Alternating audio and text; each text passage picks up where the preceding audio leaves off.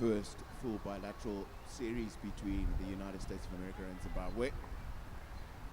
It's been really, really good to watch. There have been some exciting performances. You mentioned the big opening partnership. Two women at the top of the order for the United States. The one-run partnership.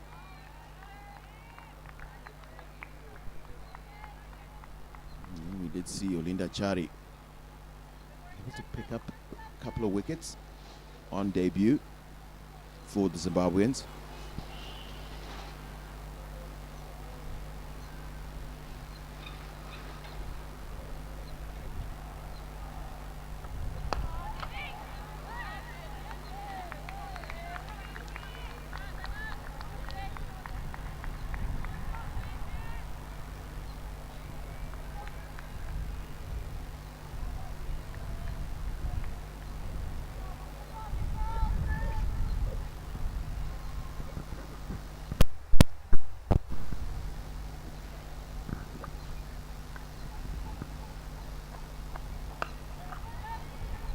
Cut away.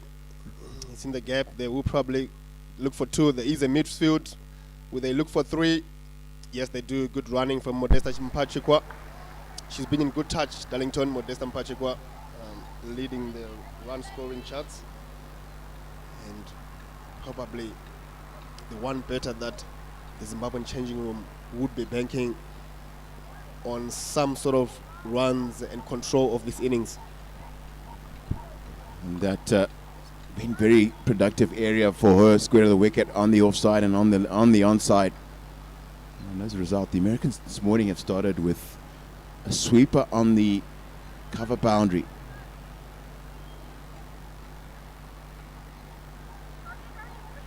And they've also done a set of very strong field square of the wicket on the offside for Chipo Mugeri, which is her strong area. Lovely player off the front foot and off the back foot, square of the wicket on the offside, down the ground.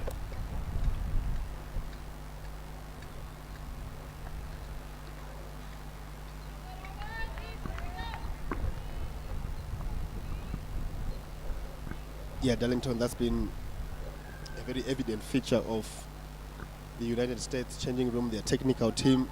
The analysis has been spot on. We have seen an upward trajectory of their game. Game after game, we have seen them improving each game and their preparation in terms of how they want to control their fielding innings, where they put their fielders, and how they've managed, especially in that third one-dayer that they won, to squeeze the life out of the Zimbabwean batting by not giving them any chance to rotate the strike. I think that's going to be key today. We saw the dot ball percentages going past 60% in the previous innings for the Zimbabweans. So that would be something that Zimbabwe would want to try and change. End of the second. Zimbabwe is 7 for 1.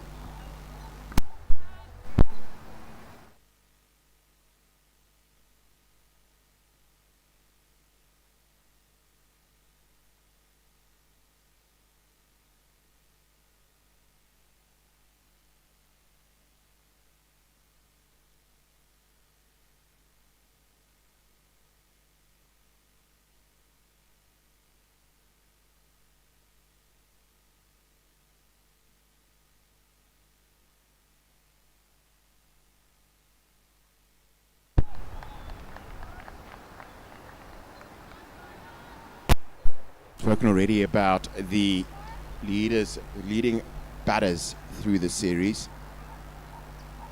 Bowlers the series so far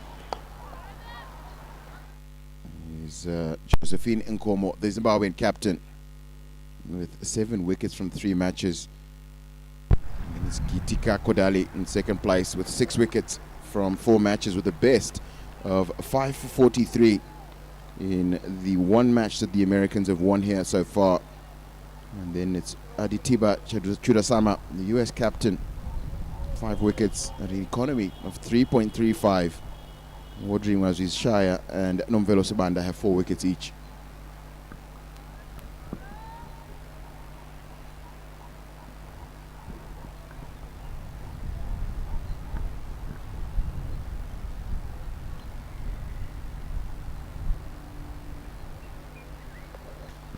2 slips for Chipo Mugeri. Tara Norris smelling some blood here. She has gone past that outside edge a few times in the series.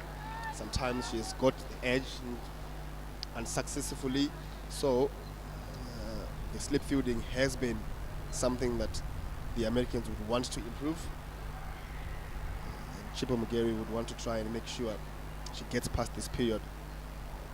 It's time of the year, October, very dry in Harare. And as a result, wickets are slightly slower and lower than you were used to seeing at Harare Sports Club. So slip fielders have stood a little deeper than they should. Probably want to both of them come up a yard, so that when she does find that edge, the ball will carry into the hands.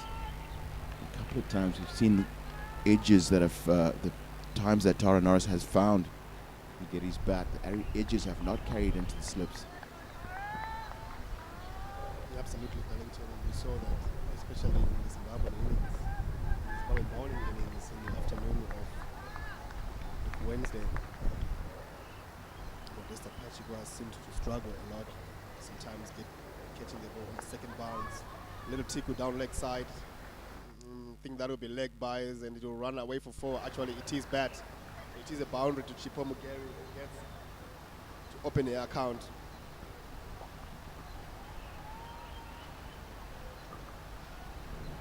And a good ball from Tara Norris. Probably looking to get that Yorker in. And that one just hasn't swung enough. And as a result, it's carried on down the leg side. And Chipo Mugeri gets off the mark with a boundary.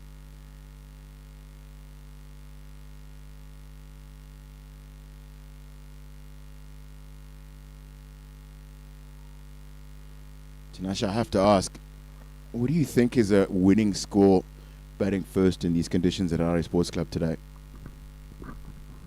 Darlington, that is always a difficult question. That is always a difficult question for 2 reasons.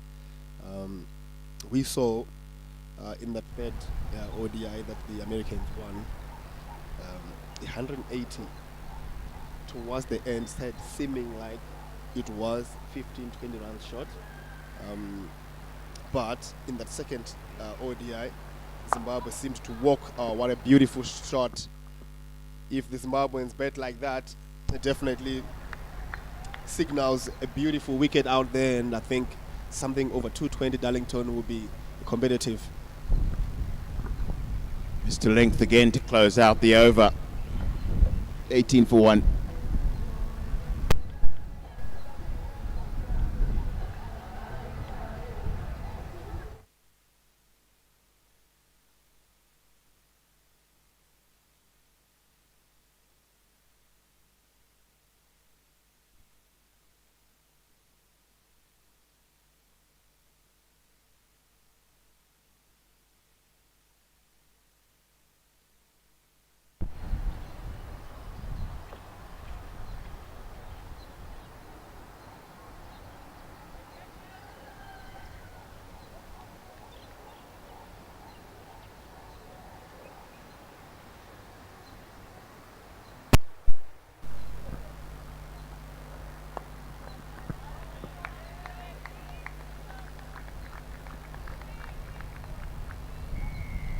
Chivana continuing from the city end. And Darlington scores at Harare Sports Club, especially in the afternoon. It becomes considerably easier to bat out here.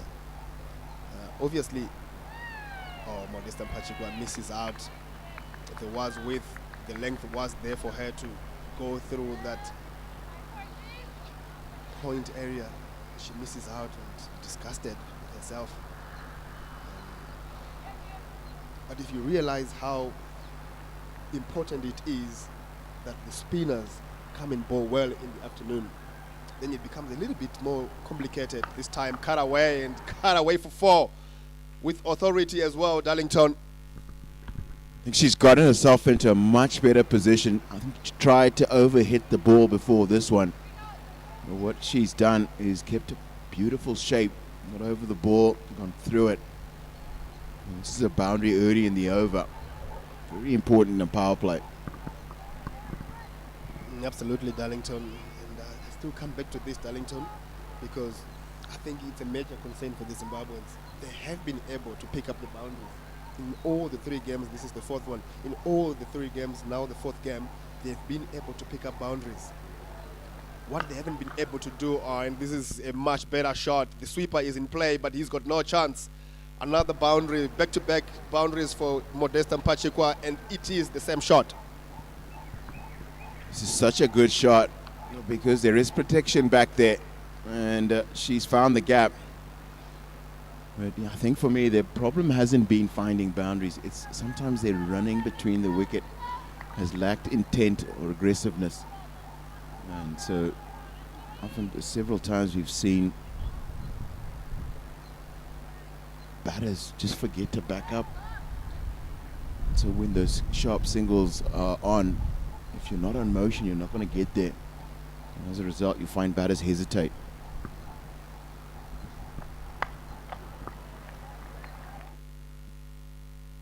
I think that's well explained, Darlington. And if any coaches, any kids are listening, I think it's more about the intent than the availability of the singles. If you are intending and looking for those singles, you will find that the opportunities will avail themselves. And it's mostly at the non-strikers end where most of that work needs to happen. Because at the non-strikers end, you can, if you are clever and sharp, be able to catch up on a few yards, and that sort of the intent helps your non-strike, your striking partner. A change of action from Giovanna, just struggling a little bit with the discipline. Lots of white down leg side. This time around, he's cutting across Modesta. Again, she misses out. Dot ball to end the over. Zimbabwe 27 for 1.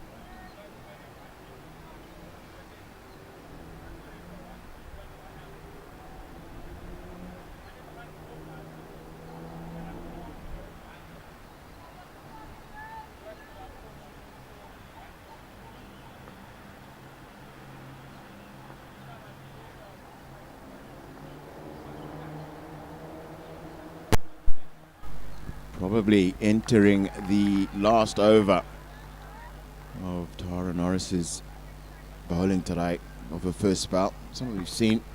Usually gets 3 in the power play, and then another has a spell of 3 or 4 somewhere else is in the middle, and then leaves 3 that she has to bowl at the death. And then we're going to see her replace this end by Gitika Kodali, who's on the back of 5 for 43 in her last outing for the United States. And that is Worth, and she's gone over the top of backward point. Crunching square cut. Yeah, there to be hit and gets the treatment, Darlington. She just holds the weight back a little bit and manages to get the elevation over the fielder at backward point and flies away to the point boundary. This is a good start for Zimbabwe, 31 for 1 after just 4.3. Starting to bat with the kind of dominance that I've always been wanting to see from the Zimbabweans.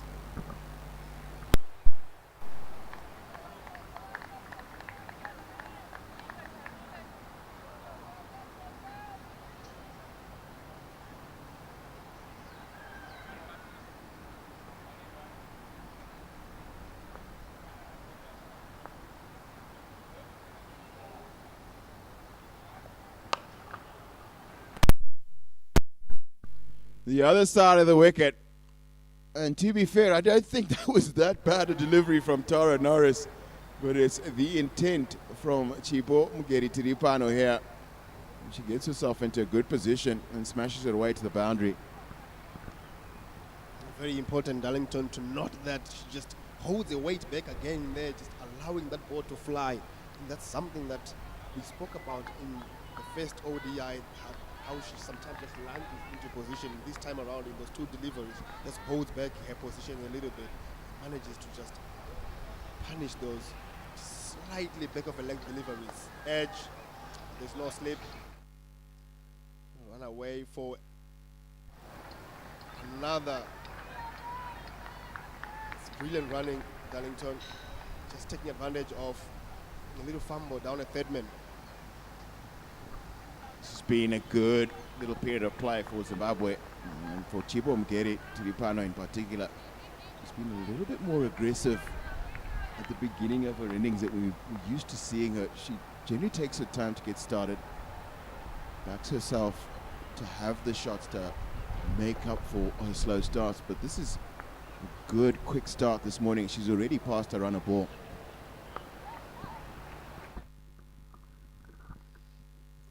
Once again, just really getting productive is Chipo Mugeri. Finishes off the over with a single, a very productive one for Zimbabwe. 38 for 1 after 6.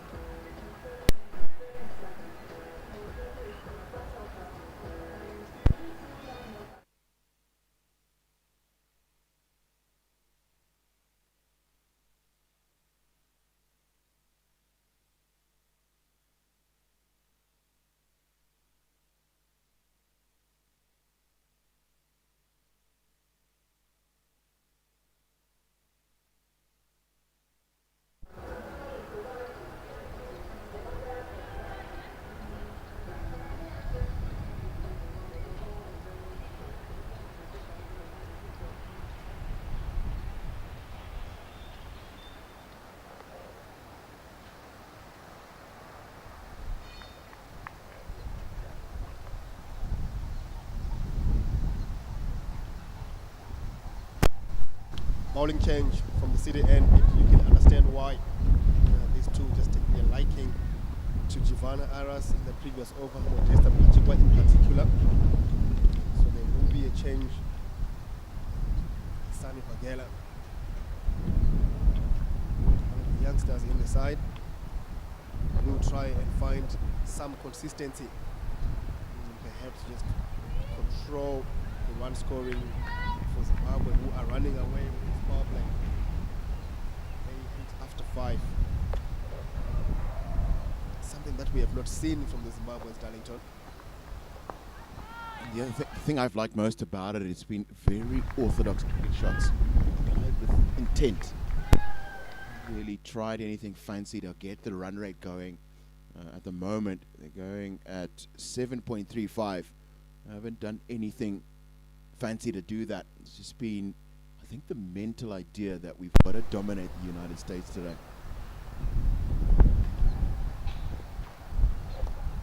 That's another one off her legs. This should run away to the boundary. Outfield's quite quick today, and it does.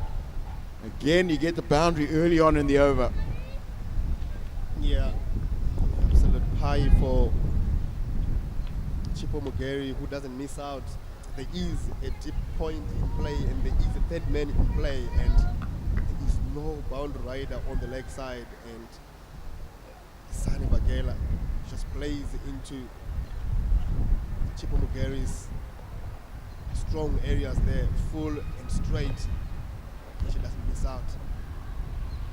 Magnificent start to this, 42 for 1 after 5.1. Again, Ngatikud away, and they should run away for 4 as well. It's a run first, it's a boundary first here this morning, Darlington.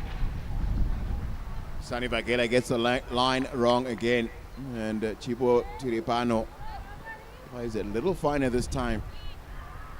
Bring it down to the long leg boundary.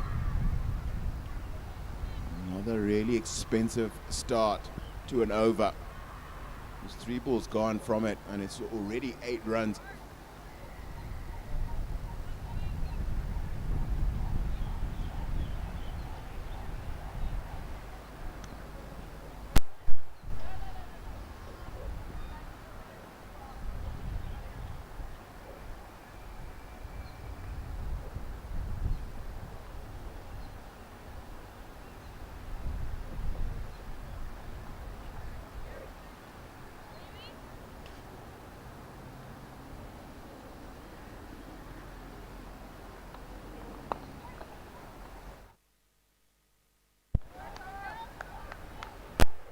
Now it's been signaled no ball by umpire Christopher Piri, which means that Chipomgeri Tiripano has a free hit.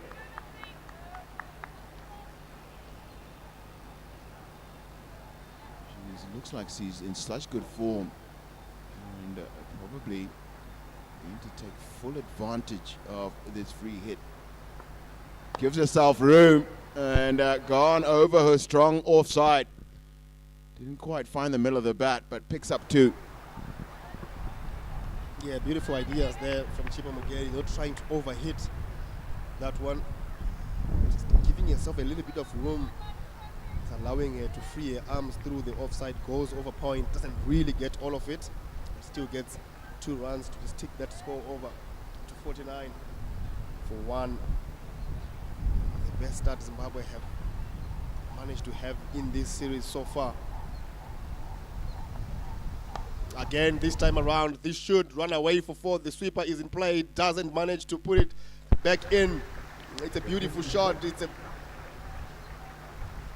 It's 50 up as well. It's a picture-perfect shot from the previous one on the free hit. Darlington, this time around, the timing is better. This time she brings up the 50 for Zimbabwe in over number 6. Being an expensive one, 3 boundaries. It's no ball, a 2.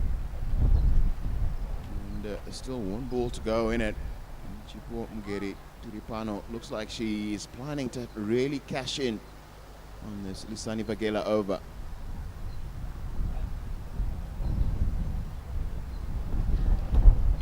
Just making sure fielder on the boundary at the sweeper is a little squarer before she bowls the last delivery of this over. And that a beauty. That's gotten through Chipomgeri Tiripano's defense. A little bit of shape in towards the left-handed batter. And Zimbabwe lose their 2nd wicket.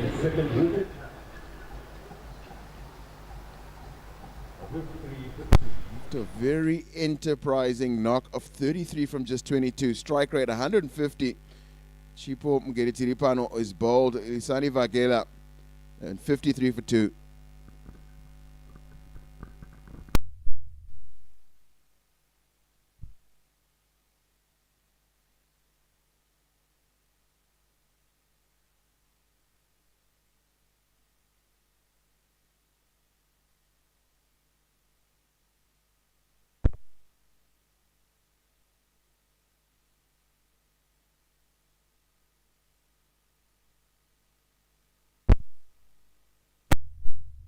Beloved Biza, 15 years of age and really taking a liking to international cricket, replaces the enterprising Chipomgeri Tiripano, who falls to what I would consider a lack of concentration, a period of dominance, and Lisani Vagela just gets it to hold its line. And she's undone through the gate. Another start wasted by Chipomgeri, the 4th in the series. She'll be disappointed. And that wicket just brings the United States of America back into this power play. If they don't take that wicket, Darlington, Zimbabwe are running away with that power play and winning that first period, that first hour. That wicket and perhaps another in this first 10 will balance things up. Gitika Kodale is on from the golf course end. Length is generally a little bit shorter on the rest of the Americans. Bowls what we call a heavy ball. And so on, just to loosen up. She's been allowed to get away with it.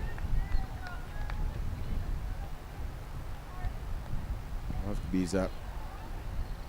So been guilty a couple of times of getting starts and not really turning them into big scores. So new batter in.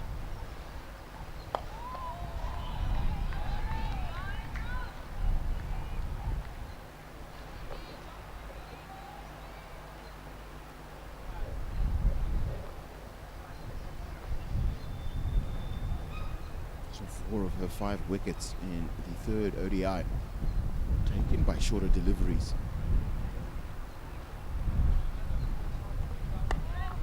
He's bowled into the wicket around about that length.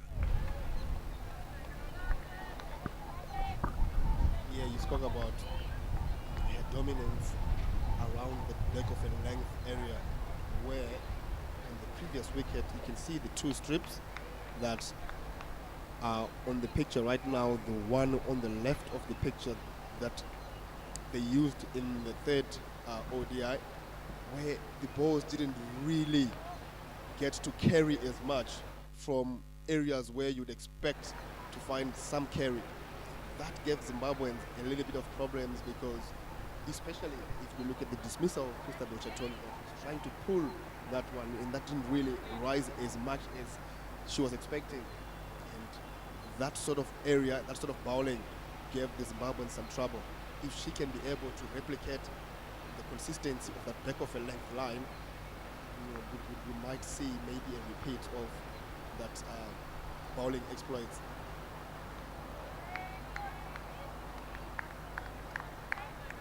Beloved Biza lets that one go. Very grounded, isn't she, Darlington? Looks a really good player. Here's what I consider a really nice technique. Applies down the ground, straight, both the front and back foot. And can play the pull shot nicely. There is an example of what I'm talking about. So she gets herself off the mark with just a push wide of mid-on. Yeah, very technically correct. And she will be the one in this particular innings pushing Modesta for those singles. You will see that the scores will tick over more with the ones when she's at the crease. But if you look back, Darlington, Chipo Mugaiti found 7 boundaries in her 33. Just 5 1s and 2s. At the end of the 6th, Zimbabwe 56 for 2.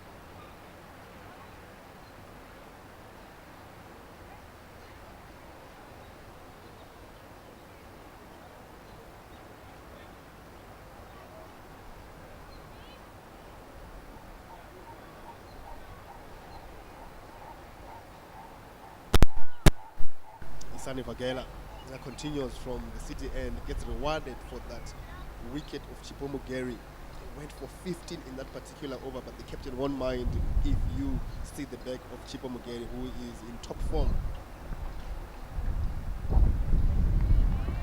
So it looks like she's settled into a right length for herself. It's to shape away from the right-hander, so she wants to be a little bit fuller.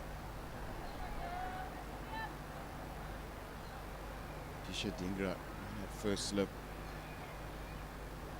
a little bit was where you want to take probably the bulk of her wickets when right-handed batters are playing. That's full toss down the leg side. Love Biza's missed out. Yeah, she'll be disappointed. No boundary fielder on the leg side in play. That was just begging to be hit. Any sort of contact was going to see it run away to the boundary. And obviously, 2 quick wickets in the power play. A bit of jitters. This time she drives it away. It's a lovely shot. Just half a push and manages to put it in the gap, albeit by the assistance of a misfield at extra cover. She won't mind because she's off and running. What a beautiful shot from the young lady who's taking a Mickey into international cricket, really. Just going through her passes, enjoying a game. Not really fast. You can see how she carries herself out there. You wouldn't know that this is the first series in the senior side.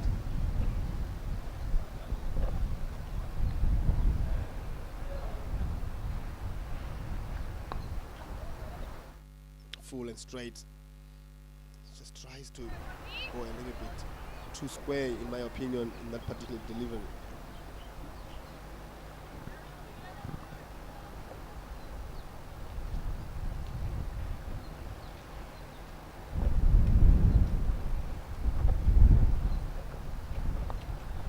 This time she's worked it behind square. And Modesta Mpachikwa calls it through for a quick single. Had a couple of starts in this series. 46 from 61 in the second ODI. And then 31 from 51 in the third, the one that Zimbabwe lost. Didn't get a start, just 7 from 22 in the first ODI.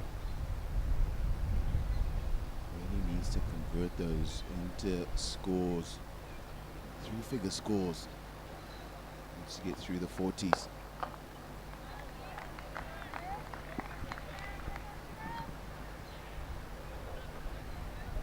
End of the 8th.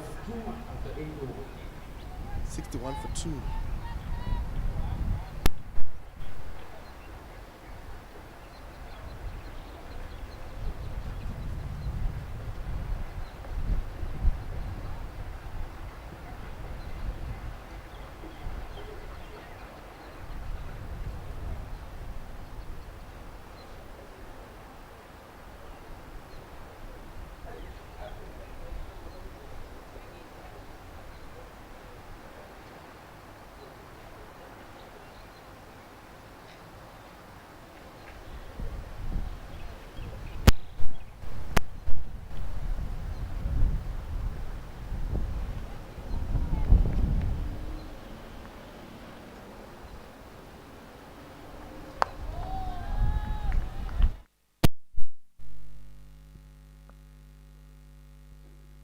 For the first time this morning, we have a new face in the commentary box. Rovimbo, good morning. Well, good morning, Tinashe. Darlington taking a short break. Great to see Zimbabwe get off to a fantastic start with the bat. And we're barely into the 10th over and already knocking on the door of 70 there. 61 for 2. Clear intent. And I think the only person right now who would be a little bit livid with herself is the likes of Sean Mayers. Would have loved to have batted on this pitch much longer. It's looking like a batting paradise so far.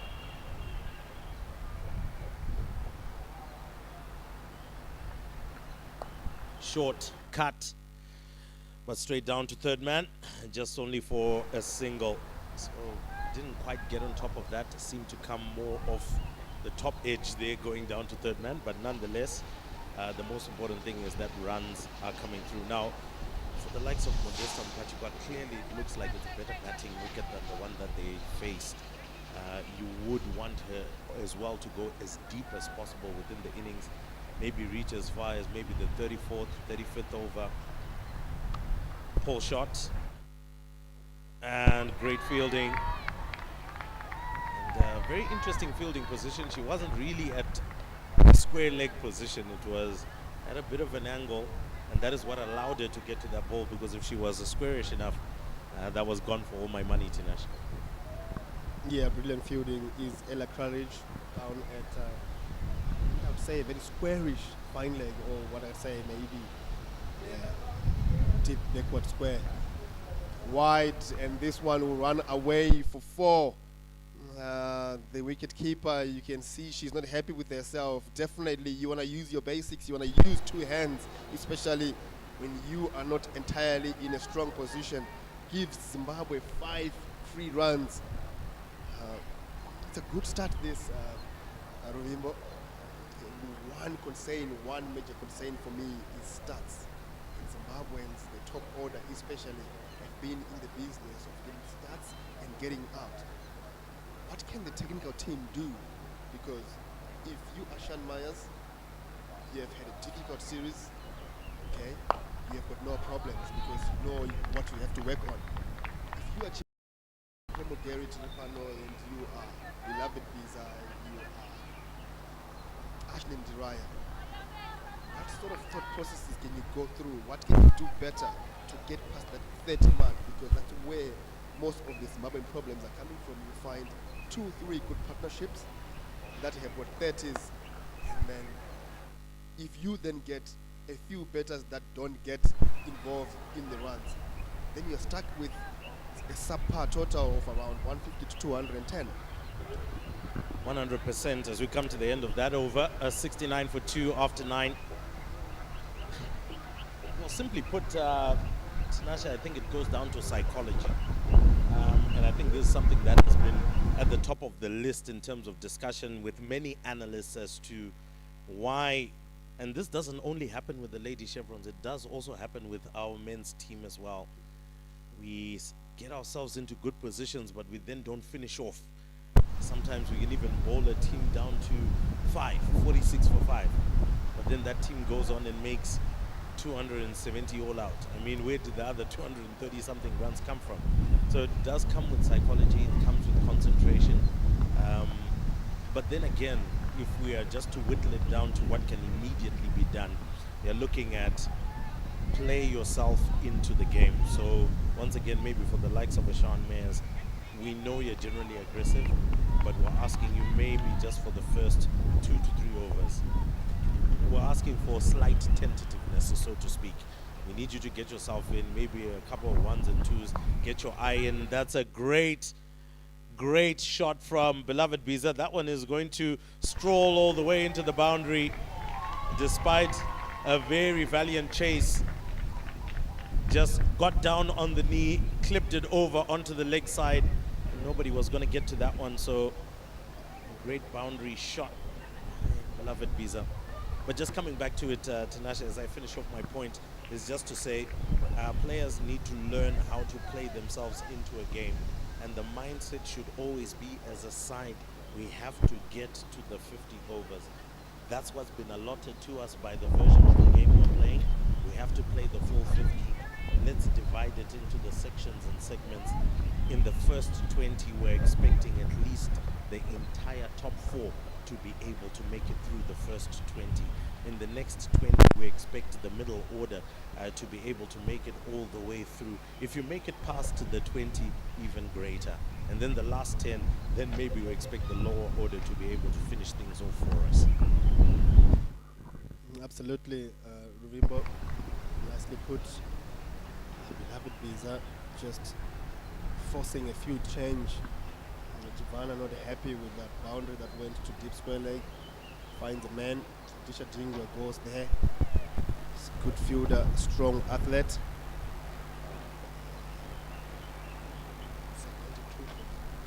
73 for 2 after just 9.3 overs.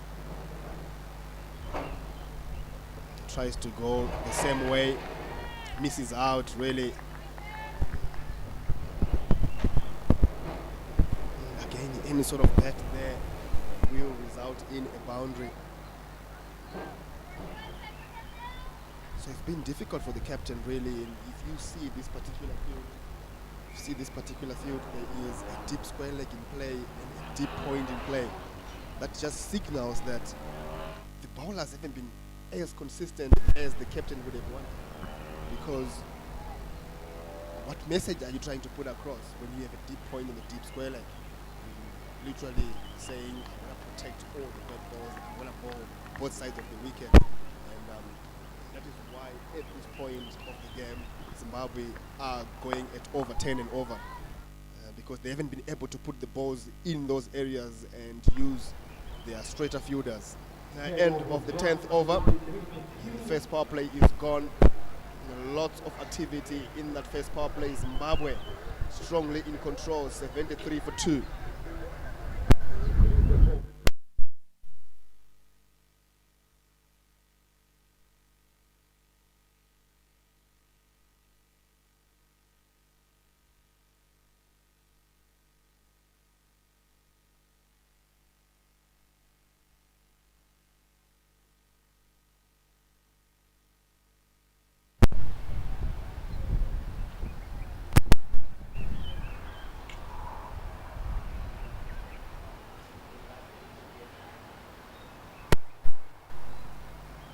is Kodali. Took a fifer for the first time in her career. And I think we've seen what her height generally does. Has had a couple of deliveries that haven't been on the mark today, and they've gone all the way to the boundary. But I do feel that also at the same time she still has got a lot to offer as the innings will continue. Will be very essential, especially as the ball gets a little bit older. That if she can hit the deck hard from her height, can cause some of those slower ball bouncers a stick in the pitch. And Modesta Mpachikwa goes fishing outside the off stump there. I don't know if she's feeling like as if she's been bogged down a little bit, but just a general fish outside the off stump. Luckily doesn't get an edge towards that. But going on from here, this time round, it gets bat onto it, past the fielder and all the way to the boundary. Great shot from Modesta Mpachikwa. Cut that with precision. The player at backward point there had no chance. Ultimately 4 more runs to Zimbabwe, so moving at a canter. But whilst this is beautiful, particularly for the power play, Tinashe, do you expect the run rate to slow down anytime soon, especially in the middle overs? Yeah, just coming back to that lovely square cut, Ruvimbo, a different idea. She actually went for that cut shot, and the difference was massive, really. The previous ball, she was somewhere in between. She wasn't entirely sure either to go or to leave the ball, and she was availed a chance to correct. I feel like there will always be a little bit of a drag in the run rate once they are allowed to put a sweeper or two, because if you look at the way that Zimbabwe have gone about their business this morning, obviously we look back at Chipo Mugeri Chilipano's innings, 7 boundaries in there.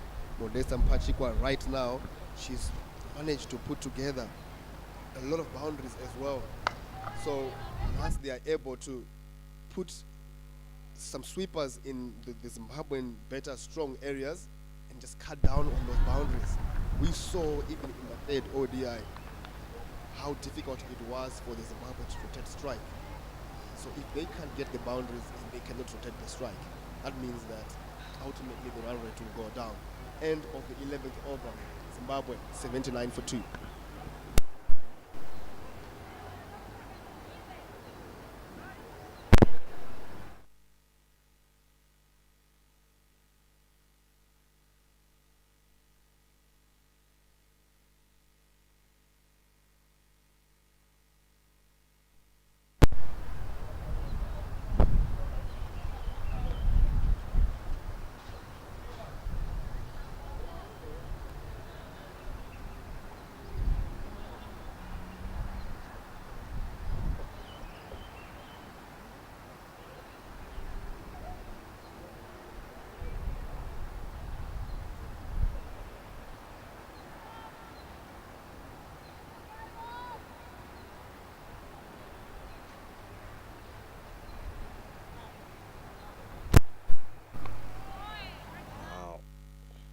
Interesting there, and coming in is the captain Aditiba Chudasama.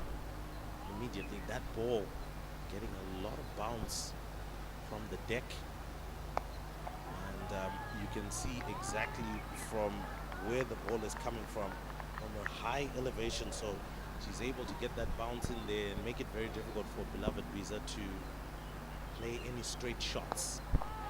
Also just pulling the length slightly back, so obviously don't want to go through the line of that ball. You easily spoon it to any one of the 4 fielders right in front of the eye line of Visa. So obviously it's going to be a bit of an over of discovery here for Visa to try and see what they can do with Chudasama. And this time round we can see that Here's only one fielder that is out there in the deep mid-wicket area. Everybody else is standing in the circle. So not expecting tennis field, but luckily no run was taken. And that is the end of the over, and a fantastic over at that. 12 overs gone, 79 for 2, and immediately that also begins to affect the strike rate. 6.6 is dropped down to.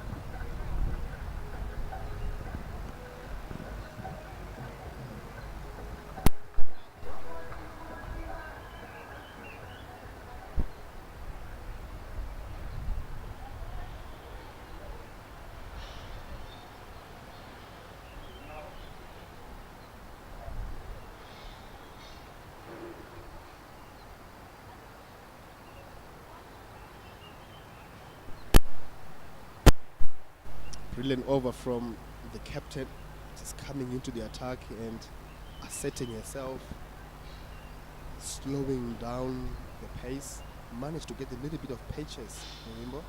And with that, her bowling partner will be Tara Knowles, one of the most experienced and able bowlers, full and straight, gets the dot ball.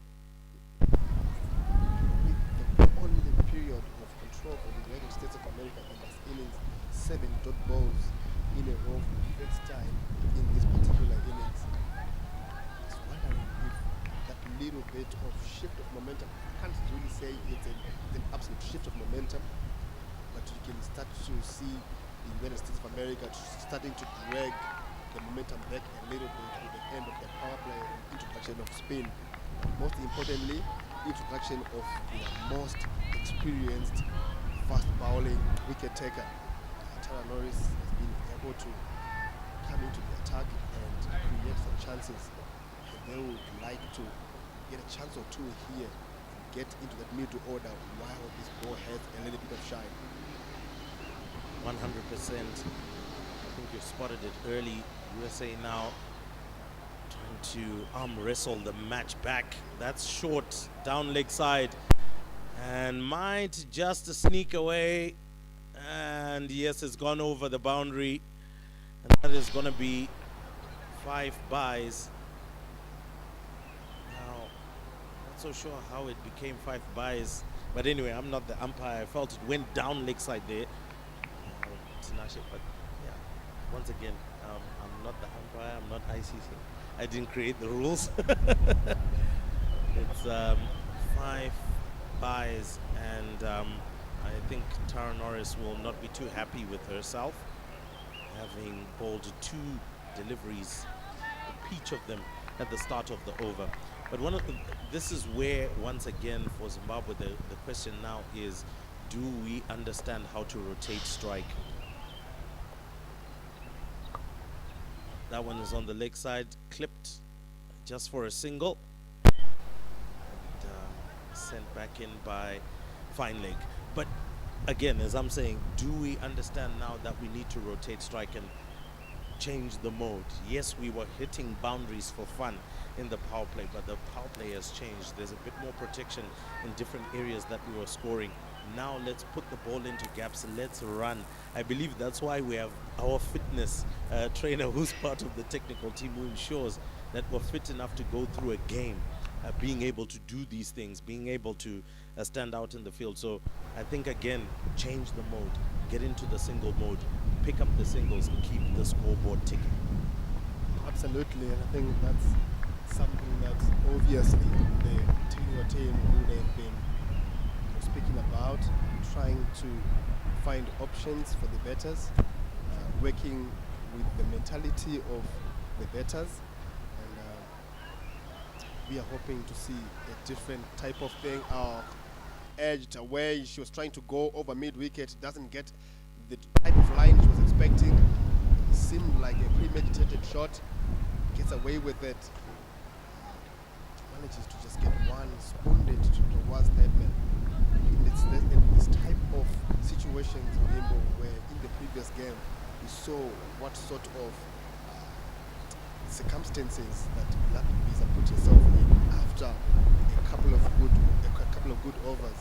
You see that she always gets irritated when she faces that ball. She's used to playing freely. And, the exuberance of her youth is always forcing her to, score. Whereas there is periods in some games where she will need to just, control herself a little bit, just be able to get past some deliveries.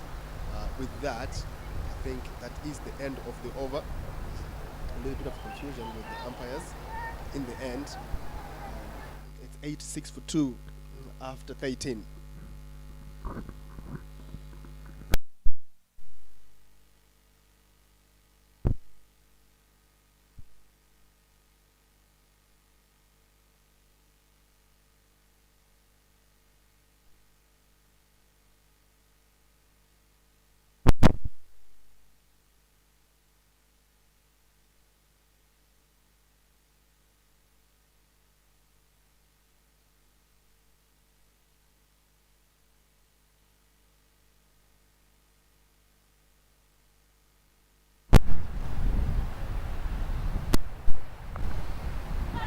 Down onto the knee, and beloved Biza is able to scamper through for 2.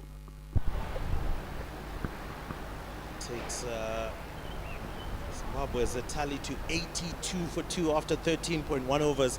And obviously joining the commentary box now, giving both Tinashe and Darlington a bit of a rest at an early morning.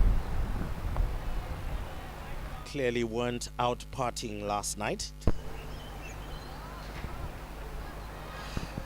So joining us is Eli. Now, Eli, obviously good to have you, and good to be in the commentary box with you. And Zimbabwe have gotten off to a decent flyer, 88 for 2 after 13.3, currently going at 6.5 and over. That's definitely something that is good. They've obviously gone back and discussed about that low total, and have decided to go with more intent. Good morning, Rumbo. And a good morning to all the viewers around the world that are watching. A fantastic day it is, clear skies, no sign of any clouds. Sun bright, shining, which is looking good. Zimbabwe also looking good. A good, decent start they've had as we come to the end of the 14th over. 88 for 2. Well, talking about Zimbabwe's start, it's always a good thing that you see a side going back to the drawing board and looking at how they can be able to restructure their performance and are able to implement it, and which is what we're seeing Zimbabwe do. Yes, they lost 2 early wickets, but they're able to rebuild partnerships. And in this format, we have quite a number of overs to deal with. Partnerships are always important. Keep the ball going. Rotate strike more often, 6 and over. It's not a bad run rate to have at the moment. And once the batters are set and roles are discussed, you are going to take lead and I will follow. You'll have a better start. And, there are quite a number of things as well that Asha was pointing out. You've seen beloved Biza getting a little bit frustrated when he doesn't score freely. Just Pachikwa clips that onto the leg side just for a single. And beloved Biza, and obviously there's a lot of weight on her shoulders because of the way she started her international career, but you must also remember that she is young, she is learning the ropes, going through some things and getting to understand her game, and at times she becomes a bit rash in terms of wanting to keep forcing the runs when that is not there.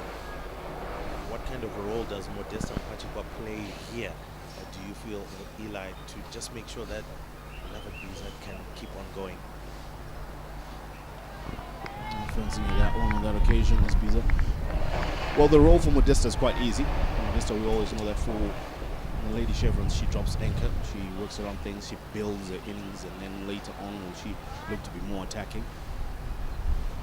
But betting with Biza, fairly new to the side, but not new to international cricket. Because for the under 19 that she's done well, she is the more aggressive. reason is always have a look and play to your strength. Like that, play each ball according to its merit, but if it's placed within your region and arc, don't shy away from going for it. So, and also just the importance of communication when you're in the wicket. Your call, my call, let that be clear. Don't feel like you're under pressure to get going from here on. Have a look. We have lots of overs, 35 of them to be exact, going on from here. So let's work it and build it. We're doing well. 100%. And a bit tentative, and Modesta Mpachikwa is given. Now, I'm not so sure if there's something that had happened prior as the delivery was coming through. But I would have expected her to walk away from the stumps because she didn't look ready for that particular delivery. And she's been caught plumb by Tara Norris, who picks up the third wicket. Now this is going to be an interesting phase because there's going to be two relatively new batters that are going to be coming to the crease. But with the fall of that wicket, it looks like we are going to be taking a drinks break. Well, a much needed drinks break. And for Ashley Ndiraya, who will be striding in, it's once again beginning to think about how do we build the innings from here and go forward. It is a 90 for 3 for Zimbabwe after 14.4 overs, and we go for a short drinks break.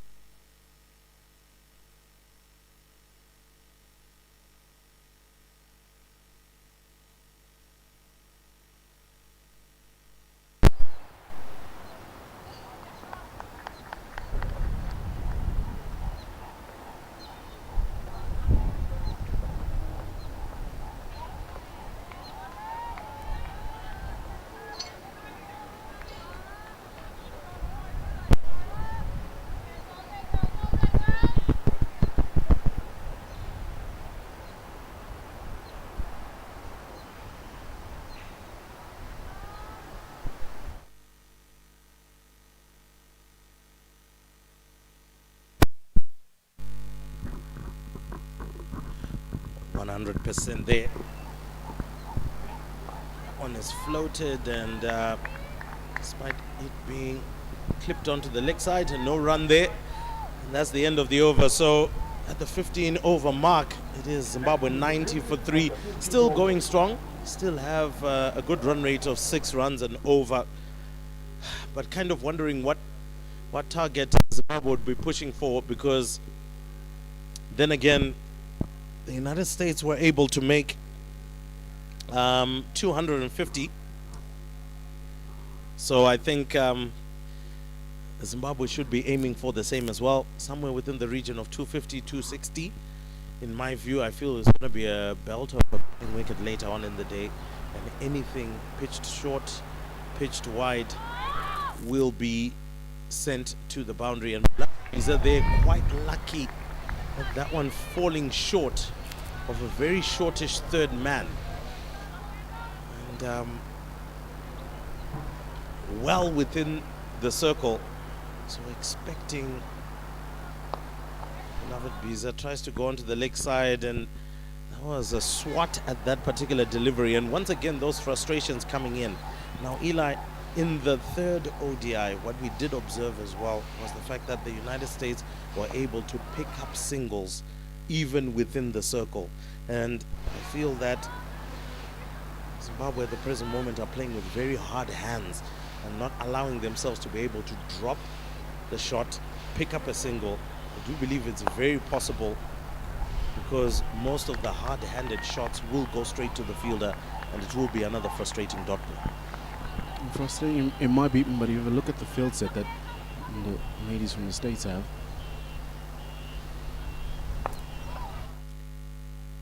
yes, they're in positions, but look at where they are. They're not exactly riding that mark of the 30-yard circle. They're just walking in with the bowler so that they cut off those singles as quickly as possible.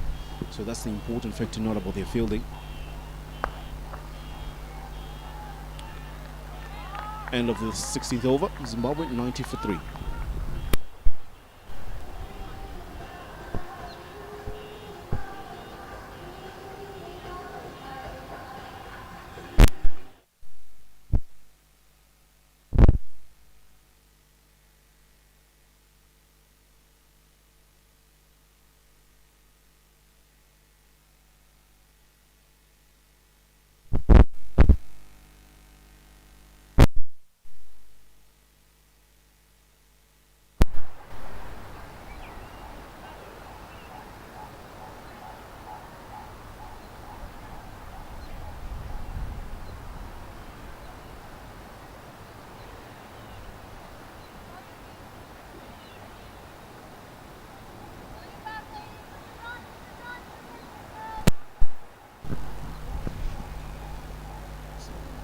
Back into the attack.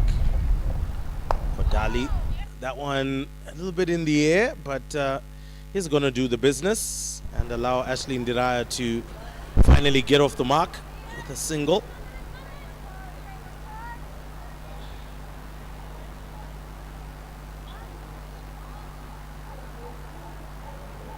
Gitika Kodali, she picked up a 5 in the third ODI and will be obviously looking to replicate that.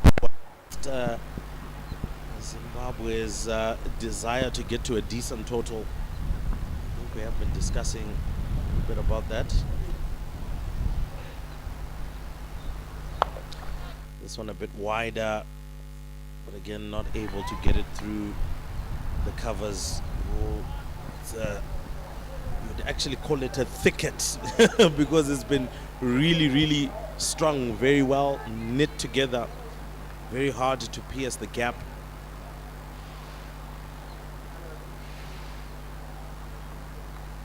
Wide, but not able to get onto it. In actual fact, it doesn't actually bounce to the height that she would have wanted it to. So Kodali gets away with that one. It was good to hear a little bit from Kodali after she won the Player of the Match award last ODI, talking about how she joined this particular setup at the age of 14 and has been able to grow. I believe she is at the age of 20 is Kodali. So 6 years rotating around this setup. Zimbabwe get a single. And it begins to tell you as well of some of the stuff that we have been doing here, seeing the likes of Beloved Biza, Ronyaro Paspanojga, the Audrey Majishayas, all coming into the setup. So women's cricket seemingly allows youngsters to come in, not men's cricket either. It's easily worked away square of the wicket for a single. End of the 17th. Oh, getting there. Just missing. We'll talk about that in the next over. But I do love the setup that women's cricket has in terms of development and bringing in players. Zimbabwe's been doing some magnificent work with the Lady Chevrons and the setups of all the franchise teams that play. Fantastic and bright future it has. Played straight, and they'll pick up, try and get a single. A huge and loud call of no, and that will be the end of the 17th over. 93 for 3 is Zimbabwe. Just going back to that issue of development that you're talking about, it's always good that you have such kind of a pool like one Zimbabwe has. Yes, it's not big enough, but however, you're able to produce quality. And the likes of Beloved Biza, we also have Francisca Chipare coming through, and it's always important that you condition those players to play the best cricket and that you can avail them. Yes, we've been playing cricket for a long time, but getting ODI status makes it even better because we are exposing them to quality, different formats of the longer game. They will improve, they will adapt, they will know how to approach each and every scenario that they're given. So that's good. It allows them to develop as cricketers.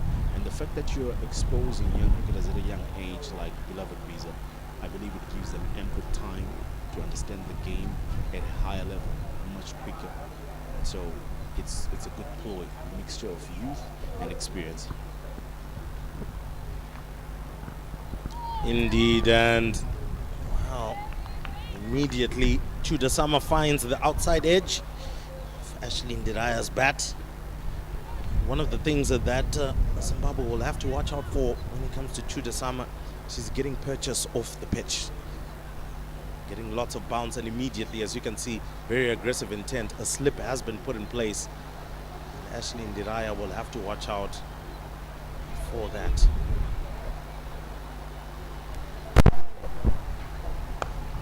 This time round, full face of the bat, straight back to the bowler.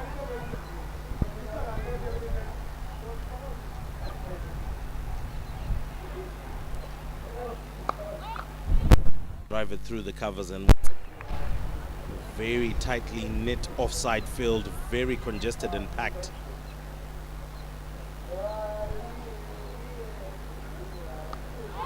It goes in the air but goes past the fielder. Won't make it to the boundary, but it should be too tricky shot there from Ashley Ndiraya, but nonetheless it's runs on the board. Yeah, runs on the board it is, but importantly that was in the gap. So that's what I'm liking. Sometimes Ndira might go aerial, but she just has a knack of placing it in the right places. She found the gap there, kept the fielder interested. Well played, well negotiated.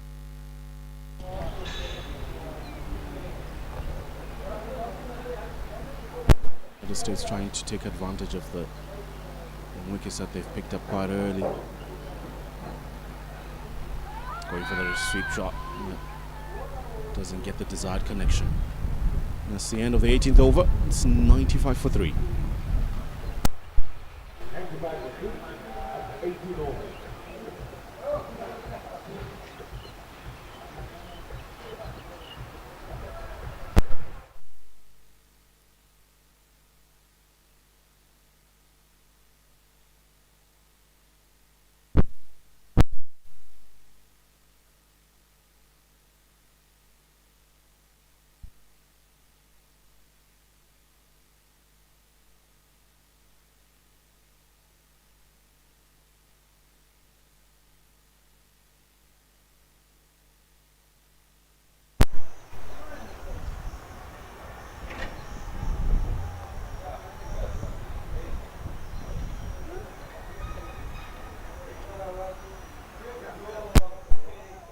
Kodali comes back in.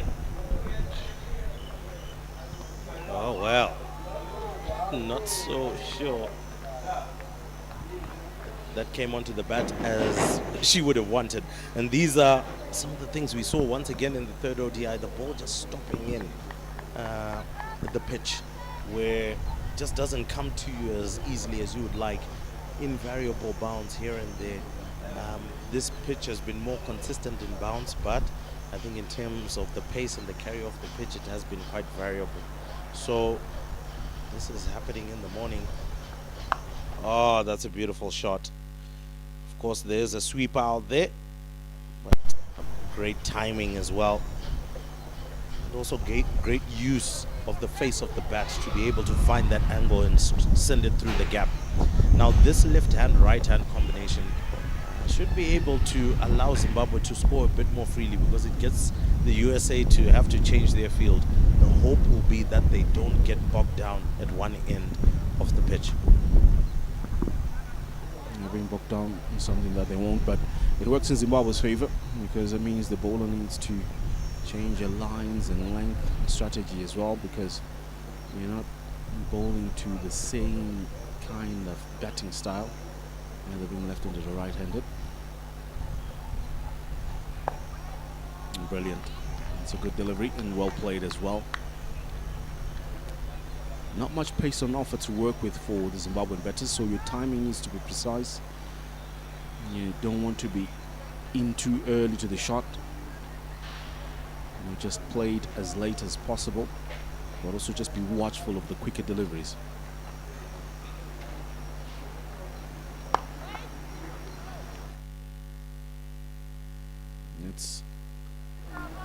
It might be a style that you're not used to or accustomed to in terms of how Zimbabwe is scoring, but just look at that run rate. It's good. When you're looking at ODI levels, if you're scoring 5 runs and over, you're going quite well.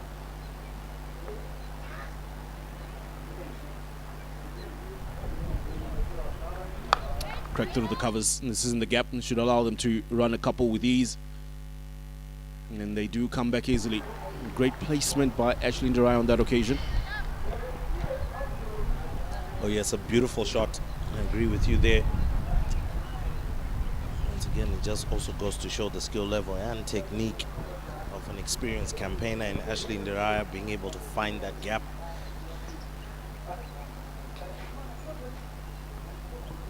Wow.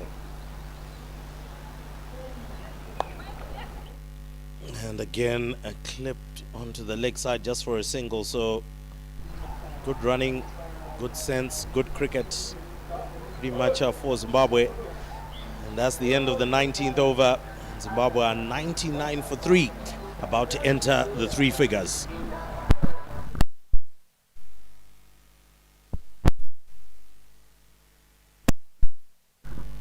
Oh, Eli, a good crowd that has come out of youngsters who are coming to learn, supporting the Lady Chevrons, who are playing in their first ODI series with the United States of America. And obviously it is historical, being played here at Harare Sports Club. The other time that these teams met, they met in a World Cup qualifier, which was so intense at Takashinga Sports Club. So Captain Chudasama comes back into the attack. Oh, that's swept powerfully, but the fielder manages to get round to it, so it should be 2 runs. Ashley Ndirai did look like she was struggling just a little bit, but that is the 100 up for Zimbabwe, and it comes in very good time in the 20th over. That was a magnificent shot.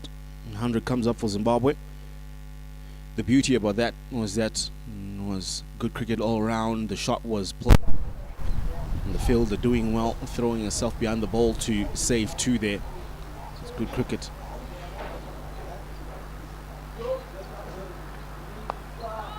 That shot will be a good confidence booster for Ndiraya, getting a great connection with the ball.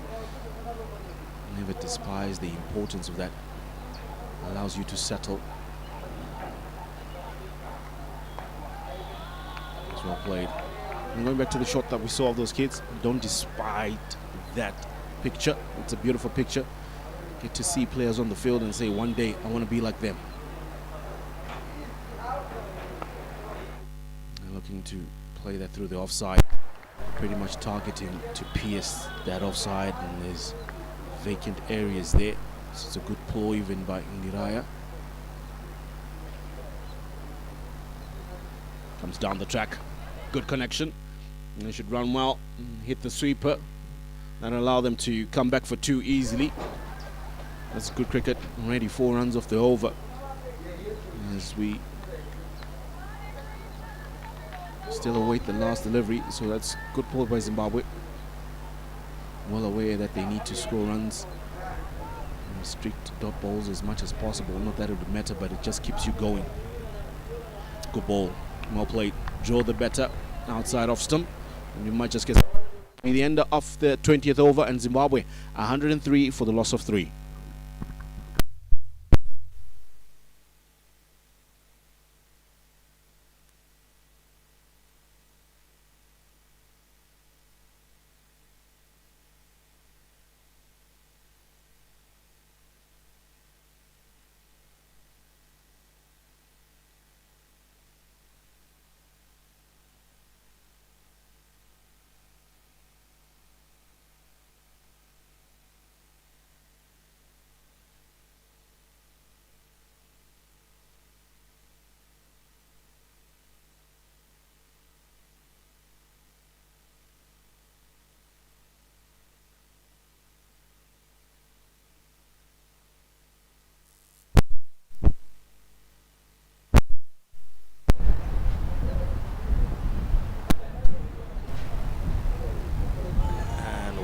Well.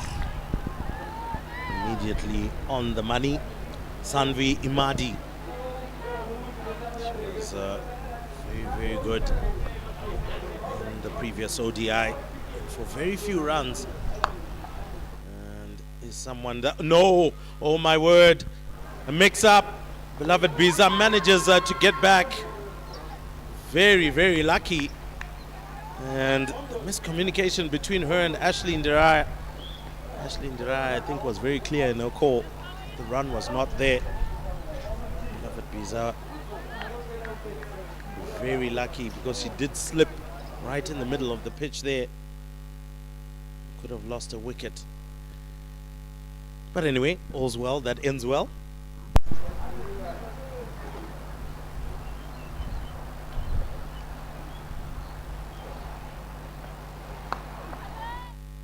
And just past the fielder, and this time round they do pick up the single. So I think one of the other things that USA will be a little bit won't be too happy about, the number of misfields that have allowed runs to actually come through. The ball is not stuck in their hand immediately, and those extra runs tend to count, particularly when the game goes tight.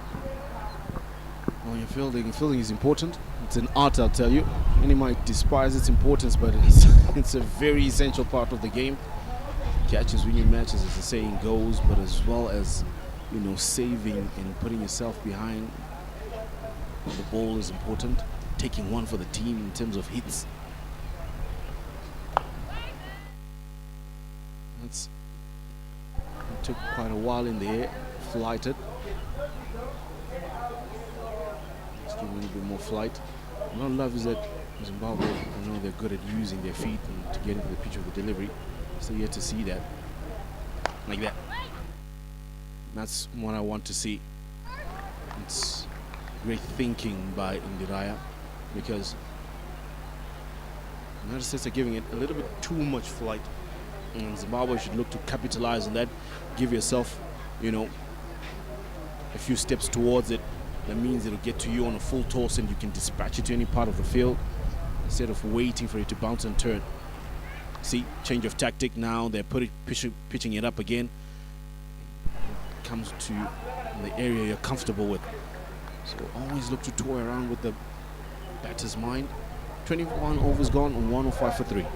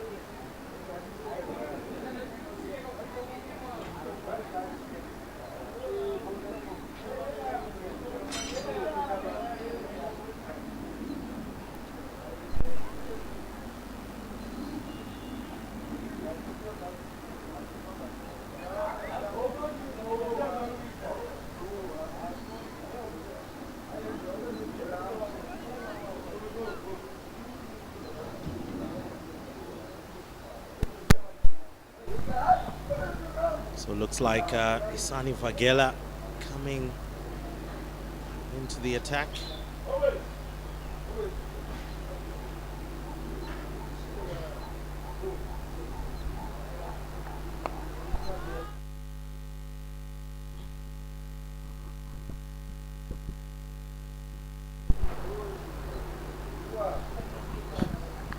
So it actually looks like Giovanna Arras, apologies there, coming into the attack.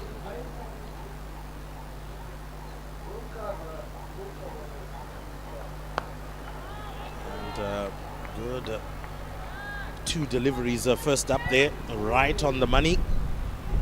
No width, no room for Ashley Ndiraya to free her arms, and now that's exactly what they would want.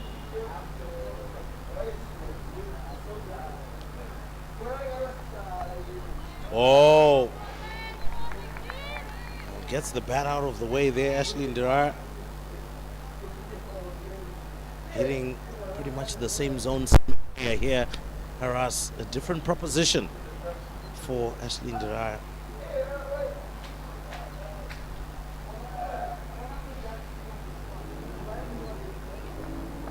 Oh, this time round loses a line, goes way down leg side. Maybe was just trying to pitch it a little bit too short, lost her bearings. Once again, must applaud the Americans. At one point they were going at 8 and over. They've managed to arrest the run rate, which has just fallen just below 5 at the moment. We'll be looking to push it down even further. Good shot, but straight to the field. And so really good a ploy so far by the Americans. Arresting a run rate is always key in terms of getting you back on top. Well, the only way you can arrest the run rate in ODI is by picking up wickets. That's why you see it's quite low, courtesy of that wicket that they took. Not just any wicket, the wicket of Modestan Pachikwa, who plays the backbone part of being that anchor player for Zimbabwe. But I also need to applaud the great presence of mind for Zimbabwe. They've been picking up singles. Yes, the boundaries are not coming, but the scoreboard is ticking, which is good. So it's ticking quite well. They're doing very well. 22 overs done. It's 106 for 3.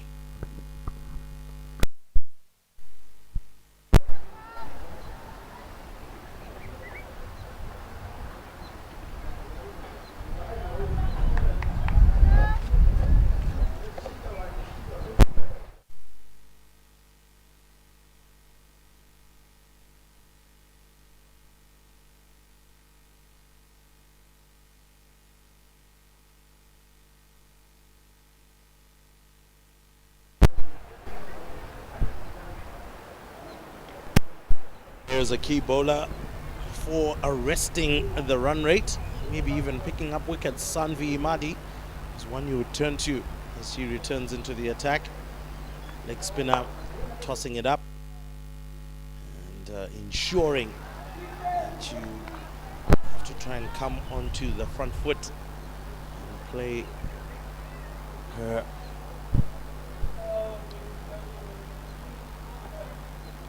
That's wide, and it's like Beloved Visa.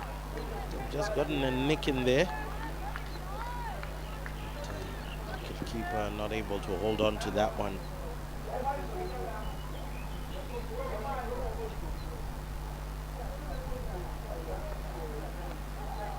There we go again. So Beloved Visa just thinking about maybe just dabbing that one down and trying to get off strike.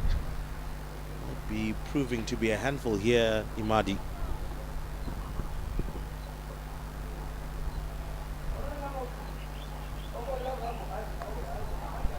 It's a good shot, trying to intentionally open the face of the blade, knowing that if third, it's a vacant region all the way behind the wicketkeeper. Now just a tad bit too wide. keeping low. And that's not the ball as well aware that if she keeps it outside off stump, the bounce is a little bit low. And he's just struggling to time it well, although she is doing well enough to go towards the off stump and a tad bit low. It's a good over. It's been a very good one. It'll be 23 overs done, 106 for 3.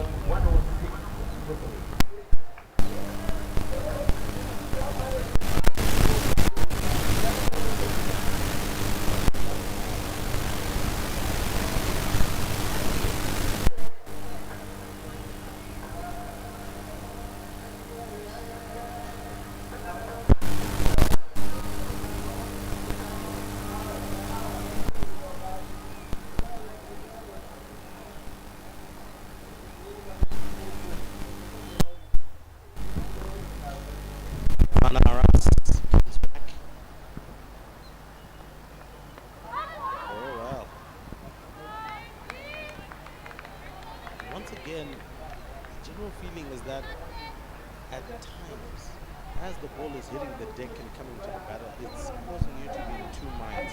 We saw the dismissal of Modesta Mpachwa quite weird in the way that it did happen. I do believe that it did maybe catch her in two minds. Ashley Diraya there as well, caught in two minds. Oh, that's an inside edge. Others have given it a very weird name that I've never been able to understand. They called it Chinese cut. I'm not so sure what's so Chinese about it. Well, I just came to Africa. They have a different name for that shot. They call it the lemon cut.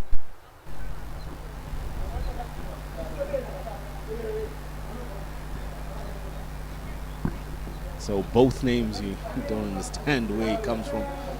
But I sort of took a liking to the lemon cuts.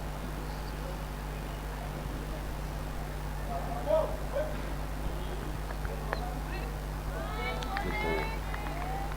Watching it well. Taking her time is beloved Biza. 19 she's on. Diraya's done well. She's just come in and she's already on 13. So she's been pretty much very busy. Taking much of the strike since the fall of Modesta.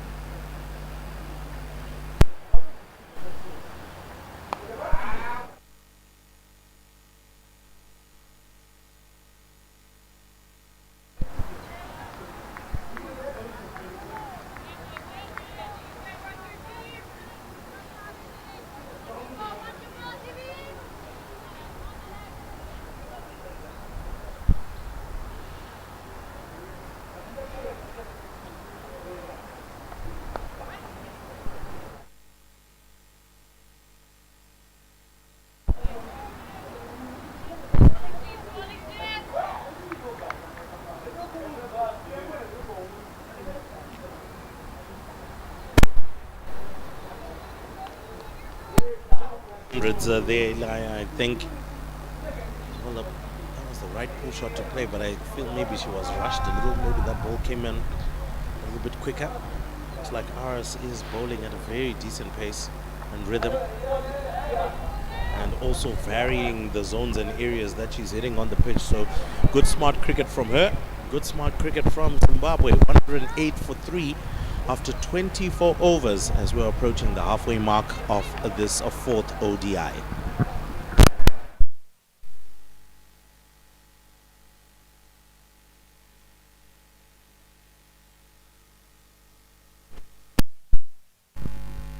Well, just in case you are wondering what that beautiful scenery that you're seeing right now is, Karigamombe Center, the one with the lovely blue windows, and the other one to the left, Joiner City, shopping mall, offices, movie houses, great fun to be had. Maybe after this ODI too, if you're in and around Harare. But Imadi comes back into the on a straight down. Cut that off. And Zimbabwe manages to scamper through for a single. So decent intent, good intent today, good concentration as well. Didn't panic too much after the loss of each wicket, have kept on building and going forward, and that's exactly what you would love to see. And surely the technical team will also be a bit happier about the way that the ladies have approached the game today. Happier you will be. 100 on the board already. Platform to launch on from here. Still 7 wickets in hand, so definitely it's a good place to be. Can be easily work your way up from there. And it gives you that opportunity to target that 250 that you were talking about. It's all halfway mark.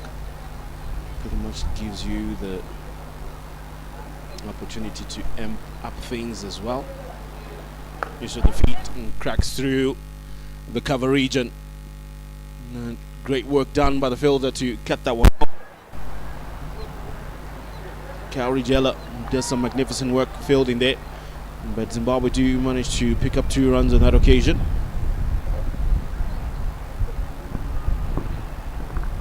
One of the other things that people may not necessarily appreciate about that shot was the angle that Ashley Ndiraya created in order to get it through the gap. This time round swept into that deep mid-wicket region for a single. So I've just got an inkling feeling here, Eli.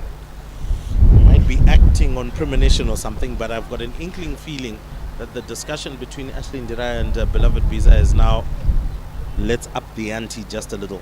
Let's find some singles. Let's try hit a 4-5 run mark each and every over from here and see how far we can go. Great use of the feet. Malaya was not able to pierce the field. Because 25 overs done. It's 112 for 3 for Zimbabwe.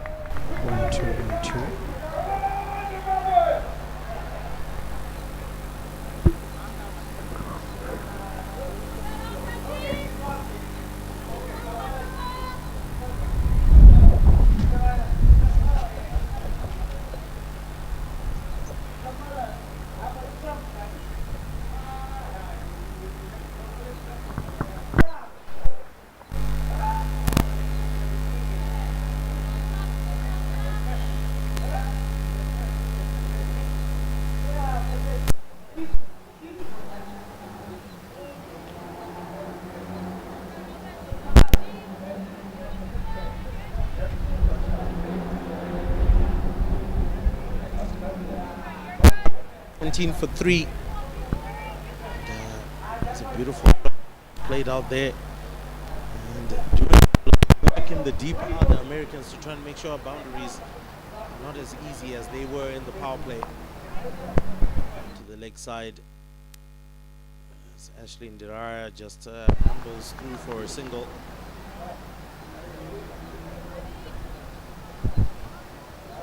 Current run rate 4.6, 24.2 overs remaining. Beloved Biza and Ashley Ndiraya both on 21 at the moment. So doing well in this partnership to make sure that things keep on going, keep on ticking.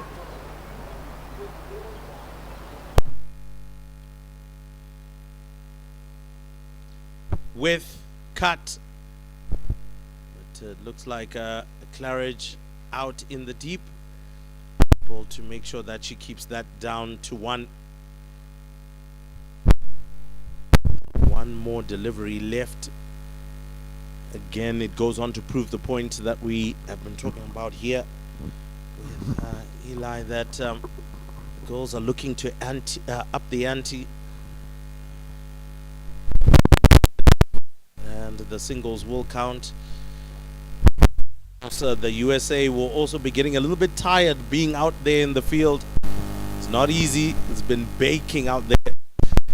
This is the end of the over. 119 for 326.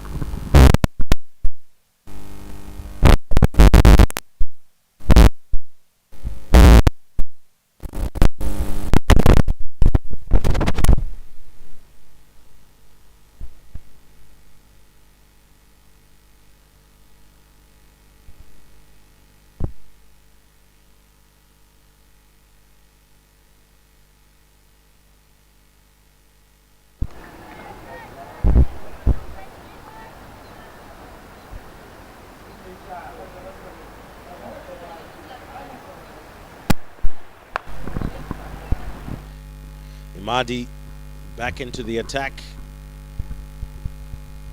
She has been doing a fantastic job so far, Eli, squeezing the runs. Squeezing the runs they are. Catch taken. Beloved Biza punches that one straight to short mid wicket. Trying to use her feet, doesn't get the desired elevation. Man, she will give her wicket away. She had done well. She was doing decently well. Maybe a touch bit of frustration because she had been hitting the fielders on a number of occasions, and at this time try something different. Zimbabwe lose their fourth wicket. Beloved Biza gone for 22 of 63. It's Zimbabwe 119 for 4.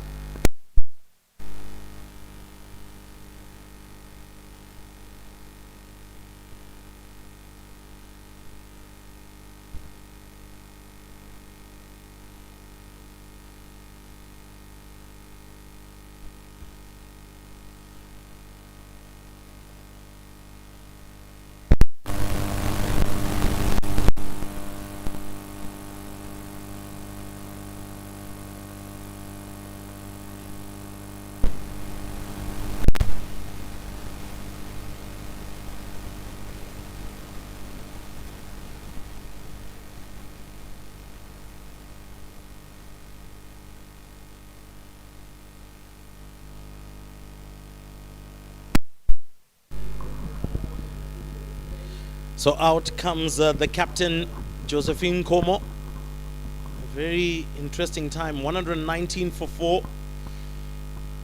And I guess the discussion continues for the Lady Chevron's batting lineup, getting the starts but not finishing off.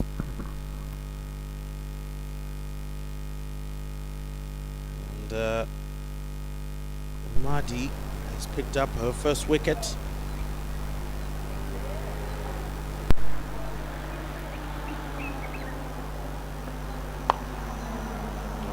Well driven past the fielder, and Nkomo gets off the mark. Now Josephine Nkomo and Ashley Ndiraya played a huge part in the second one-day international win. A good partnership towards the end of the innings, and to a certain extent they're in a similar position here where they have to carry the innings to a very decent level so that they don't expose the tail too much. Great shot, but straight to the fielder. That one went straight onto the shoe. Chudasama can be quite stinging whenever you stop it with your shoe, with your boot. Tossed up, driven this time round wide of Chudasama. Will be a single.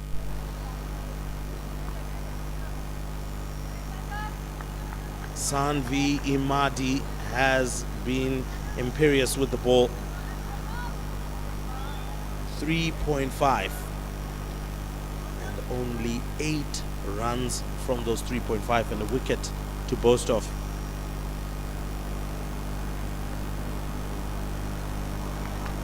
Looks like that one stayed with inside the line. That's the end of her 4th over. A productive one. Picks up a wicket. Zimbabwe 121 for 4 after 27.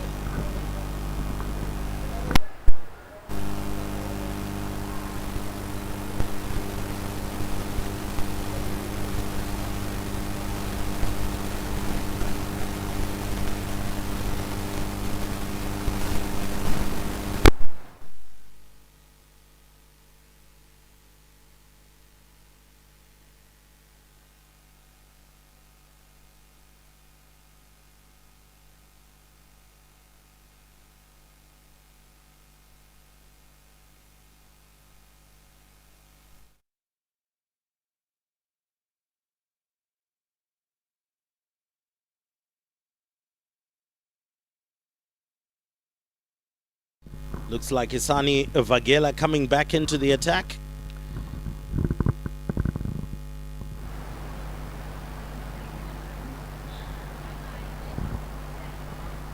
Has been quite expensive.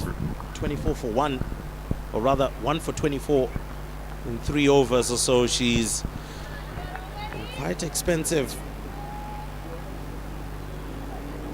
But the most important thing, she's picked up a wicket, Eli, so that can be the only papering over the cracks.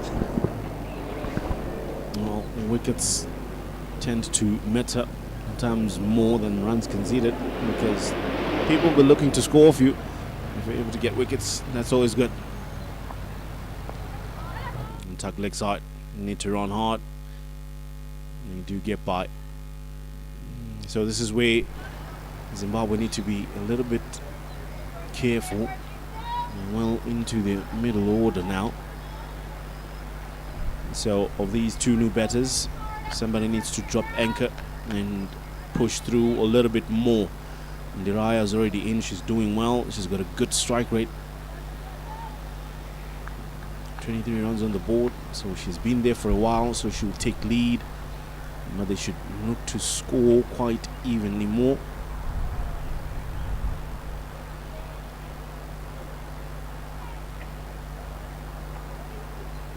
That'll be wide, some exercise for the umpire.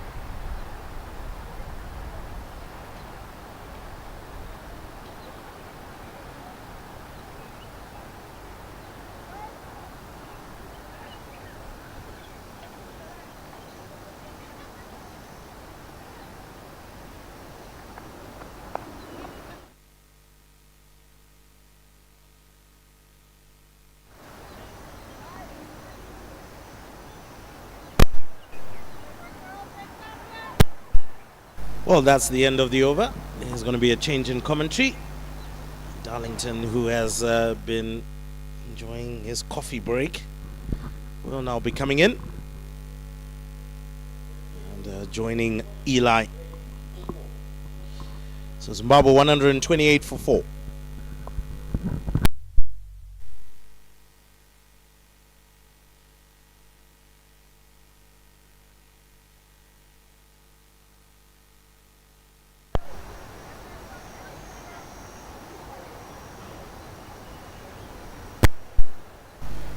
Thank you, Ruibo.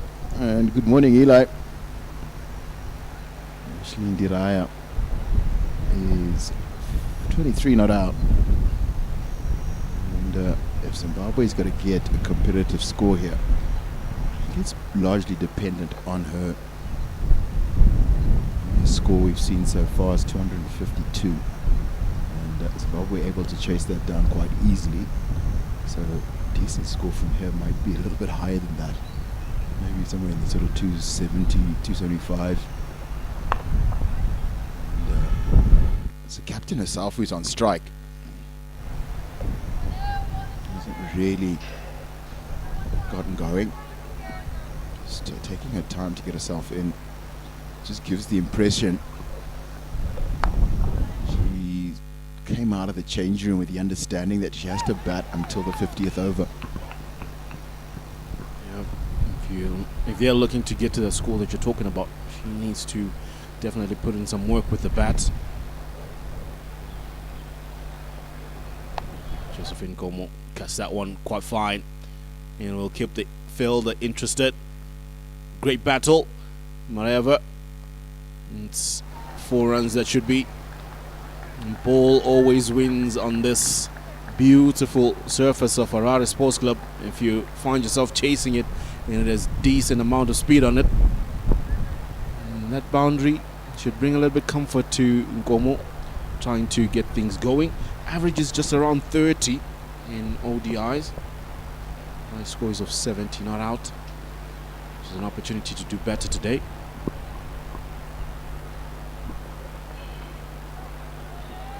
Let's that one go, watching it. This is the beauty about ODI. You have the liberty to let some deliveries go, unlike in T20 that most people have been playing. So you have to have that presence of mind to understand what format you play. I'm saying there is really no pressure anymore in ODI cricket as is in T20. You build yourself, you build the innings up.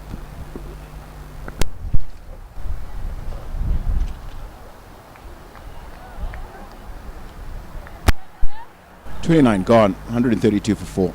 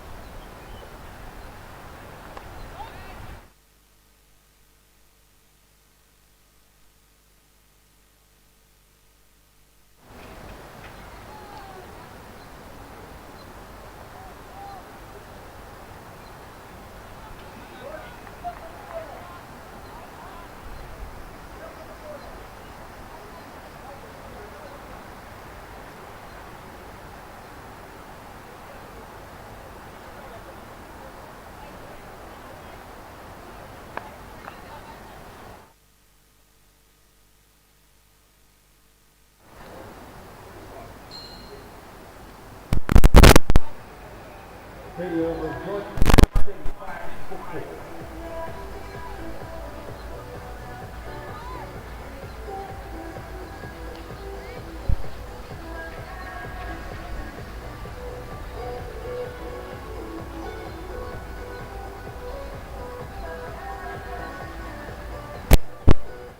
on the field are going to take drinks. So Eli and I are going to do the same, and we'll join you in a little while.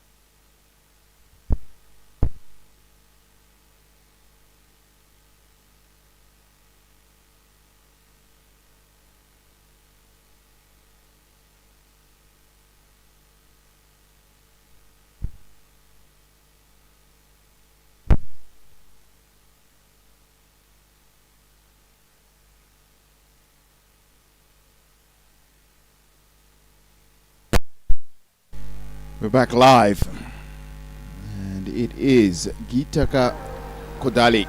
He's going to get a burst from the golf course end. I think this is a good idea after the break. Just give your quickest bowler a little bit of a go just before this partnership really starts to get established. Batting together, Josephine Nkomo and Ashley Ndiraya. Not for long.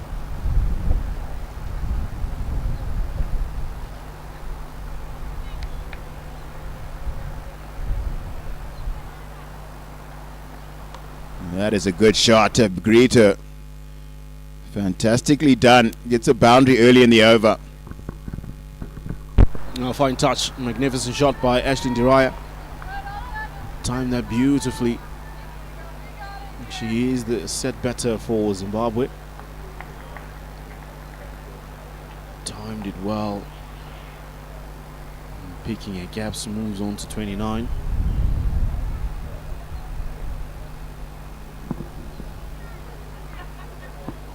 Be wide. The pressure of the boundary being scored off your first delivery. The remaining 5 become quite a mountain to climb because Meadows will look to capitalize on that. It's the first time I'm seeing the United States having quite a pretty spread field. They've been attacking from get-go. Worked the leg side again. Pick up one. Largely because that they've been picking up wickets regularly, so they've been seeing the no need to spread the field, trying to keep the pressure on the batters. And that's what they've been doing so far. However, now there's third man, fine leg, and the sweeper on the offside.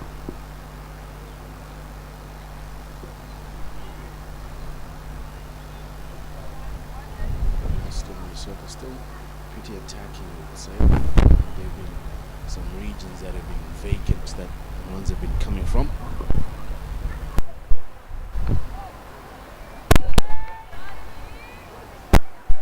Different fields to Diraya, and then as to compared to Josephine Nkomo, Diraya, they just have 4 in the circle, so the 25-yard circle, and then they have 6 when Nkomo's on strike, just to make sure you give the newer batter a little bit more pressure. But that is well struck. It was in the air for a bit. She picks out a sweep up. Tisha Dingra does the fielding.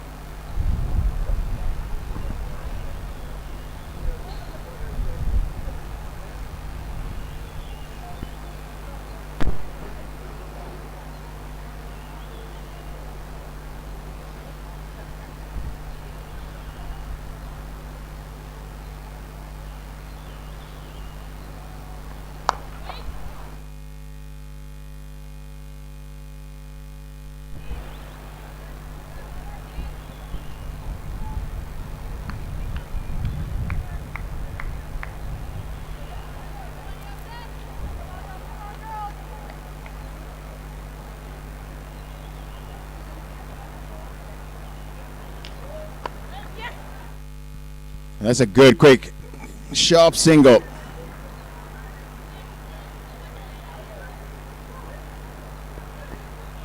It's the end of pretty good over for the Zimbabweans. 143 for 4.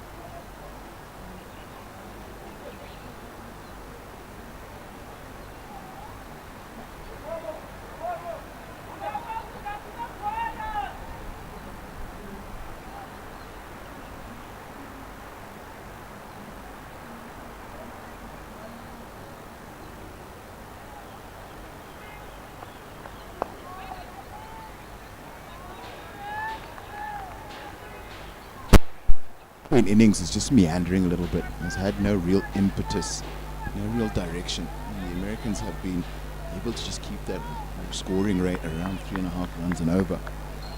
And I think that's the thing they did again very well in that third one-day international, the one that did win. And as a result, they had a relatively low score to chase. Didn't really get put under pressure at any time, any scoreboard pressure at any time during that international, largely because they had periods where they fielded for 12, 13 overs at a time, really fielded it tight and bowled well.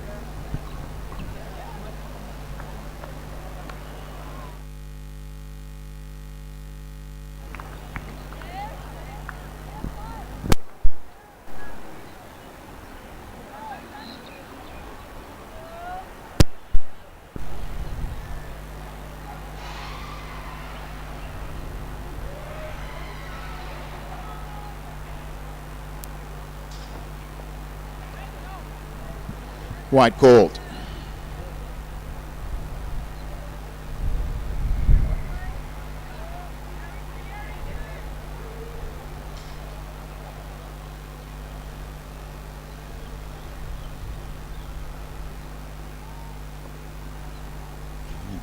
day in the office for Isani Vagela. And that is a good hit from Josephine Nkomo, but probably just going to be the one run.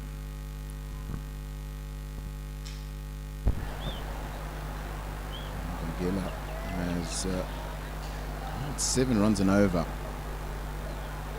The average run rate is 4.6. It's relatively expensive. What she's been able to do is just do a job, just keep things fairly quiet since she started badly. I think it was 14 off her first over, and that's found the outside edge. And Ashley Ndiraya just a little hesitant. Josephine Nkomo calls her 3 for the single.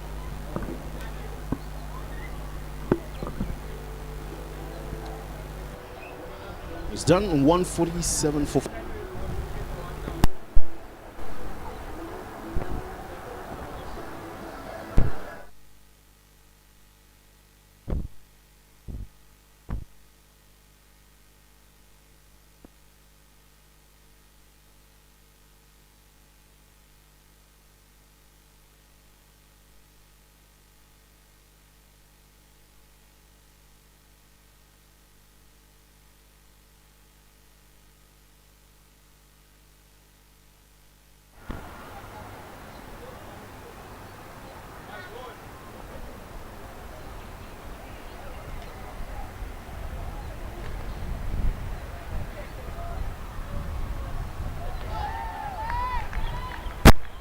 Beautifully bowled.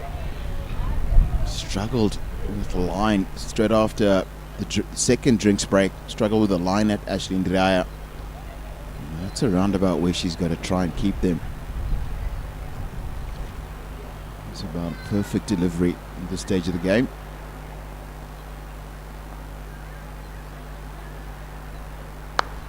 This time it's a little full and wide, but she's only going to pick out Claridge, who is sweeping on the boundary for 1 run.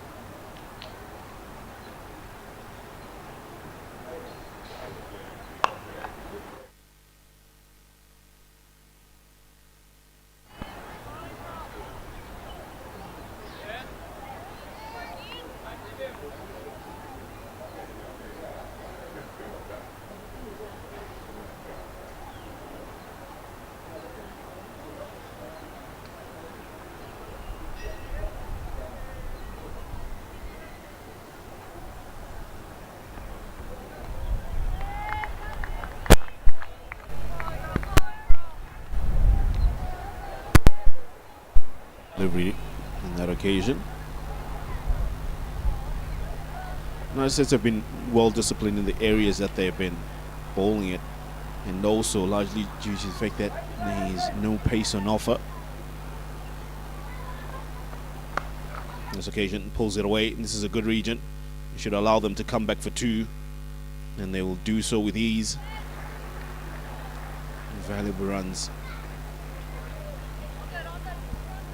That's the 150 up for Zimbabwe. 151 to be exact.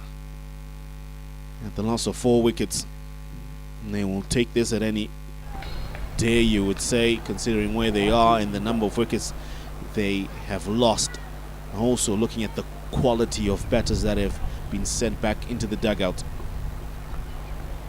Good ball. That's a good delivery. Better way to end the over. It'll be 33 overs done. Zimbabwe 151 for 4. 33 overs done. 151 for 4.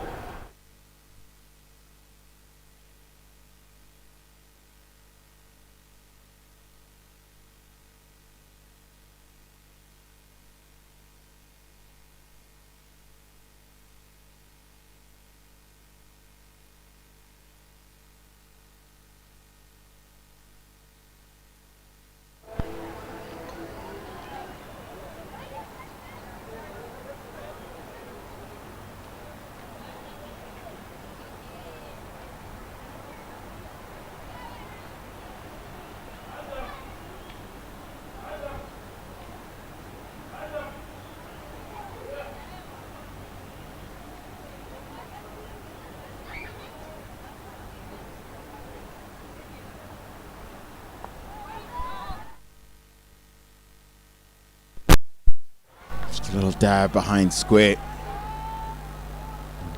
Gitika Kodali is a little too quick onto it for Ashley Ndiraya's liking.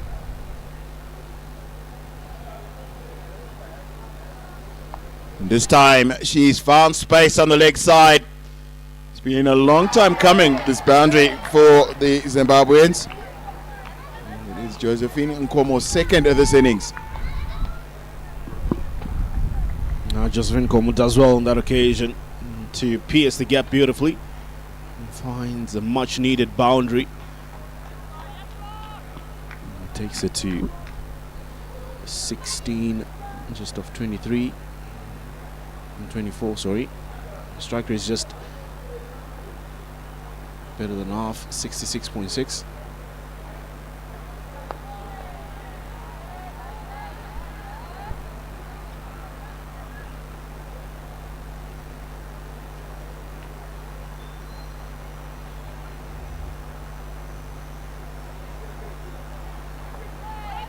Open in the face of the bat, but good work by the fielder. Great anticipation, you would say, on that occasion from Bogligadi.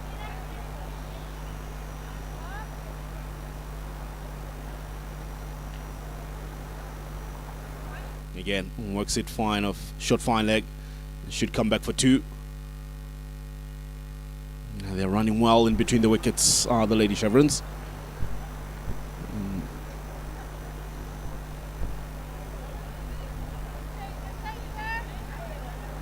This is pretty important.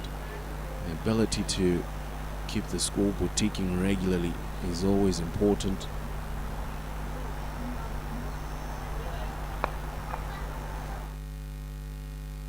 And at the end of the 34th, 157 for 4.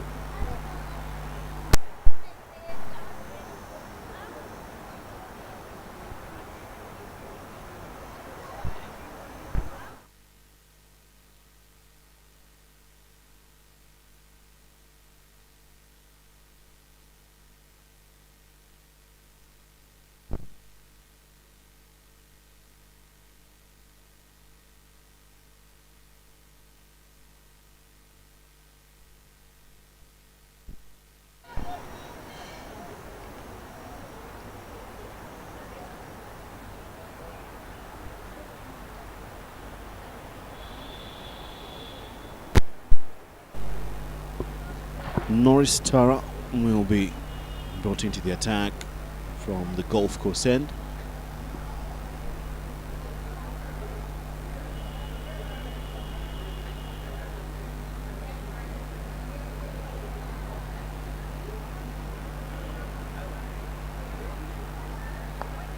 Work the leg side. Just keep it to 1.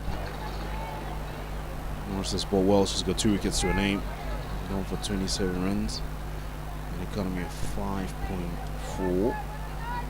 Brought in for a second spout.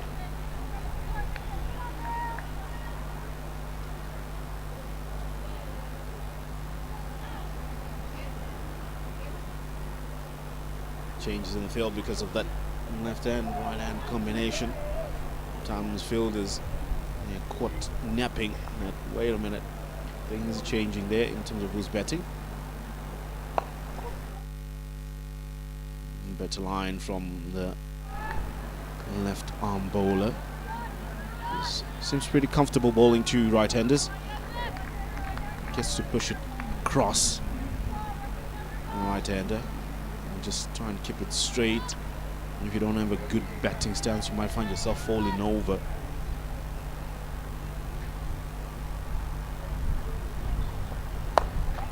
This is the gap. That's a great shot from Josephine Nkomo. Aerial a bit, but in the gap, and that'll be 4. Magnificent shot. A good little period for Josephine Nkomo here. Found a boundary in the Chudo Summer over that preceded this one. And now she's down at the other end. And against opposite number. The US of A's key bowler.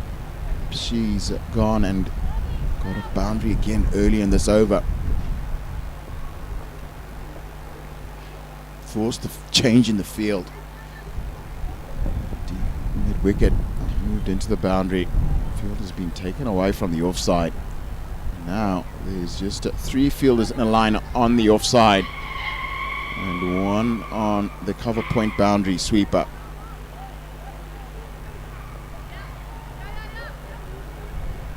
Fielders on the leg side. Long leg, deep forward square leg, and then at cow corner.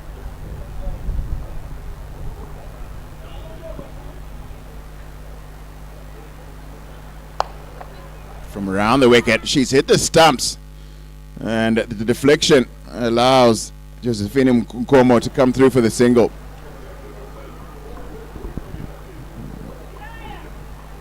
Well struck by Josephine Nkomo, hitting it as straight as an arrow. And Norris gets a fingertips onto that one. And that deflection allows them to steal a single.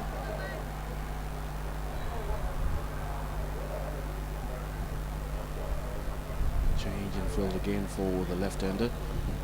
Constantly working, now coming over. Again leg side, worked away in the gap. That's a beautiful shot. This is well timed again by Ashley Ndiraya. That'll be 4. And so 2 boundaries in the over. This is good batting by Zimbabwe. Lots of work for Norris.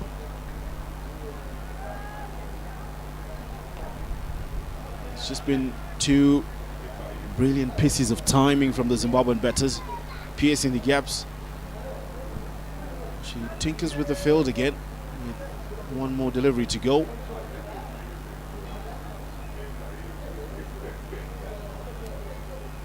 Wicket goes to deep mid wicket again.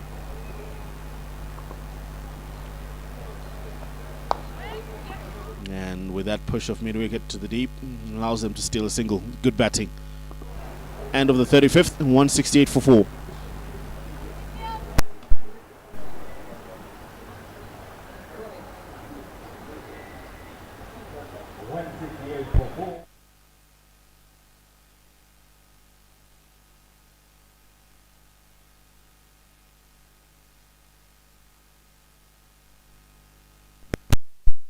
Lovely scoreboard that we have there. 168 for 4. Josephine Nkomo on 23. Ashley Ndiraya on 42. After 35, 16 to go. Ever as a young cricketer, do your time in there? Exactly, that particular one, yes. Every time, in the days when I used to play for Harare Sports Club second team, we had the privilege of being scoreboard operators on international matches. So I did some work in there.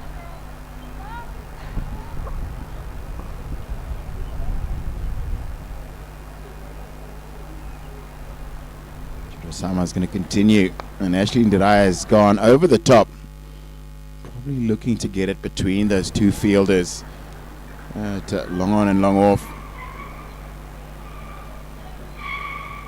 But there does appear, Eli, to be a conscious move towards being a little more aggressive. When Josephine Nkomo first came in, really took her time to play herself in to get it set. But now you can see an acceleration happening. And that is a misfield. Zimbabwe have been more intentional in terms of how they want to score. The run rate was just now getting to exactly 4. Now it's climbing up. 4.8 is where they are now. I think they're way away of where they are. Worked away. Hit the deep backward square leg. Builder.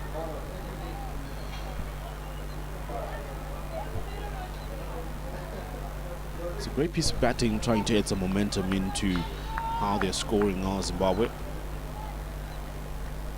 Shows that they're thinking they want to push the United States as much as they can. Again, pieces the offside. Hitting the sweeper, which is good, and you get the singles. And then you might just get that one delivery that allows you to get a boundary, and it becomes a very good over for you. Absolutely right. You just got to make sure that you don't allow Chudasama to bowl any dot balls in this little period.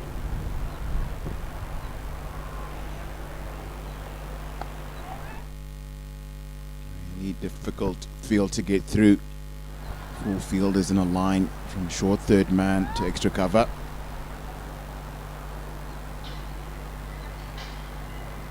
Again, it's the sweep shot, and she's got it in front of square. I think she's found the gap, that important boundary that Eli was just talking about, to close out and over number 36. 176 for 4.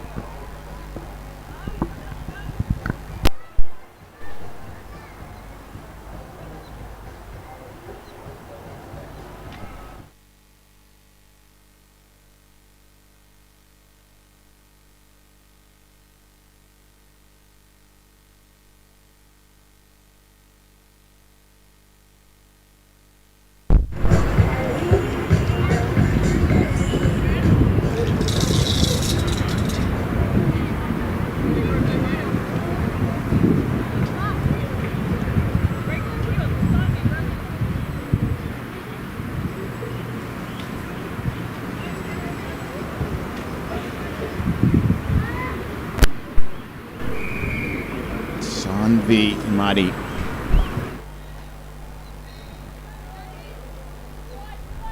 One wicket for 12 off her 5 overs so far. It's been pretty good. You did see the Zimbabweans managed to get a good over off Aditi Bachasama, captain. Interesting to see what their plan against Madi is going to be.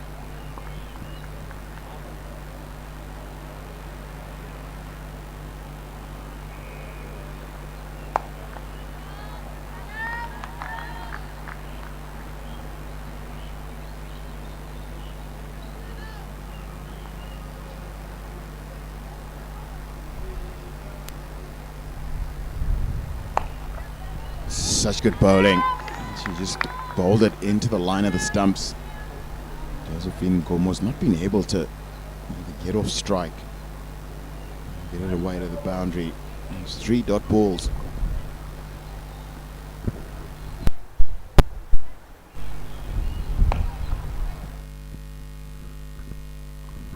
Sambi's been able to just operate quite well from this golf course end, because the ball from this end has been keeping a little bit low when she's bowling, and she's used that to great effect, especially just outside off stump.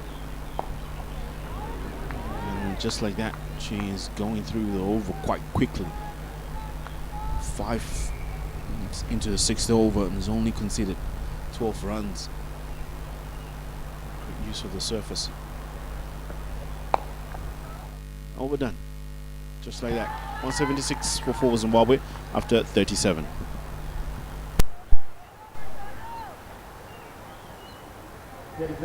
Over done. 1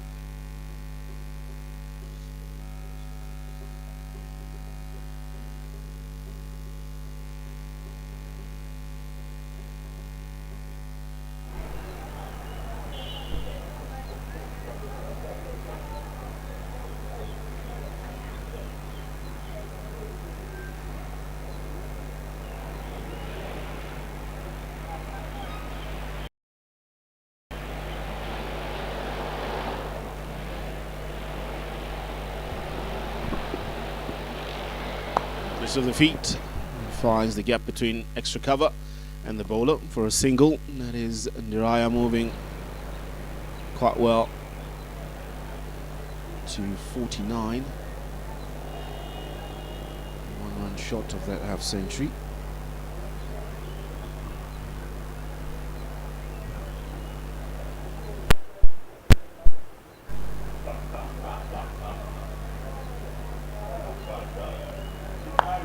Again, keeping low, punching it, quick single taken. Ndiraya just a little bit late to get off a mark, but safely over the line. Now there's an opportunity for Ashley Ndiraya to get to that half century. Strike rate of 72, and she's done well. 49 from 68 is where she is.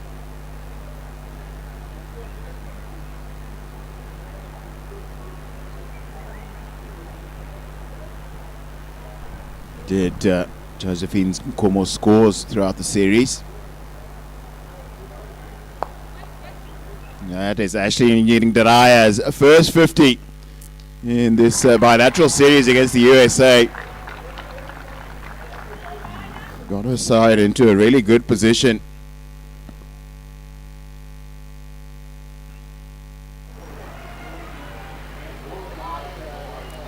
Really looked in absolute control.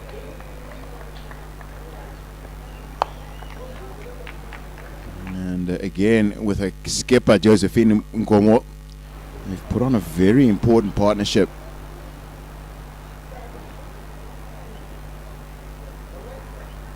Partnership is now 65 from 73. Ashley Ndiraya, 50 from 69. One of the few Zimbabwean batters who really uses that sweep shot consistently, and is also punctuated with the use of her feet. Isn't afraid to come down the wicket to the spinners.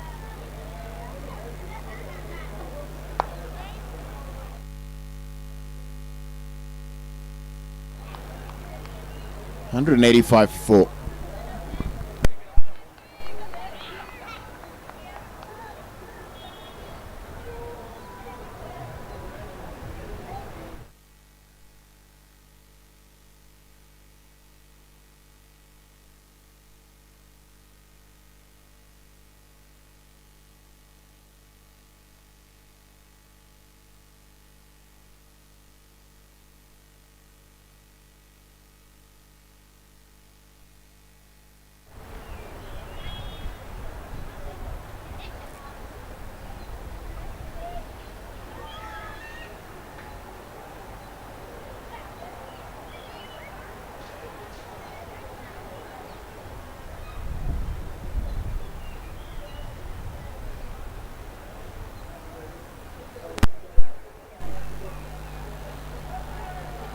Sum up from the city end into a 9th over.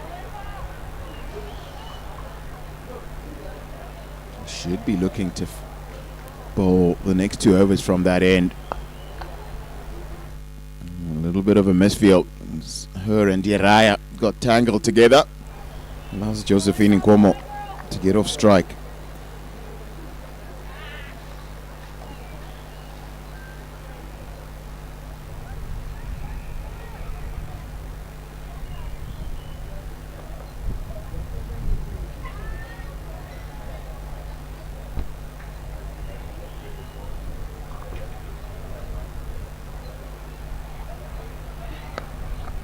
Well, and that is a beauty from Ashley Ndiraya. Has deliberately stayed leg side of it so she can find the gap. 4 fielders inside the circle on the offside, and she picks up a boundary. That's a great piece of batting there from Ashley Ndiraya. Well aware of the field set, and also has the capability of executing that shot quite brilliantly. This would be a welcome boundary in the over.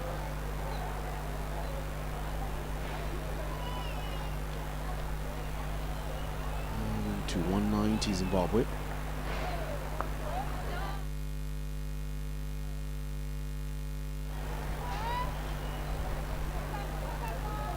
outside does just tends to be a little bit inviting for that kind of a shot if you look at it, how it's set up. He's done well. These two are involved in another big partnership in the second ODI. They were at the crease when Zimbabwe won that second ODI. 48-run partnership. Match-winning partnership. And that is in the air for a bit. But it's going to fall short of cover. 40 gone, 190 for 4.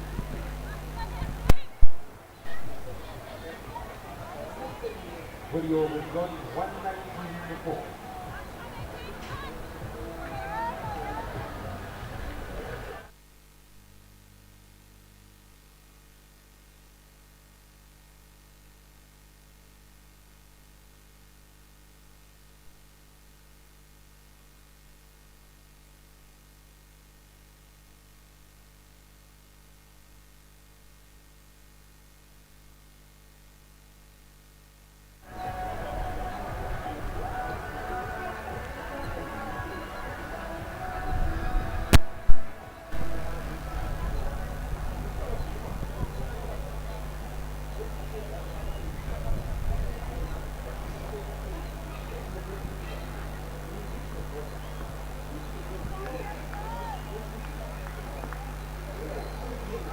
V. Madi.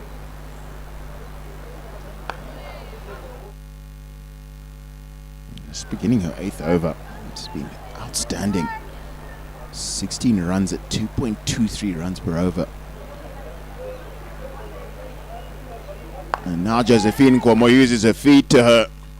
Tara Norris on the edge of the circle. Isn't able to cut off that single.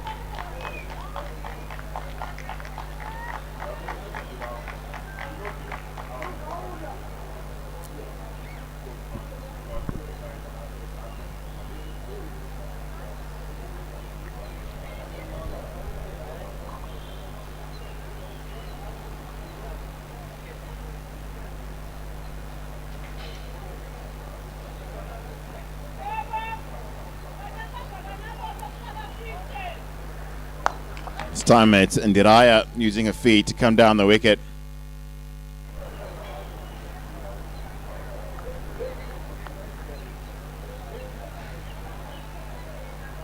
I think the tactic Madi's bowled so well here is just to make sure you let her bowl out her 10 without her allowing her to do much more damage. I think that this is a good tactic that Josephine Nkomo is now using. We've seen a few stay low. You can get out to the pitch. It doesn't really matter if it stays a little low. It's when you're staying back, staying at the crease, and it stays low, that can be very difficult to keep out.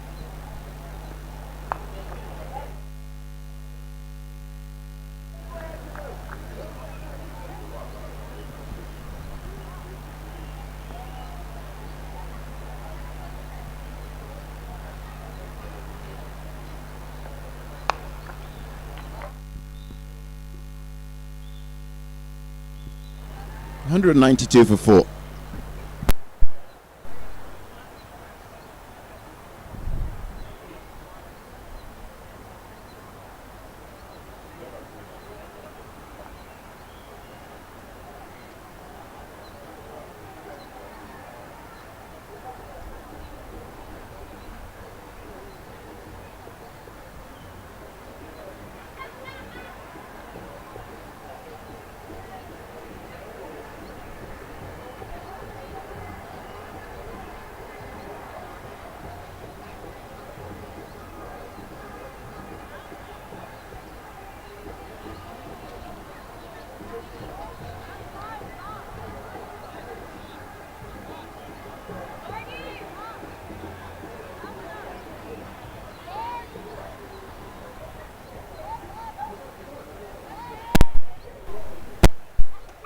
It's going to take a little bit of a break, and I'm rejoined by Tinashe Chimbambo.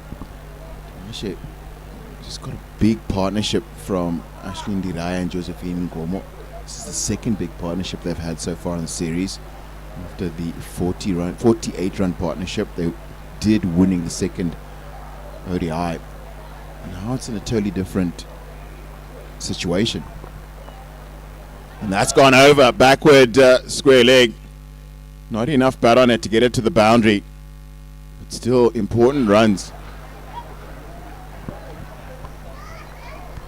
Yeah, magnificent from these two, carrying on from that second ODI. No, they do know themselves better, these two. They play for the same outfit, the Midwest Rhinos, in the Pro 50 and the T20 Challenge. So they have an understanding of how they operate. And that's going to be very important here, as we see another single and they tick over the scores.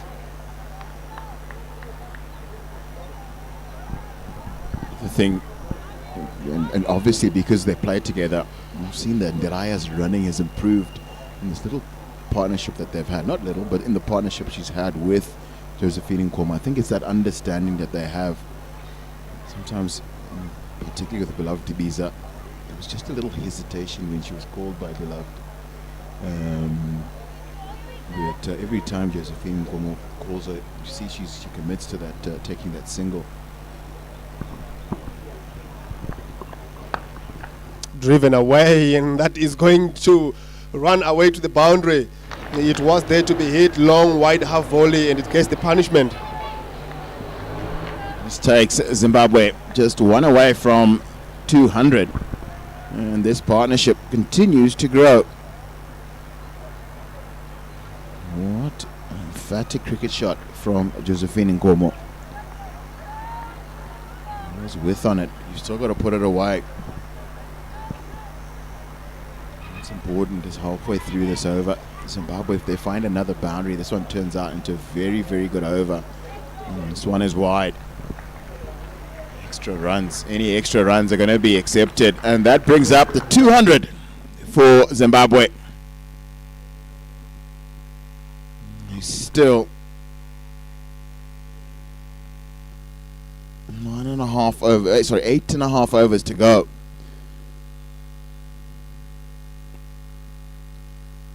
But as you see on 58, and Josephine Nkomo 37 not out. A big partnership. Saw a really big one of, it was 82, top the order for the Americans, set up their victory in the third ODI. And that's another wide down the leg side. Could this be the partnership that sets up a victory for the Zimbabweans later today? Absolutely magnificent batting from these two senior members of the side. A partnership worth 82 of 91 runs, the biggest partnership Zimbabwe have been able to amass in this particular series. Darrington, it comes at the back of a few very concerning stats. Another single down the ground, a misfield to help it. It would be lovely to see the captain in standing, Josephine Nkomo, get past her half century and perhaps see Ashley Ndiraya maybe find ways to get close to that elusive three-figure. Something we haven't seen from the Zimbabwe women's side in a long time.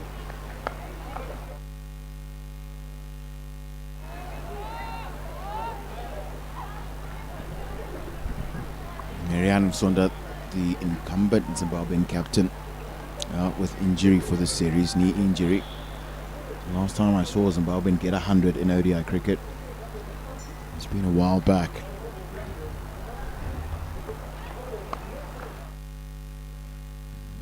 Shindaraya now just 59. He's got himself in a good position to get to three figures. 42 gone, 203 for 4.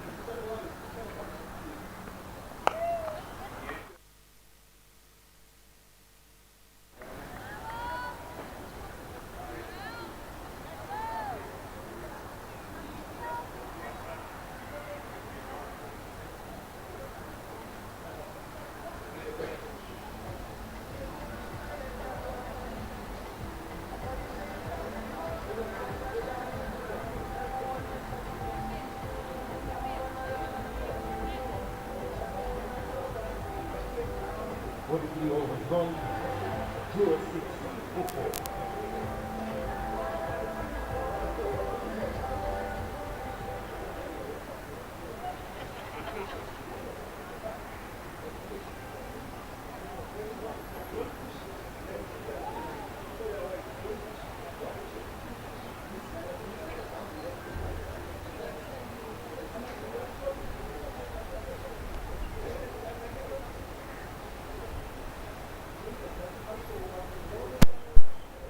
Bowling change and City end. We're gonna have another look at Tara Norris, outstanding performer. Left arm seamers have been at times the difference between the two sides. Nicely timed, can't find the gap. She will be disappointed, Ashlyn Diraya.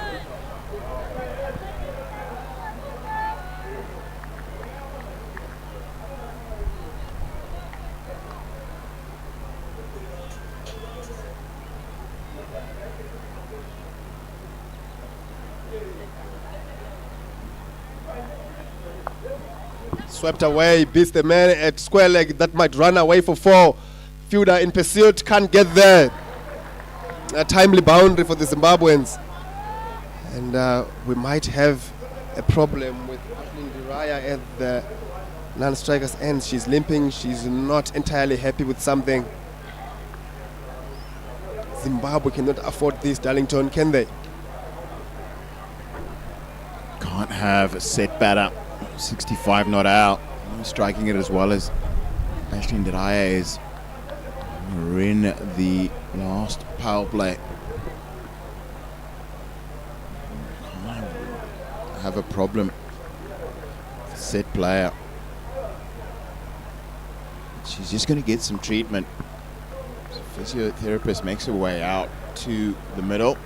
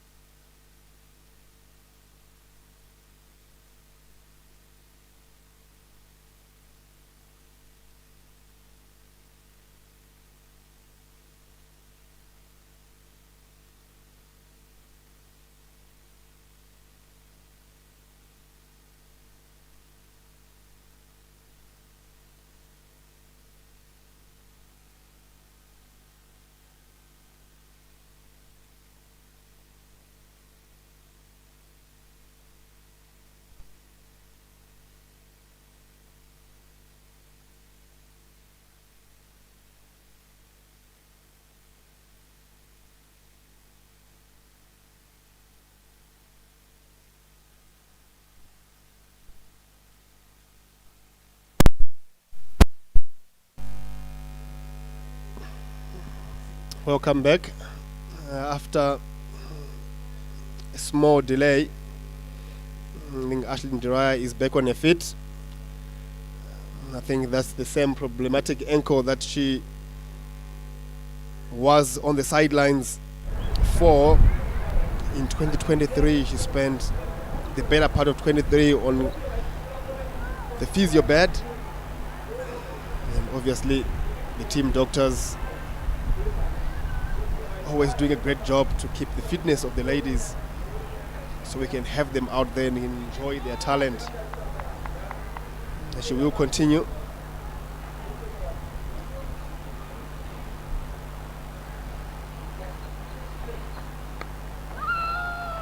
Quick single attempted, sent back, and rightly so.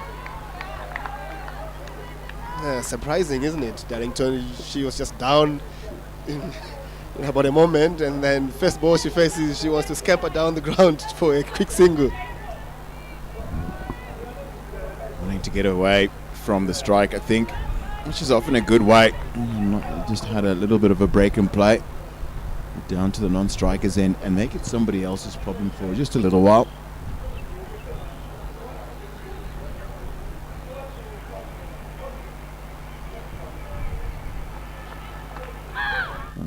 Gone across the line. He's going down the leg side. And I was hit her on the helmet. There's going to be another delay in play. As the team physio walks out and does a concussion check.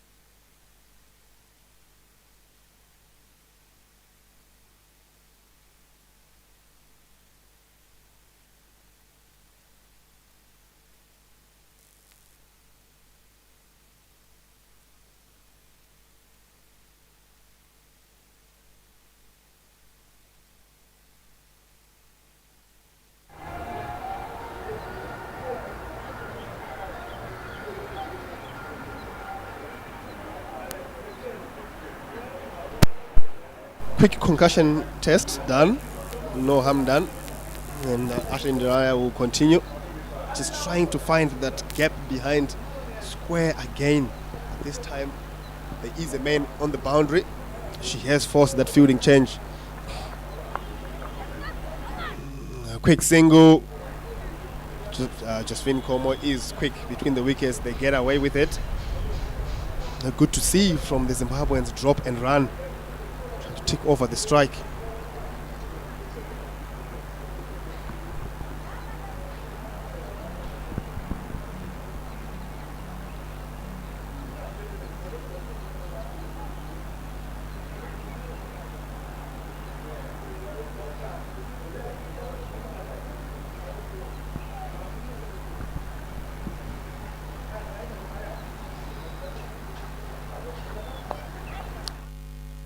Change of action from Tara Norris. She's done that a lot. Darlington changing the angle of attack from over the wicket to around the wicket to different batters, which I like very much because that means she's staying in the moment and making sure that she's bowling to the batter's merit.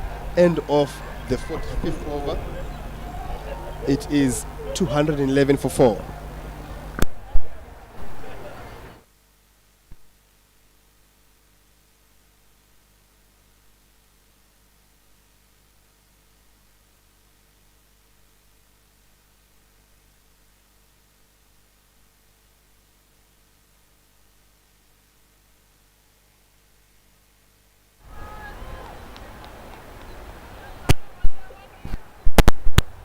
Vin Muddy is going to bowl her 10th over. Ashley Ndiraya uses her feet to immediately. Gets it off the inside edge down to backward square leg.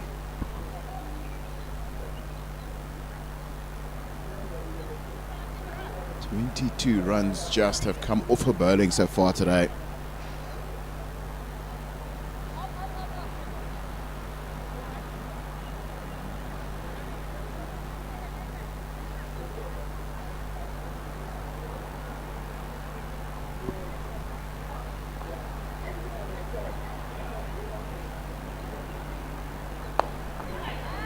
This is an attempt to go down the ground, and it's not carried.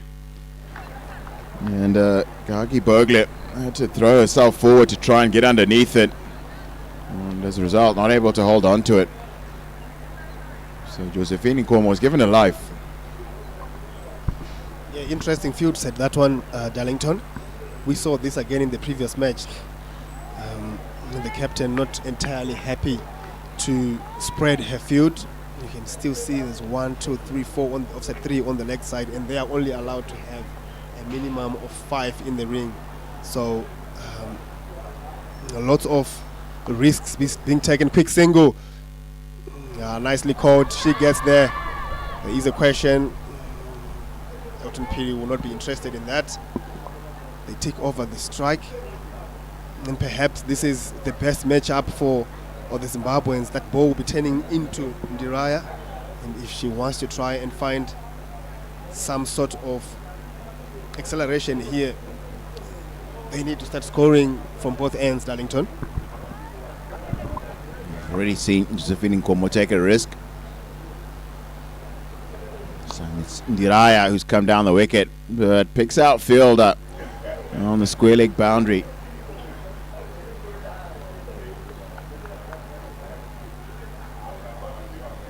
Such a good idea, having the extra fielders inside the circle. Even though it is a power play, only expected to have 5 in here.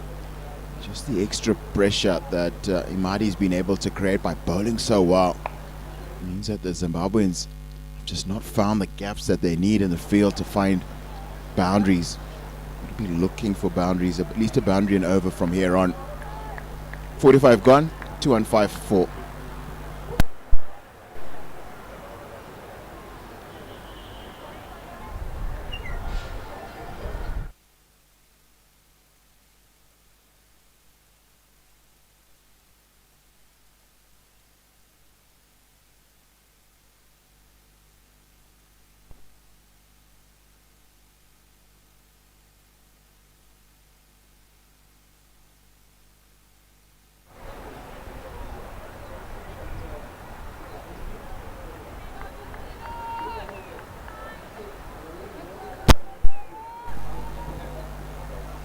Tara Norris from the city end continues into her 8th over.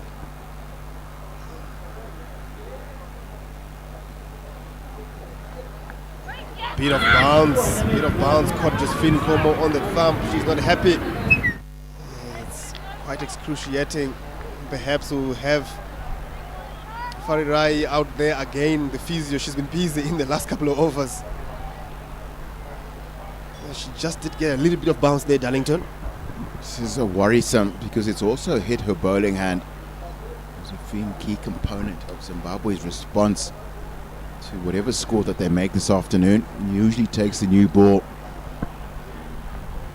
And this time she's gone over, long on, wide long on. Hasn't got enough of it to clear the ropes, but they come back for the second. Yeah, good idea. Just chipping it over mid-wicket. Doesn't really get all of it because it was actually in the gap. But the fielder, the captain down it long on, equal to the task, runs around, cuts it off. Just for a for the 2.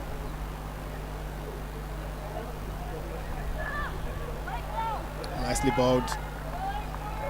Swing and a miss. She would be disappointed. It's Josephine Nkomo. The point is quite square. There's only one fielder who's also in the ring. She picks a gap there. That is an opportunity for a boundary.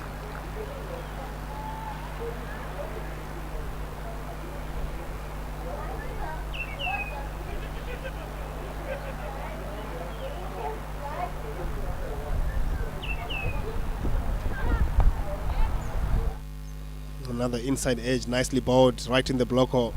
She managed to dig it out for another single. 218 for 4, Darlington. What do you think would be the score that the Americans will be happy to defend here? I think if they keep it under 250, we saw 248, 249 was a score that the Zimbabweans were able to chase down. It's 5 wickets. Win by 5 wickets.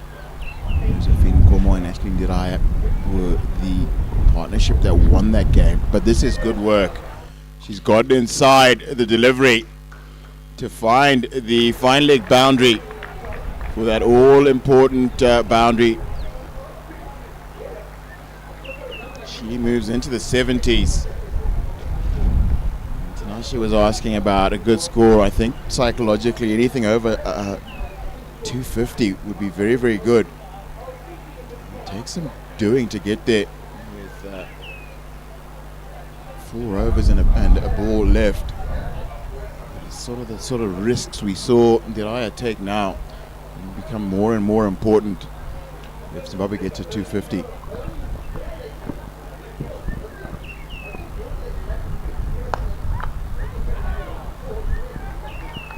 It's an absolute pitch of a shot, Darlington. Ndiraya using all her experience, just looking around the field and deflecting it down to long leg. Ends the over 222 for 4 after 46.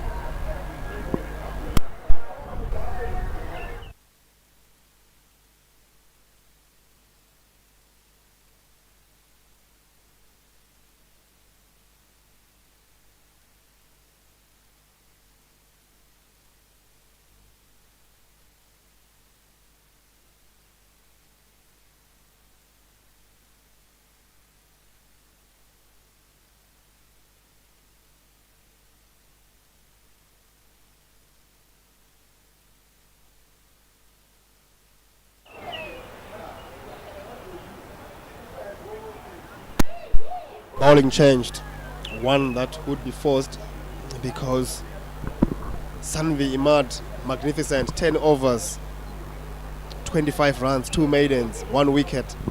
Excellent bowling figures in the context of the game. Zimbabweans have batted well today, predominantly batting over 4 runs and over, and she was able to complete her spell, just conceding 2.5 runs and over.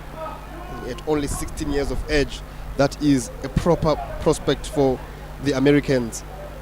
They will look back at this series and see the making of a proper star for the future.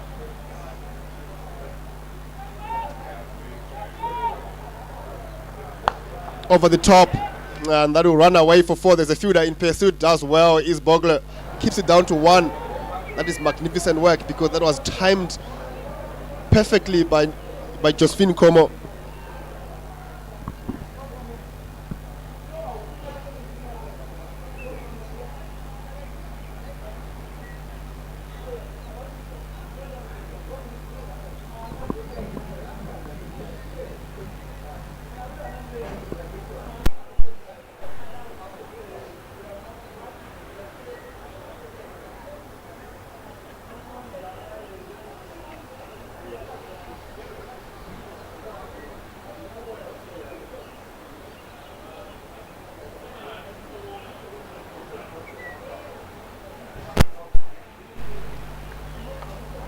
Again, put away.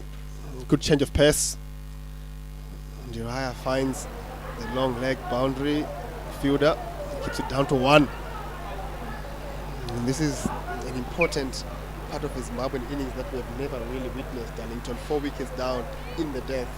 We haven't really seen many situations where Zimbabwe gets to the death overs with as many wickets in the hut and 2 set batters at the crease, and it's something that I don't really understand or know how they actually play in the death overs. Do they have the finishing power? Do they have the strength to find the big boundaries? Do they have the ingenuity to keep ticking over and not get into boundary mode in this period of play?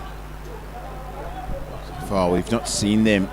I think for me, you really have to be looking for 2 boundaries every over. We haven't seen anything like that.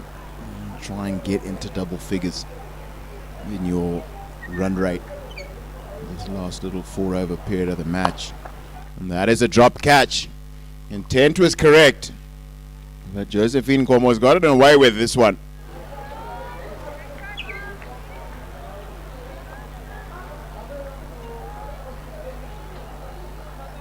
I've seen Ashley Ndiraya, and she's had opportunities to go through the onside She's found a boundary. When the ball's outside the line of the off stump, she's not really had the shots to actually get to the boundary consistently. And that is off the bottom edge. Was looking down towards that part of the ground, and then there is the boundary that ends over number 47 and takes Zimbabwe past the 230. And at the same time, Josephine Nkomo gets her first 50 of this series from just 71 deliveries. Very important innings.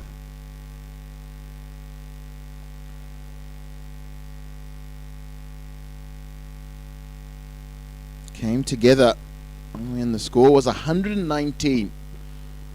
And they've added a 111 run partnership to get Zimbabwe towards an imposing, challenging total for the United States. Yeah, magnificent innings by the standard captain, Josephine Nkomo. Quite fortunate in the last 8 balls, she's been dropped twice. And you take your chances, really. If it's your day, it's your day. It's up to her now to really add some impetus to this innings and finish well. We saw there some variation in her game, a deft touch past the keeper. Norris, nicely bowled into the block hole. For the first time, we've seen her coming around to the left-hander, just trying to cut down that angle and not give Ndiraya the room to go across that elusive sweep shot that she loves a lot. She's done it. She's got 4 fielders, long on, cow corner, deep back with square leg, and find long leg on the boundary. And that's gone straight up. It looks like it might fall into a gap. And Josephine Nkomo's done brilliantly. Come back for the second. What she's done, she's forcing Ndiraya to find a very small gap between long on and cow corner. And he failed this time. Made the attempt, but didn't quite get the timing that she needed to find that gap.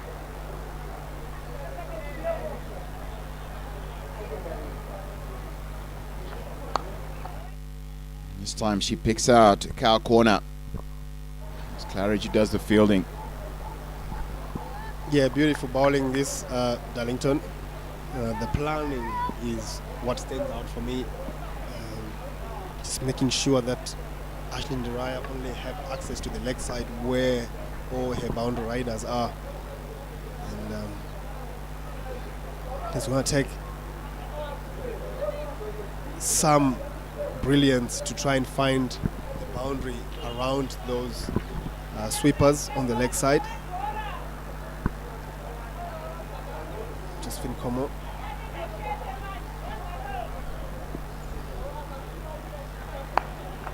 Heaved over mid wicket. She didn't get all of it. The field will come around and keep it down to 2. Now this is good batting from the Zimbabweans because they keep ticking over, they keep finding the odd boundary.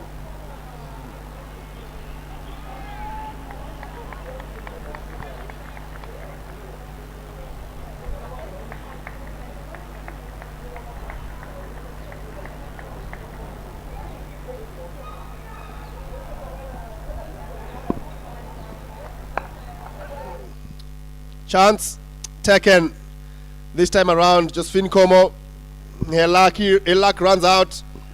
High on the bat, trying to find that mid-wicket boundary again. And this time around, Nara Norris has a wicket. Zimbabwe lose their captain just after a 50. 235 for 5.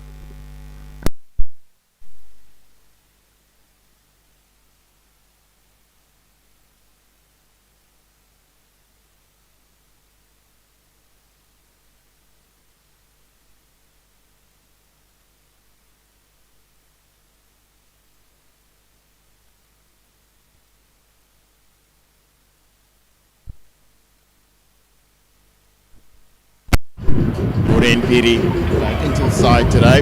It's the first 3 matches of the series. Spinner coming in at number 7. Replaces her captain. Really, her job here has to be to just run around Ndiraya. She's just got to make sure Ndiraya gets as much of the strike left in this match as possible. Just 13 balls left in this Zimbabwe innings. The idea is to try and make sure you get more than a run a ball from those 13 deliveries, which is what 15 runs will get you over the 150 mark. Could be ideal.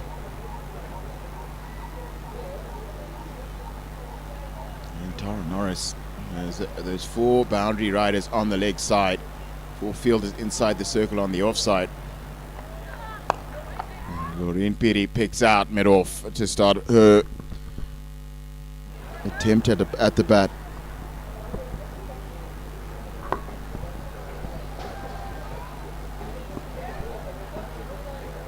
What do you go with that?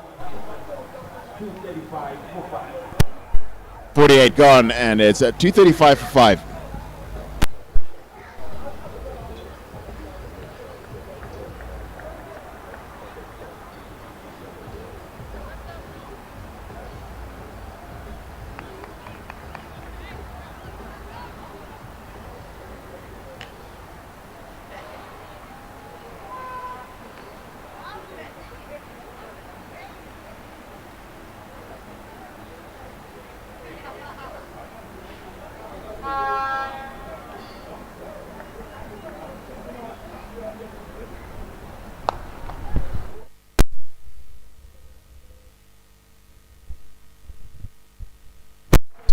Over mid-off and found space behind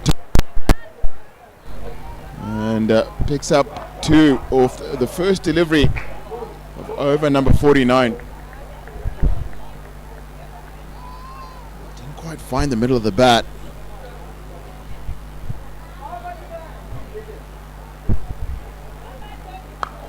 This time she picks out the sweeper.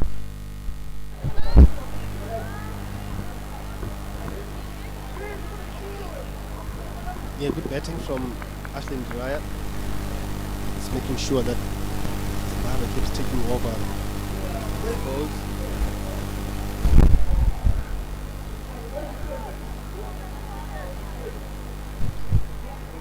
Dali not as effective as she was in that 3rd ODI.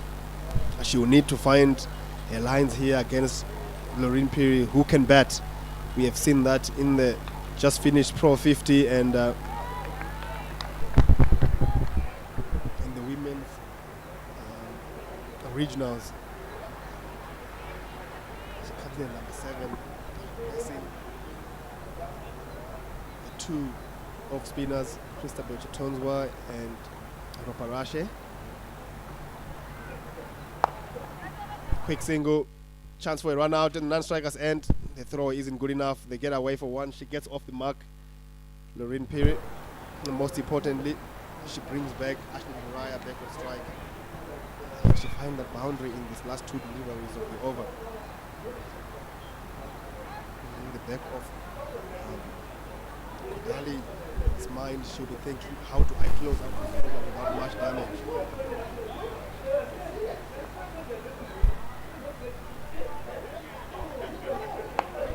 Nicely bowled, quick single, and a clever cricket. Good cricket all round.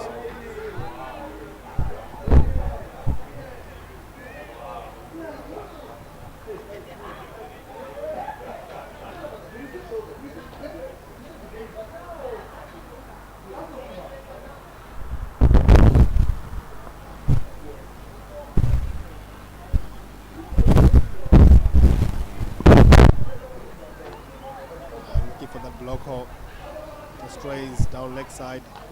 It's going to be a wide. Zimbabweans won't mind.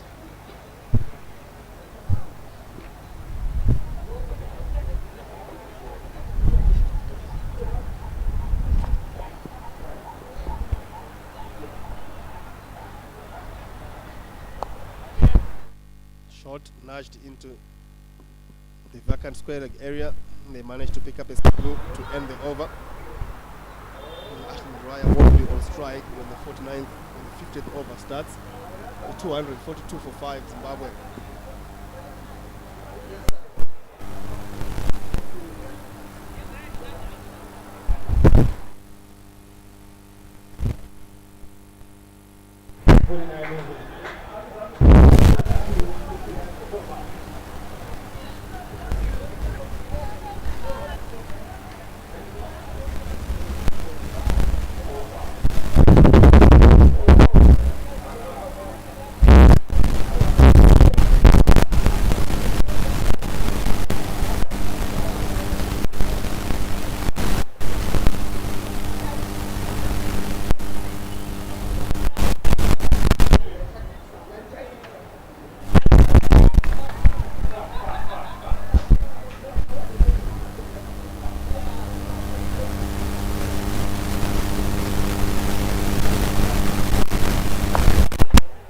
Away, a very brave choice from the captain, calling yourself. This is going to be interesting. Ahmed Raya does take a liking to spin. Boundary of 2 minutes. Very important to just get away from this innings with lots of momentum. Spin in the 50th over, Darlington. Might be a good idea. Just gotta be clear about where it is you're pitching the ball. Just making sure your eye is not able to get underneath them. Anything that's hit to sweepers is going to be fine.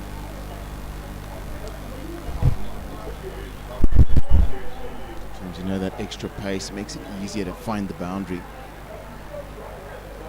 Back the pace a little bit. Might be a good idea.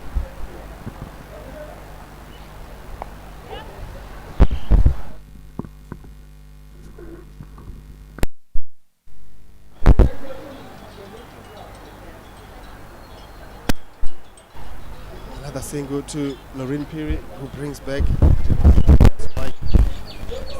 Changing of looking for a boundary. Down the ground, straight down to long on. It will probably be just the one.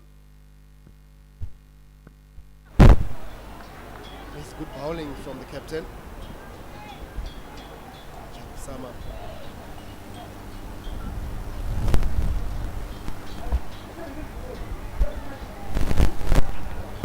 Down the ground, through the covers. Magnificent shot from Lorraine Peary. And the final boundary that she so wanted. And that brings up the 250 for Zimbabwe. Massive, massive mental bridge that they've just crossed. And they will go back into the heart feeling very confident. The first in this particular series to get 250 for 5 after the 50 overs. Diraya, magnificent, 82 not out. Darlington. Just take the lead out together. Got Innings. Good partnership. Good partnership that you had with him. And after 50 overs, the Zimbabwe women's cricket team managed a total of 250 runs for 5. And so it is. Zimbabwe have set the United States of America 250 runs to win. This is how it worked out today. The United States of America won the toss and inserted the Zimbabweans. And it was Mpachikwa and Sean Myers who went in and opened. And Sean Myers faced 2 balls, was out LBW to Tara Norris. Modesta Mpachikwa got 24 from 31. Chipomgeri Tiripana was 33 from 22, was really going beautifully at one stage before she felt his Sunny Vagela bowled. One that just swung a little bit through the air. And Beloved Bees, I got to start again today. Should be disappointed, 22 from 63. Before getting out to, I think the pick of the bowling for the USA for me was Sanvi Imadi. And then Ashley Ndirai and Josephine Nkomo, 100, and a big partnership. 82 not out. For 102, Ashley Ndiraya and Josephine Nkomo. The last wicket to fall, 53 from 73. And it was Lauren Piri who got a boundary off the last delivery of the innings to get the Zimbabweans over 250. Thank you, Darlington. In the bowling, Tara Norris started off things getting the elusive wicket of Sean Myers for the second time LBW in this particular series. 9 overs 55, 3 very important wickets. The economy rate for her today not quite as good as we have noticed in the series. That's most probably because of the way the Zimbabweans were positive today. Giovanna Ares, 6 overs 29, no wickets, not a bad economy rate, 4.8. The wides will be a concern for her. She bought 6 in that particular inning. Isani Vagela, 46 runs, 1 wicket, 7.66. Again, extras would have been a bother in her particular innings. Gitika Godale, straight out of the 5 for 9 overs 51, no wickets today. Very important that the Zimbabweans managed to keep a wicketless today. Aditiba Chadusama, the captain, 10 overs, 2 maiden, 38, no wickets, 3.8 per over. That's the part that she will be very pleased about. Managed to get some control back into their innings. But the pick of the bowlers for me today, Sanvi Imadi, 10 overs, 2 maidens, 25 runs, 1 wicket, 2.5 and over. At 16 years of age, that is magnificent and will be somebody to look out for. At the break, Zimbabwe have put together 250 runs for 5 in their 50 overs. When we come back after lunch, the United States of America will need 251 runs to win in their allocation of 50 overs.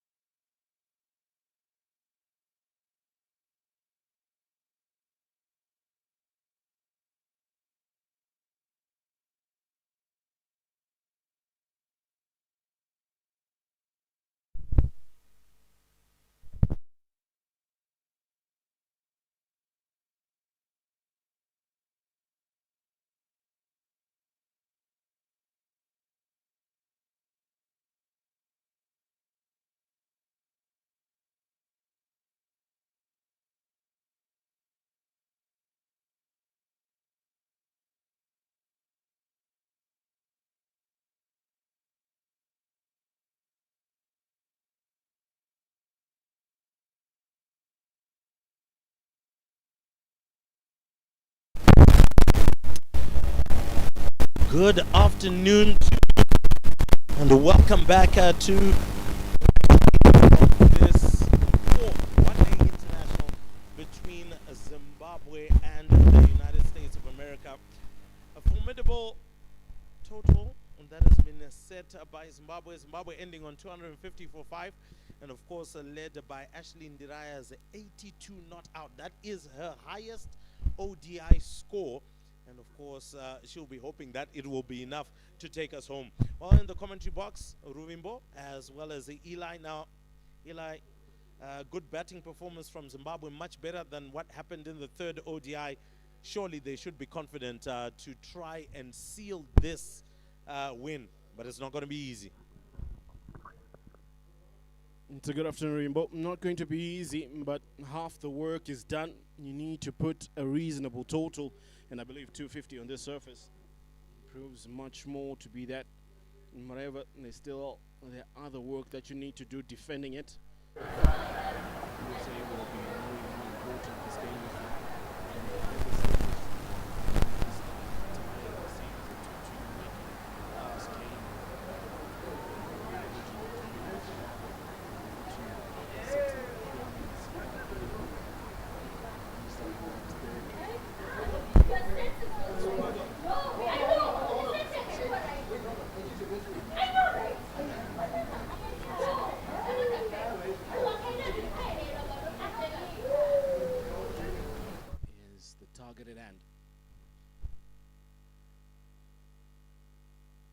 Swanda will look to open up things for Zimbabwe's defense from the Gulf Coast end.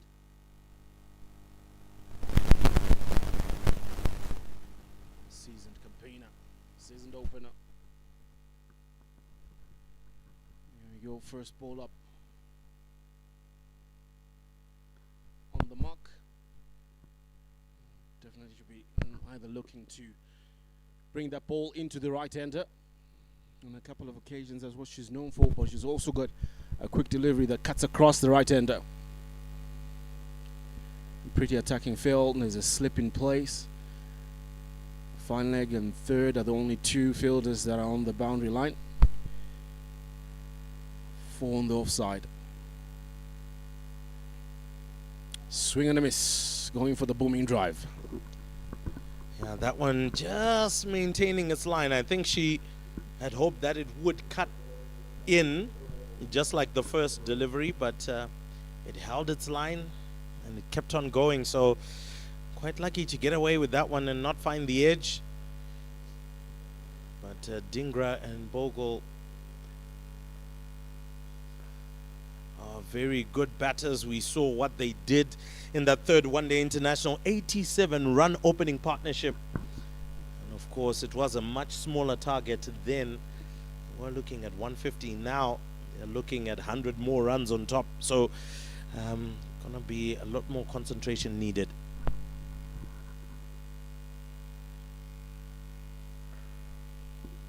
Good lines from Nomvelo, but also good play by Disha Dingra, just 17 years of age, playing in a 5th ODI.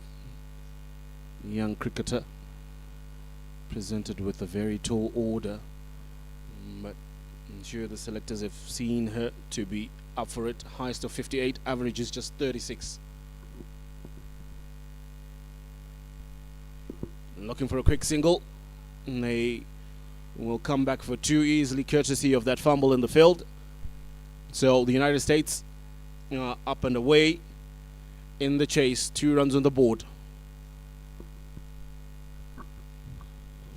Maybe just a little bit of miscommunication there, but at least the energy is good at the very start, something that Zimbabwe will be wanting to build on as they look to get some wickets. Power play is going to be key. This time round strays down leg side, and Bogle as well gets off the mark. And that will be the end of the first over. The USA 3 for none.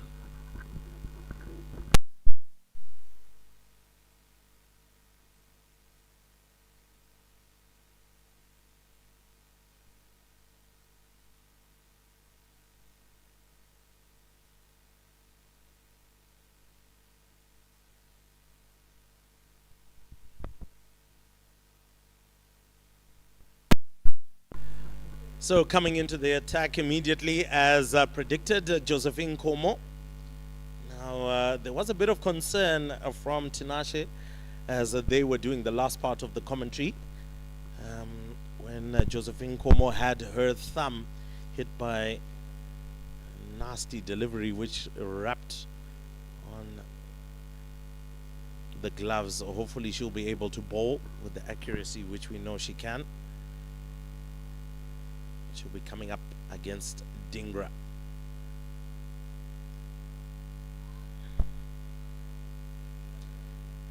Now, it's quite amazing that you mentioned Dingra rather. 17 years of age. 17 years of age. Playing on the internet. What were you doing at 17?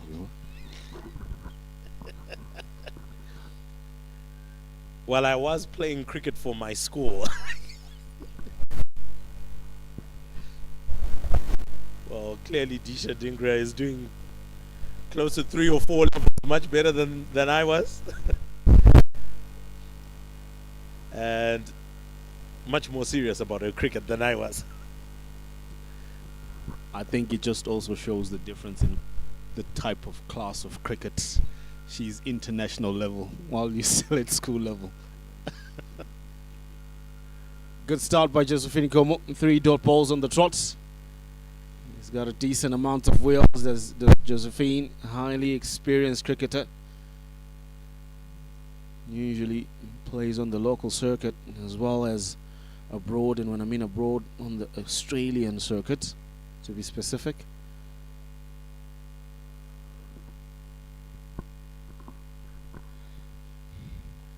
Oh, good delivery, outside edge. It is going to find the fielder down at third man. Comes the throw, but a little bit sloppy and sleepy in the field, and allows Dingra to come back for 2. So won't be too happy with that. They need high levels of energy in the field, and when chances for runouts are presented, you need to take them. A little bit of a streaky shot there from Dingra. It'll keep Josephine Como quite happy. Again, the bat turning in the hand of Dingra on that occasion. Finds Ashley Ndirai at mid-wicket. Josephine Como, leading wicket taker in the series so far, has got 7 wickets to her name in the 3 matches so far, without considering this one. She would definitely love to continue on that note.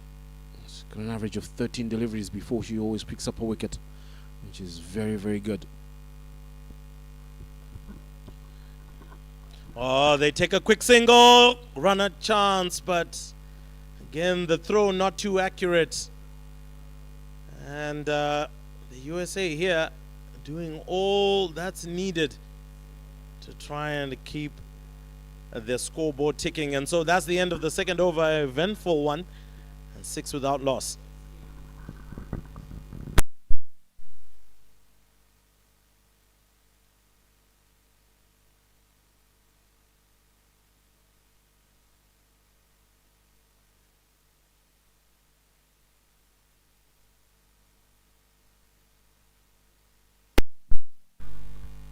So as we get into the third over, Dingra currently carrying the USA on her back. She's got all 6 runs. Nomvelo Subanda back in the attack. That one straight through the gap. That's going to run away for 4. That was a beautiful shot. Used the outside half of the bat and was able to pierce the gap between point and, of course, the fielder, who's just at a bit of a backward point, almost gully kind of position. And there it is, 4 runs. It'll do her a little bit more of confidence, Dingra, who's been taking the chunk of delivery so far earlier on. Well, that's the almost first convincing shot she's played. Better from Subanda for her to come back. Although I would love it just to pitch it up just a little bit, a few more inches. Invite the drive from Dingra.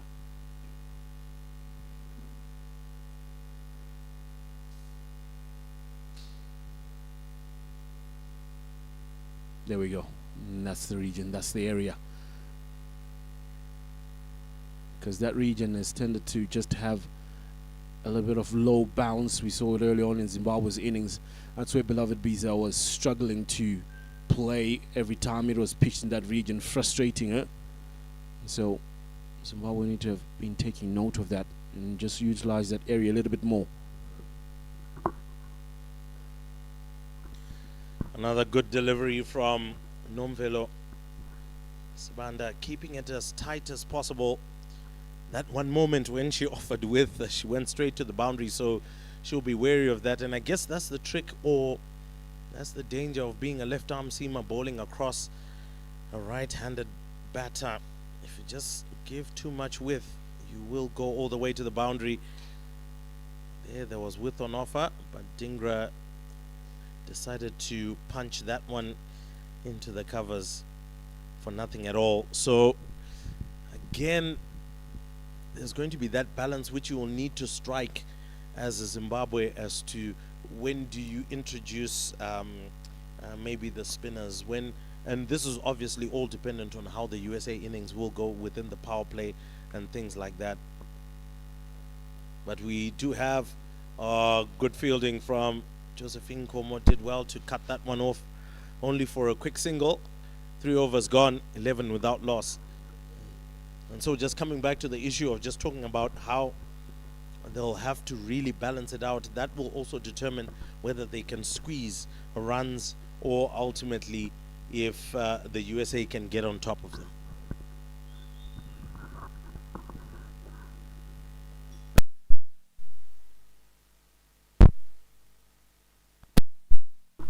Well, I guess the easiest thing would be to do is just to dissect the innings play by play. You just look at how the first 5 overs go, how the surface is behaving, as well as the rate at which the batters are scoring. What are they comfortable with? What are they not comfortable with? And then you can make the changes as you go. It's a outside edge. And I will go straight to third man who fumbles it and allows them to come back for 2. Not happy is the skipper with that fielding effort. She had done well to bowl there. Found the outside edge. Encouraging for Josephine Como. I wouldn't mind if she was going to add a second slip, because this is the second time that she's found the outside edge of the bat and when she's bowling. So Bogley struggling to pick up Josephine Como on 2 occasions. Again, looking for a drive, but a thick outside edge, well fielded by Nomvelo. Loves that point region. Operates pretty well. And it also comes in handy being left-hander, because when the batter strikes it and feels that they can take a run, she's got a better shot of taking a shot at the stumps from the non-striker's end. Well bowled. That's the area. Targeting the area that she is not comfortable with. Struggling to make the connection on the front foot, both in defense and in attack mode. Most definitely there, Eli, and Josephine Como has been bowling really well. I agree with you on a second slip there. That would do a world of good. I think maybe another idea would be to maybe pull in third man from the boundary, bring them a little bit close so that you can cut off that single, which seemingly is becoming a bit easy every time the edge is coming. So maybe that could be another idea as well. But I do concur, maybe a second slip would be good. And contrary to popular belief, the slip has been removed entirely, and they've gone and packed the offside field. Because she's looking for that delivery, targeting the off stump region, 4th stump line. That's why she's got a point and backward point, trying to ask Bogley to cut. which, I don't even know if it's going to be like that. I would still bring in a first slip.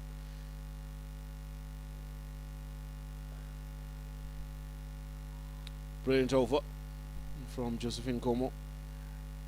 After 4 overs rather, it'll be 13 for the United States for no loss.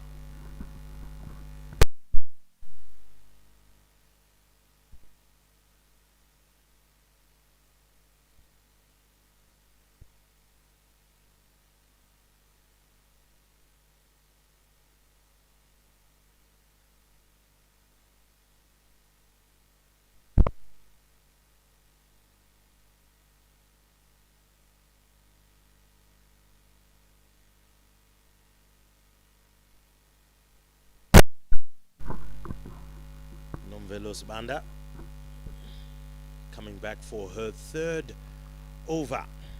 United States 13 without loss. Current run rate 3.2. Required run rate 5.2. Very much in controllable territory at the moment.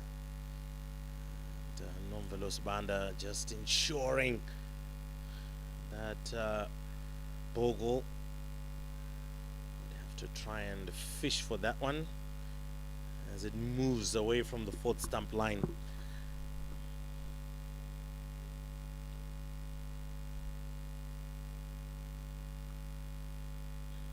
Oh, that's a beautiful delivery. Dragged her onto the front foot and really wasn't sure what she was trying to do there.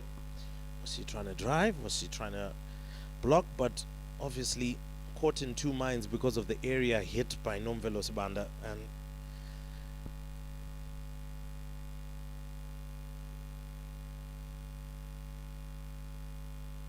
this one floated and goes way down leg side, goes round the corner, and umpire will signal exactly what I'm thinking it is, a leg bye. So if Nomvelos Banda can just keep her lines there and thereabouts, I'm sure she'll be able to ruffle those feathers.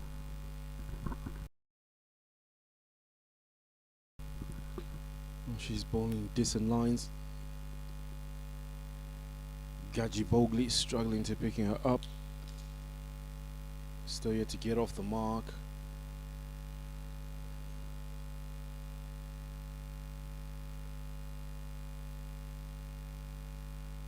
Well played, well bowled.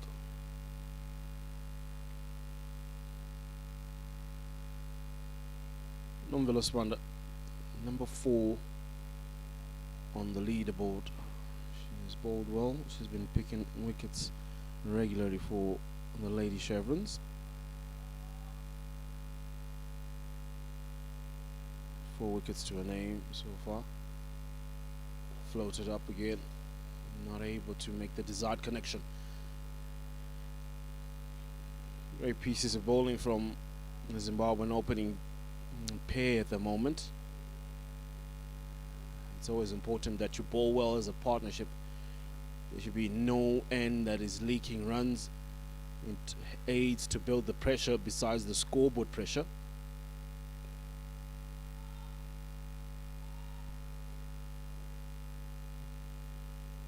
End of the 5th over. 14 for no loss for the United States.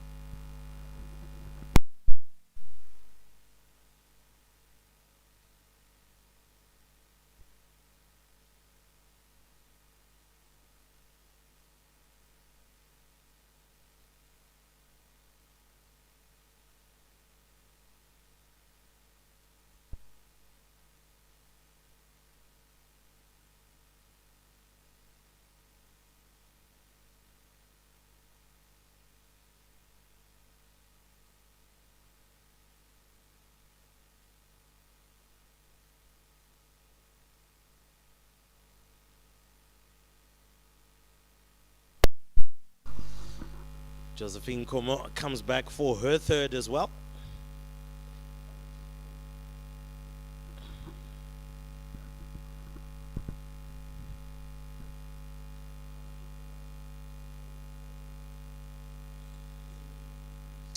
She'll be bowling to Bogle.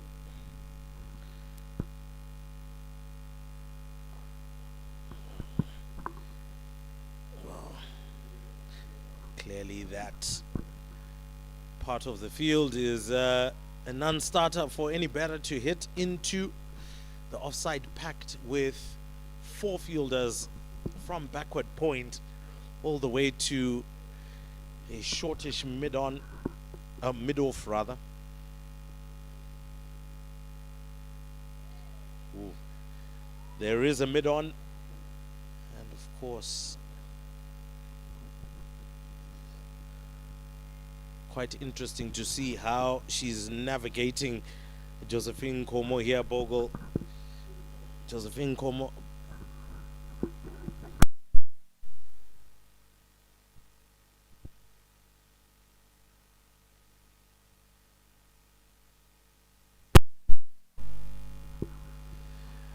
So Josephine Como is just asking a couple of questions here for Bogle.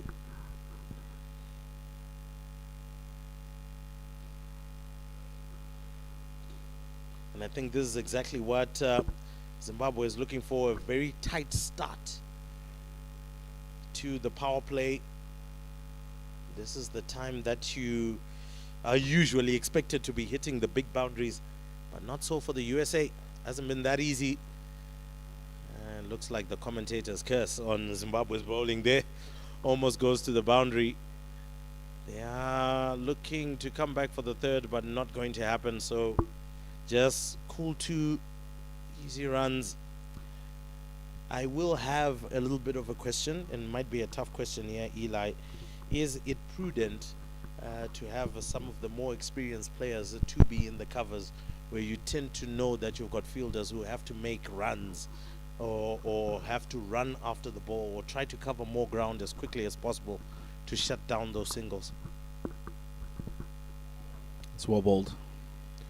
Magnificent piece of bowling by Josephine Como. She's done well in this over, just apart from that occasion where they managed to pierce the covers. Well, nowadays in cricket there really is no safe space for anyone who slacks in fielding. So wherever you are placed, you're required to put in that amount of much of effort, but you do tend to place your fielders according to their strengths. Working leg side, done by Biza, when he recovers from the fumble. So there are some places when you find certain players do well. 6 overs done, 17 for none.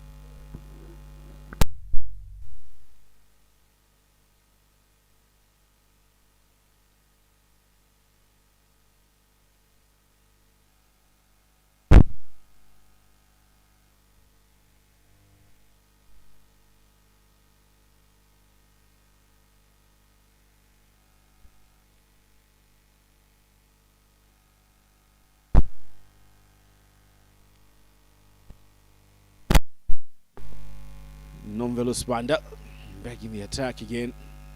This is a good ploy by Zimbabwe. They are trying to stifle the rate at which the USA will be looking to score it, but as well hunting for that first wicket. Nothing there. And this is what's good about non-velus Banda. She's a very good athlete, magnificent fielder of her own bowling on many occasions. So she gives that element of really being that 11th fielder on the field of play.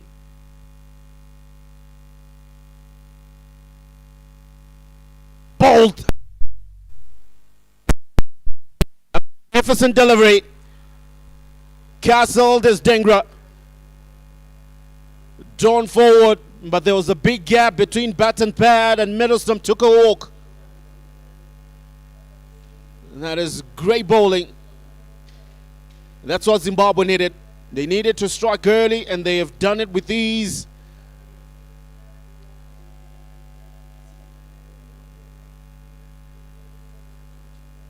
They lose their first is the United States.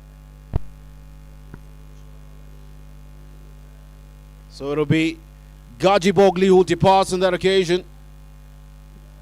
Just trying to go on the front foot to defend that one, but, well, too quick. USA, 17 for 1.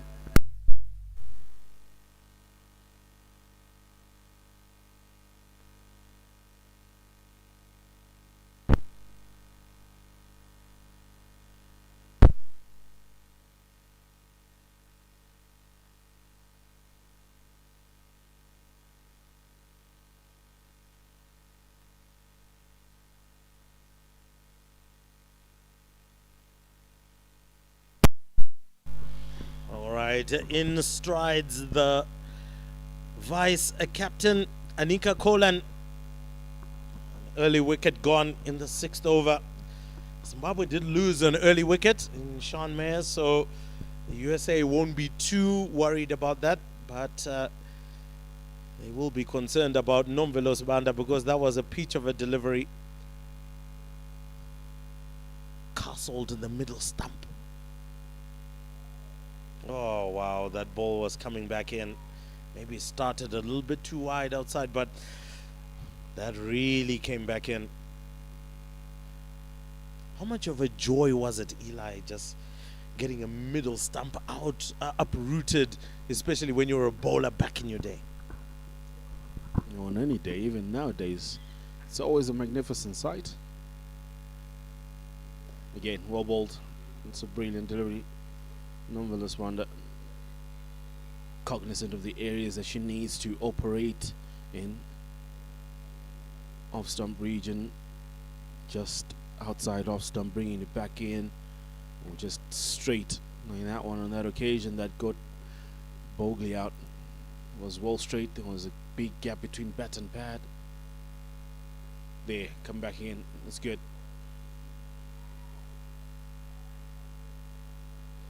There's just something about hitting the stumps. It proves that you're precise, that you're accurate, you targeted well, you judged your length pretty well. Either when you just hit the top of off stump or you hit the middle stump, the sound of ball and wickets, joy to the bowler. Better. Slower delivery, rolling your fingers on that occasion. That'll be the end of the 7th over. 17 for 1 are the USA after 7 overs.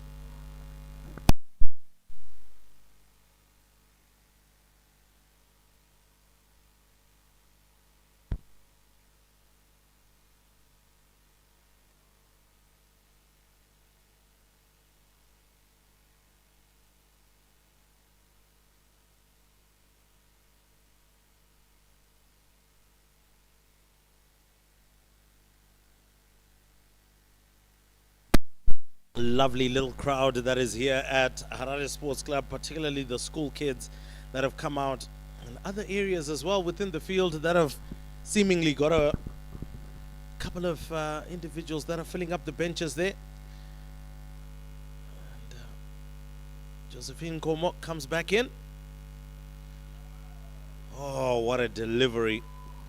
What I do like about Josephine Komo, she hits the deck very hard, and because of that she's also able to extract bounce, and coupled with it swinging away or swinging into you, it can cause you a whole lot of problems.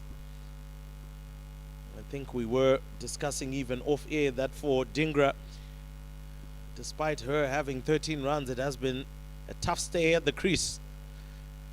It's been made very difficult by the two bowlers. A couple of streaky boundaries here and there, but it has been tough times indeed. It hasn't been as easy as it was in the 3rd ODI. So clearly Zimbabwe is hungry to seal the series today, and so far going about business quite nicely. Required run rate just slightly up now, 5.5, still in controllable range.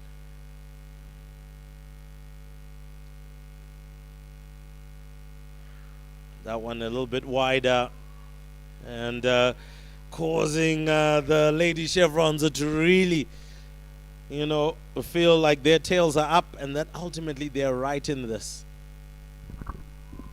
Right in this they are. Picked up an early wicket. The captain is bowling in the right areas. Yes, if you ever look at that delivery again, Dingra not moving towards the ball, fishing at it. Again, she's not playing it straight. She's being squared up on a number of occasions. And you will never get the desired connection that you're looking for. Always look to keep yourself side on, as the coaches would say.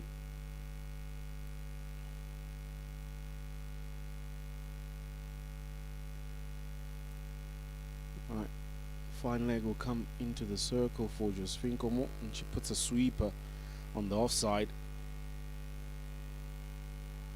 That's a sign telling Dingra that I'm going to give you something that is wide, invite you to try and pierce that off-field.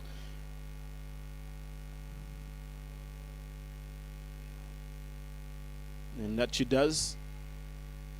Dingra does not have the necessary footwork to be able to make contact with that.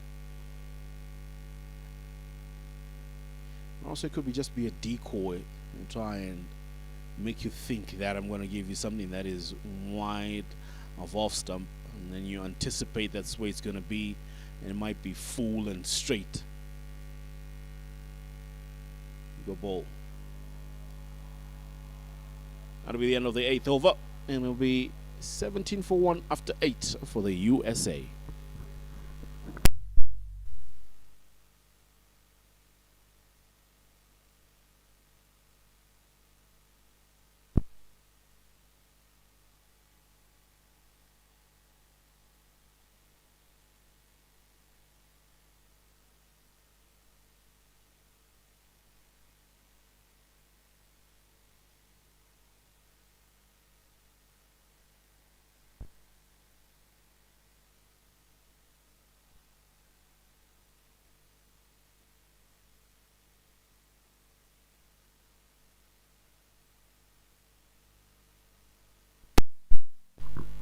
And looks like Colin able to get off the mark.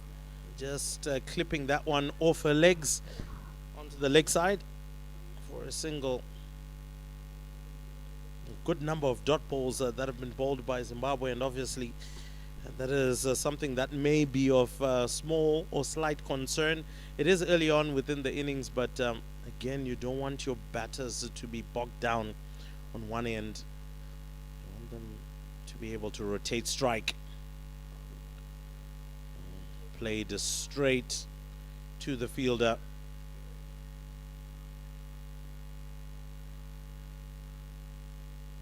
One of the things that I do appreciate about Nomvelo Sibanda's technique as well, when she is bowling, she does also use a bit of her wrist. And that helps her in terms of getting that ball to nip back in or to nip away. And it sometimes even get it to hold its line. So shows that somebody works really hard at her craft and does very well in her bowling. Crafty. She knows how to bowl one off the back of her hand, rolls one with the fingers. So good variation she has. And the one important thing is she's a disciplined bowler. She bowls according to the field strength.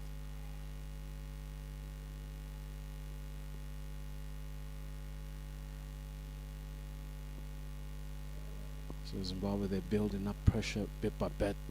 USA, however, you need to find ways of just not going for the big ones, but just work it around, regain momentum, build a partnership.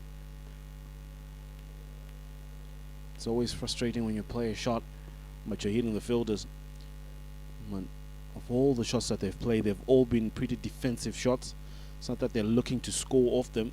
They're hoping that maybe it might fall in a vacant area and look to run it. Whatever. If they can just give yourself a look around at the field set and target areas that allow you to rotate strike, it'll be better. Wide. One of the few occasions where she strays leg side.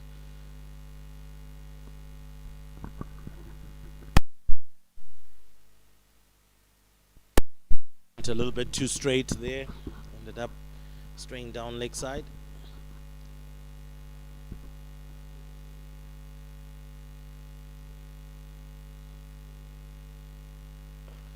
Driven but straight to the fielder, and that is the end of the 9th over. The USA, a careful start but a little bit slow. 19 for 1. Required run rate has just slowly shifted to 5.7. At some point they will need to start getting things moving. But here comes a change in bowling for Zimbabwe. Chipo Not really, not Chipomgeri Tiripano. I'm sure she wouldn't mind me calling her one of the youngsters. Audrey Majishaya actually coming in is the one who's going to be taking her crack at the USA top order. Did pretty well in the third ODI. Unfortunately, didn't have too much to bowl at, so it was always going to be very difficult to try and defend that total, but I think a fantastic player nonetheless.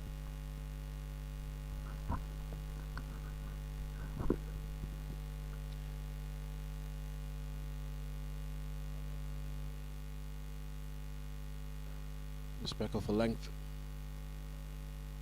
She starts off with. Now she has an important job to do here because she's replacing a captain who has done well bowling from that end. So she needs to come in with the right set of targets to hit or areas that she's looking to bowl at. Similar fields that she has, very strong on the offside.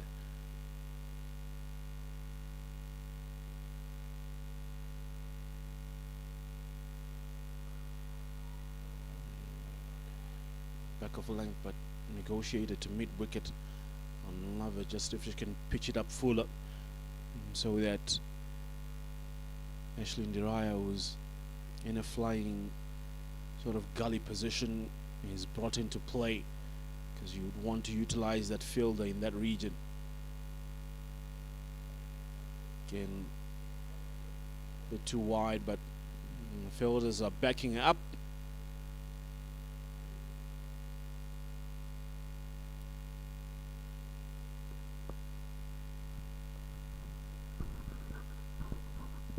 Well, so far so good for Audrey Marshire.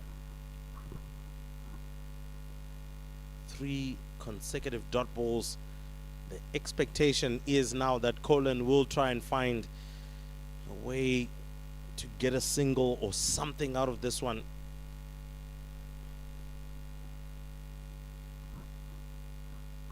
Sweeper going all the way down to the boundary. Tossed up, but will go straight to mid-off, and really proving to be difficult for Colin to score, bowling good lines, and this one was actually floated up. It was very difficult to get away. I told you that sometimes just a decoy, pushing the sweeper. Nowhere can you hit that one to the sweeper. Again, leading edge, but fortunately enough, just drops short of point. You can tell by the way the batter's holding a bat. She knows how fortunate she is, trying to negotiate it leg side, but turning the bat a little bit too quickly.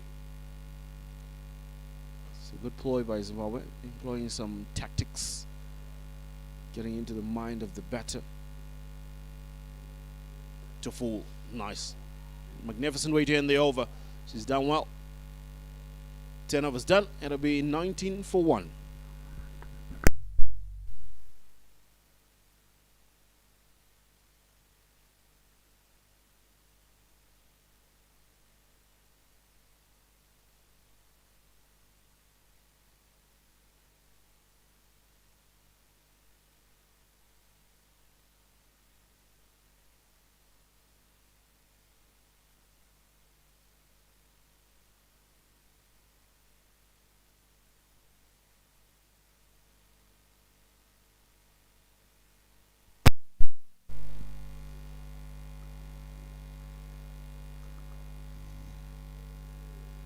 Nombelo Sibanda continuing from the golf course end. This time she's just a little down the leg side. Skata Firenika says it is a wide. Zimbabwe have got themselves into pretty good position after the first power play. Just 20 runs, 19 from the power play. And the 20th actually came in over number 11. And that's in the air and over the top. Not going to run to the boundary. Didn't quite come off the middle of the bat. I'm joined by Tinashe Chimbambo. Tinashe, what a start Zimbabwe have made, and with the first through that first power play. Yeah, good afternoon, Darlington. Good afternoon, the viewers.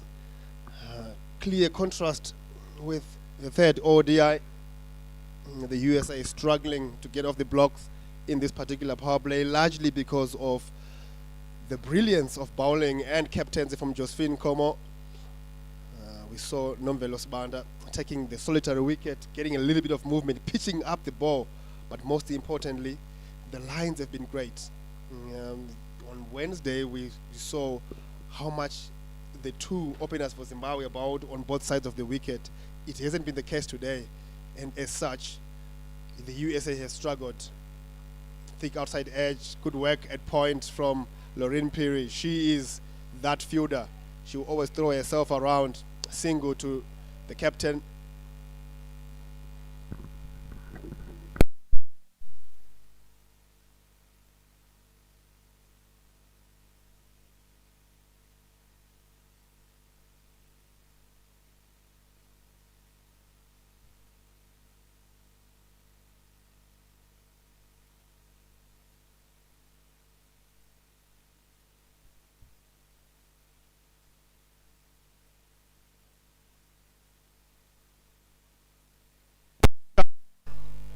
Chance, big chance, and it's put down.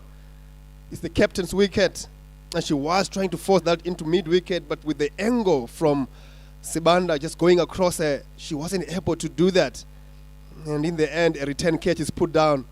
She scampers through for a single. Difficult chance. But at this level, those have to be taken.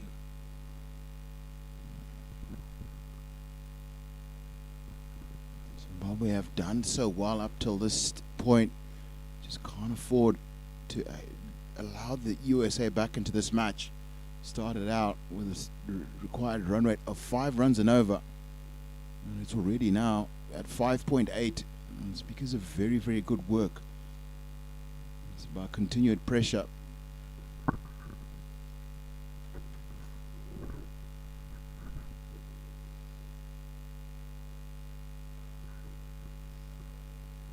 Again, good length, good lines, just peppering that fourth stump. Another good over from Nomvelo Sibanda. And after 11 overs, the USA is 25 for 1.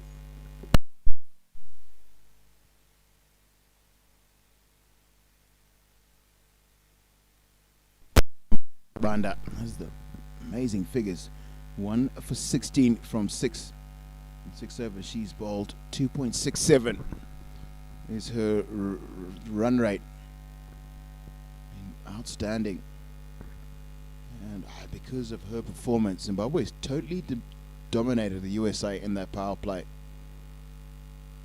Just a 1 wicket fall is the advantage that the USA have managed to retain through that power play. Now it's the Shire, the lone wicket taker today. It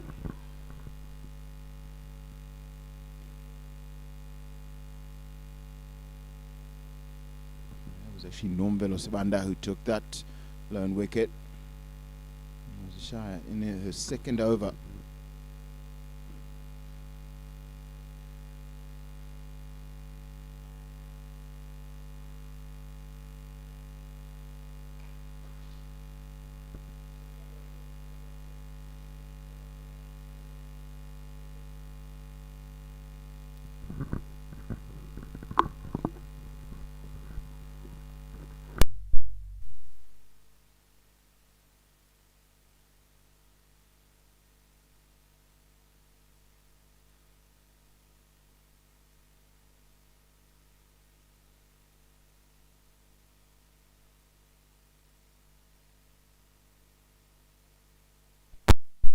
Nicely bowled, a bit of a change of pace. Mashisha just rolling her fingers around that one. It's going to be important if this game becomes very close, Darlington. Those change-ups and finding ways to restrict the scoring. They've done so. They've done very well. Disha Dingra, and she was quickly out of the blocks in ODI number 3. Today, not so much. 18 of 44 deliveries. Anika Kolan, the captain, she came in and she grabbed the game by the scruff of the neck and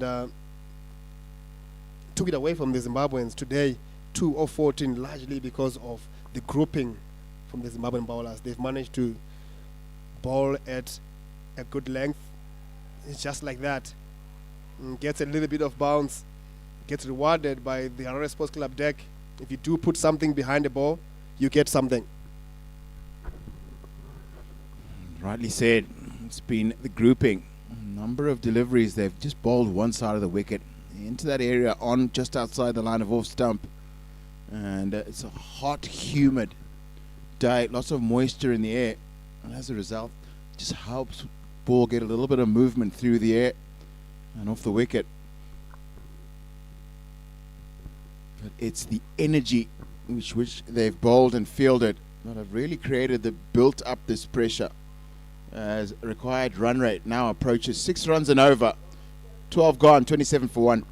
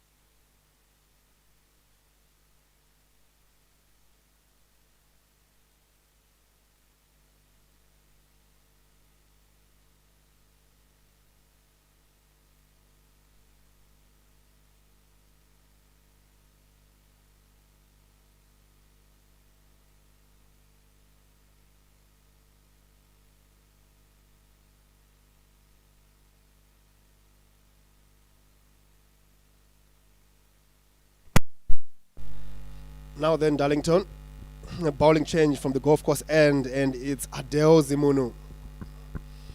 On a first outing for the national team, starts very well.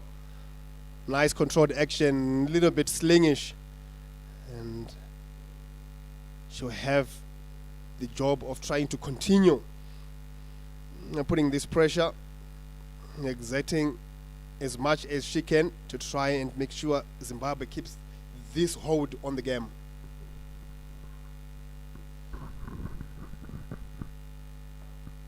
That has come off the inside edge. She's just got that one to nip back a little bit. In towards Anika Kolan's off stump from just outside. What's been interesting too is Zimbabwe have continued with the all-seam attack this afternoon. We saw Krista Chitatonzwa previously was bowled her leg spin in the power play. And that is over the top. No, it's not. First impression was that was going to clear Orlando Chari's head. And it is the debutant, Adele Zimunu, who picks up Zimbabwe's second wicket of the afternoon.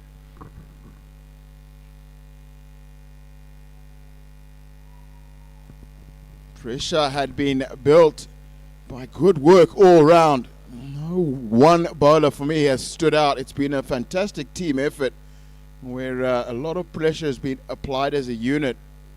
And then I think the thinking was that this is the inexperienced debutante. Let's have a go at her. Try to go over the top. And that brings Claridge to the crease. Has had a very difficult tour of Zimbabwe with 2 ducks in 3 innings that she's played. She's been moved up the order. Normally been coming in around number 6. Today, she's coming in at 2 wickets down.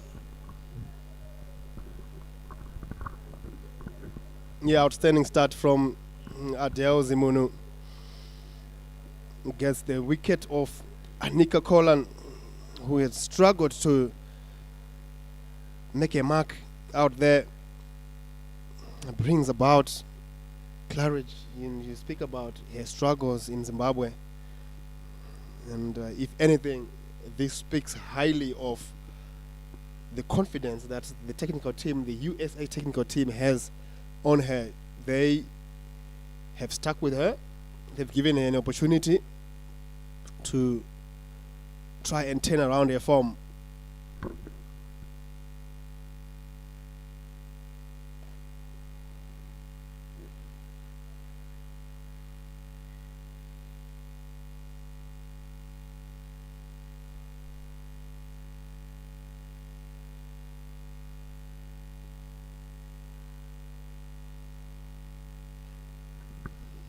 Four matches in World ODI cricket, Claridge, 18 runs, and the highest of 18. Cut away, doesn't find the gap.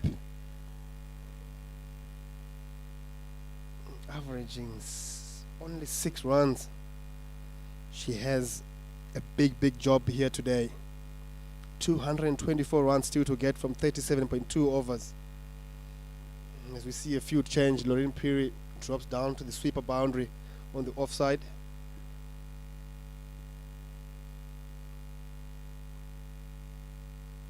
For wide, has it been called by the umpire Oscar? Inexperience really from Adele Zimono. She's bowled well in the first 5 balls, almost hitting the stumps with every delivery. And the few change of having a sweeper going out wide, maybe making her think that maybe she needs to go a little bit wide from the stumps.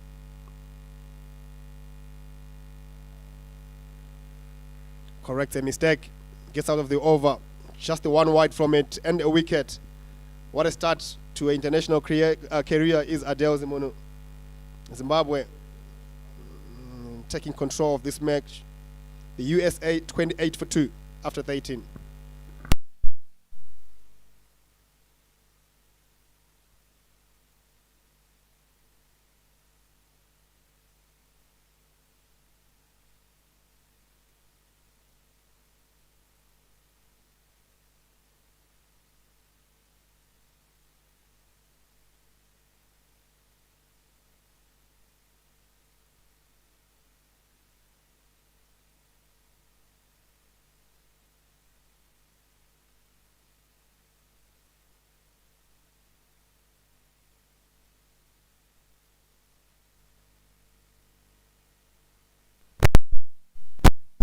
Shire continues from the city end, and she starts out with just a little bit of a soft one. There's protection on the boundary.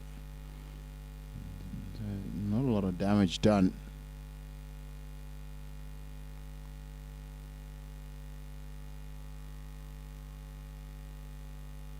This is good idea. See the field changing as now Zimbabweans have 7 fielders inside the circle, including top scorer today, who has moved into that first slip region. The Claridge struggles continue. For the first time today, current run rate required, US current run rate 2.2, required run rate for the first time creeps over 6 runs and over. Yeah, great work from the Zimbabweans. I always say your first job as a fielding team, if you have put in great fielding from Chipo Mugari, throwing yourself around, actually, I beg your pardon, it's the captain, Josephine Como. But with that, Ella Claridge gets off the mark. I was saying, Darlington, I say as a fielding team, once you've put up a score and you go out to try and defend, then your job is to try and change the run rate. If you've gotten your score at 4s, you want to try and put together enough pressure to change that run rate to 4s, 4.5s, 5s, and if you can able to even put it beyond the 6 run mark, you have done half the job. That alone will perpetuate the pressure, will make sure that there is enough scoreboard pressure for the batters to make their own mistakes. The other thing that Josephine Como's done well here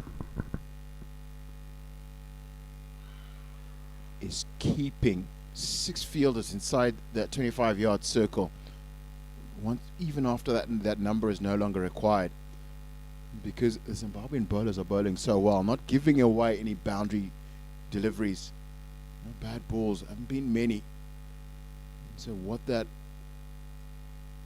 really, really tightly set field, lots of fielders inside the circle, means it's very difficult as well to rotate the strike and find those singles that take away some of the pressure. This is a good set again from Mazvishaya. 14 gone, 30 for 2.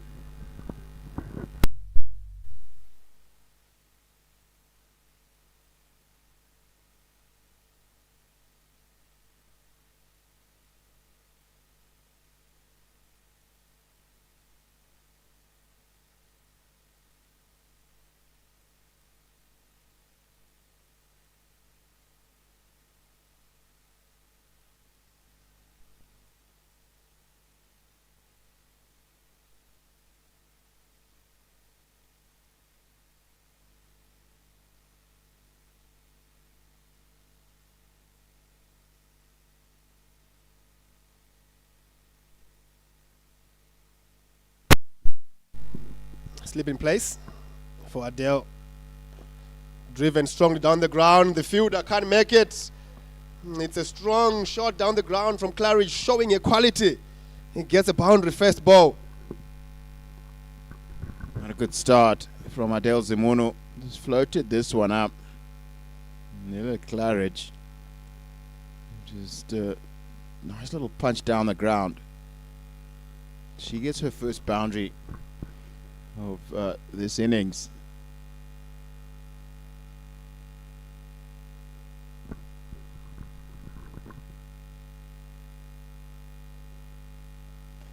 And this time it's a full toss, and she got enough, and she's got it wide of mid-on. And Ella Claridge has just been given a couple of freebies to get her going here. One gentle half volley and then a low full toss. And she's just punched him away with a lot of ease. Moves to 9. Yeah, average bowling from Zimono. And again, rightly put Darlington. She doesn't seem to really bowl the first one, neither did she seem to bowl the second one. And Claridge is taking full advantage of that. Back-to-back boundaries.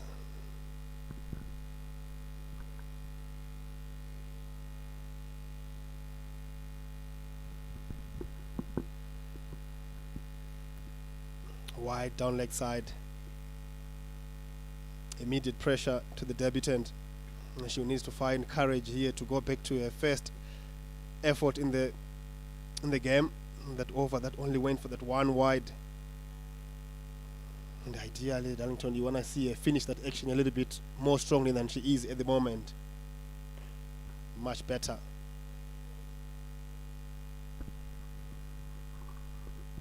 This goes to inexperience. Sometimes you don't really get your mind tuned into the work ahead of you.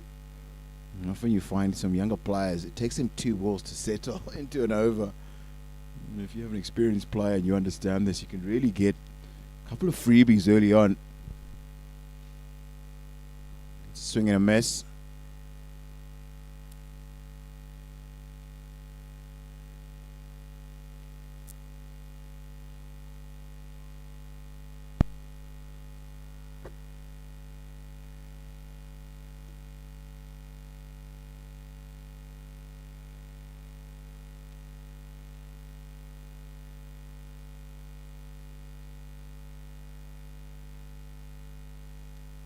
And this time it's down the leg side.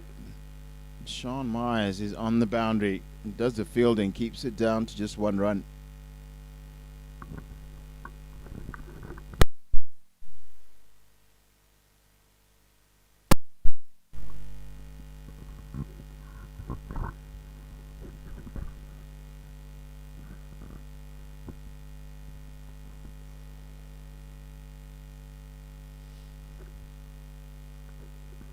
Darlington, you know the weather here at Harare Sports Club. And over the last hour and a bit, we've just seen catch taken, brilliant catch from Chipomugeri Tiripano. Oh, Adele Zimuno will be really, really pinching herself here. She's taking 2 big wickets here for her country. And it's through a very, very good catch from Chipomugeri Darlington. She's had to move quite a long way to her right and then get her hands underneath the ball that was dying, being driven into the covers. And takes a very, very good one for Adele Zimunu's second. And would you believe it, Zimbabwe's third as the USA find themselves 40 for 3.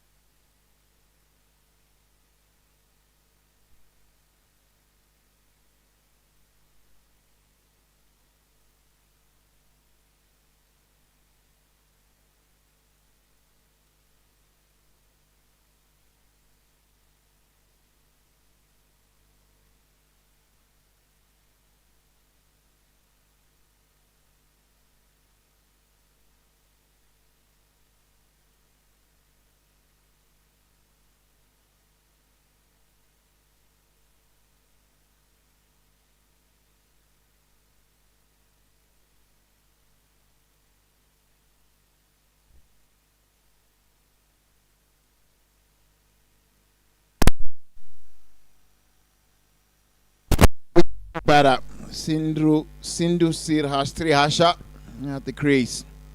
She's at the non-striker's end. And it is Ella Claridge who is on strike. As Adele Zimunu picked up her second with the last delivery of her second over on debut. What a catch though from Chipomugeri Tiripano.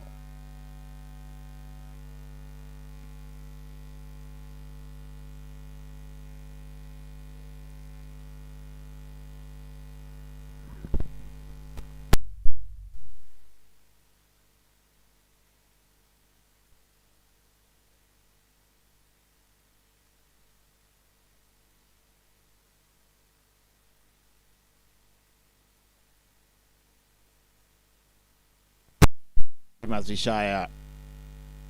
That is a pull shot. Gone into a good position and absolutely nailed it. Gets a boundary early in this over. Yeah, once again, not an entirely full-hearted delivery, and I think there is a little bit of a problem with Mazrishaya here. He's holding her inner thigh and he's walking jittily back to a run-up. But Claridge picking that one up, Darlington, and depositing it over the ring on the leg side, a couple of bounces, and skips away for 4. It's a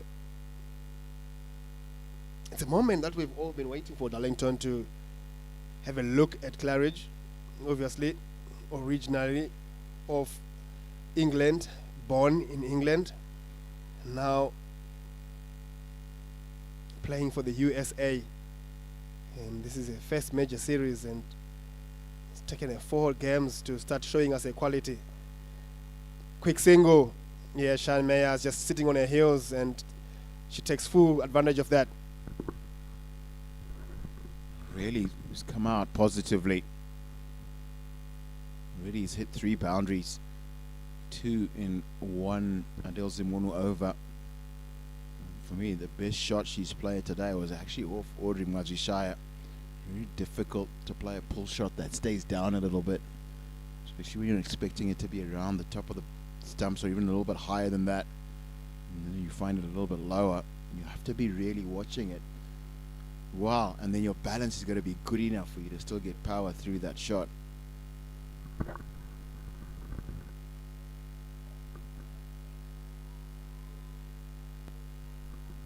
15 from 12, Ella Claridge. Strike rate 125. Yeah, she's been positive.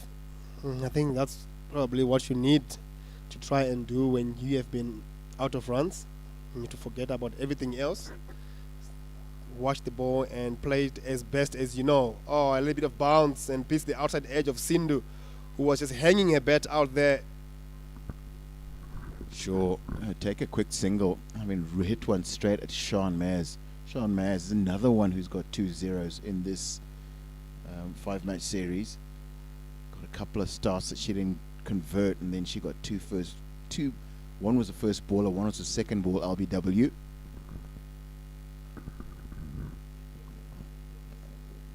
What would be sort of advice you'd think you'd give Sean if she was, you were talking to her and she's in a position similar to what Ella Claridge was when she began this innings?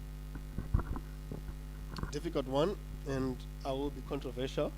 And Darlington, I want to be right on the fence when it comes to all things betting. But Ella Claridge has probably shown us how you want to get about getting over difficult times. You want to be as true as you can to yourself.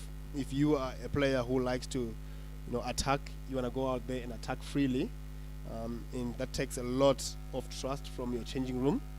We'll come back to this. And of over number 16, the USA women 46 for 3.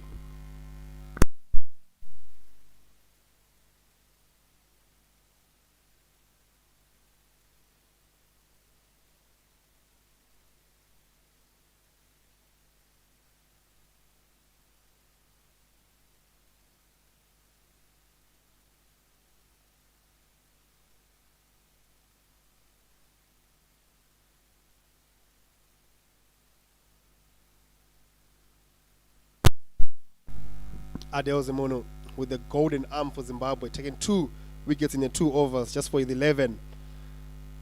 So we have to deal with Sindhu Srihasha, the wicket-keeper batsman, right on the money, wicket to wicket. So just continuing with Shane Meyer's conversation, Darlington. Personally, I see Shane Meyers as that one player that can take the game away from the opposition when she gets in. The problem is sometimes she doesn't really get in because she is in between her game. Does she defend through the power play? Does she play to a natural strength, which is attacking?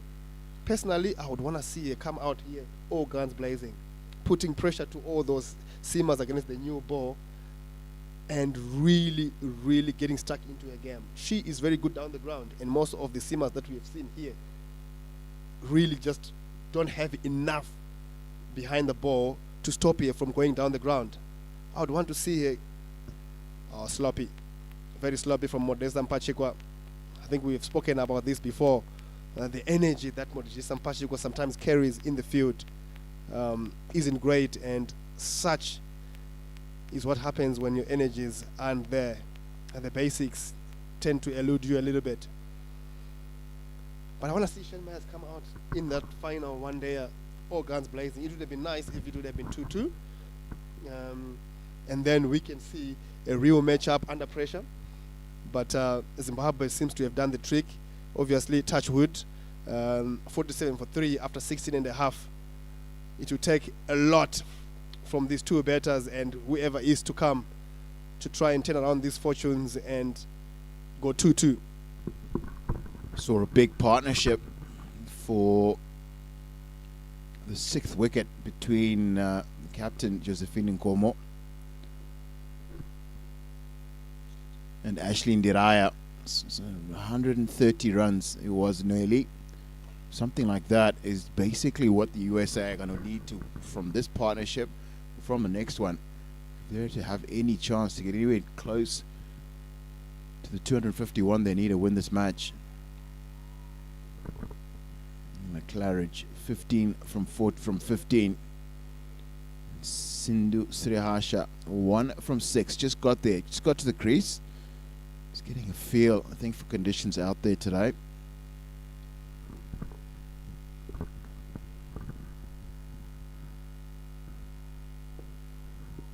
Good work from Modesta Mpachikwa.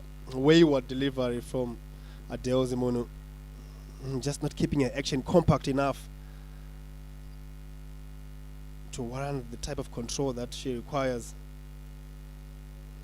This time around, it's as if Modesta Mpachikwa is listening to me. Sprung to action, stopping a definite 4 buys down leg side. Cut away, began point. This should run away for 4. It's beautifully timed and well placed by Claridge. 2 fielders inside the circle, behind square on the offside. And US Survey bring up the 50.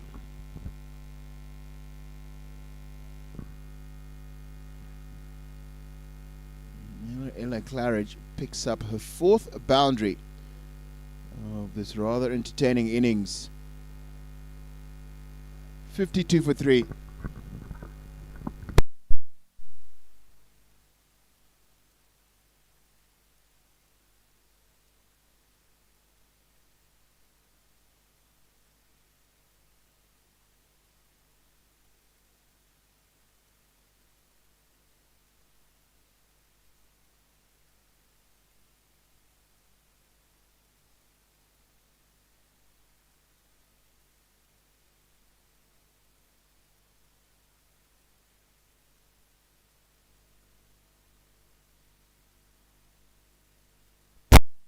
Mashishaya continuing from the city end.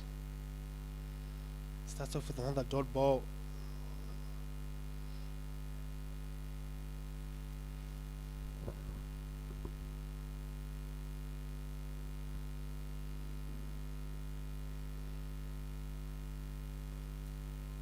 Quick single. Novelo Sibanda takes a shy. The throw isn't great. Perhaps Modesta Mpachikwa was expecting something comfortable for her to address the stumps.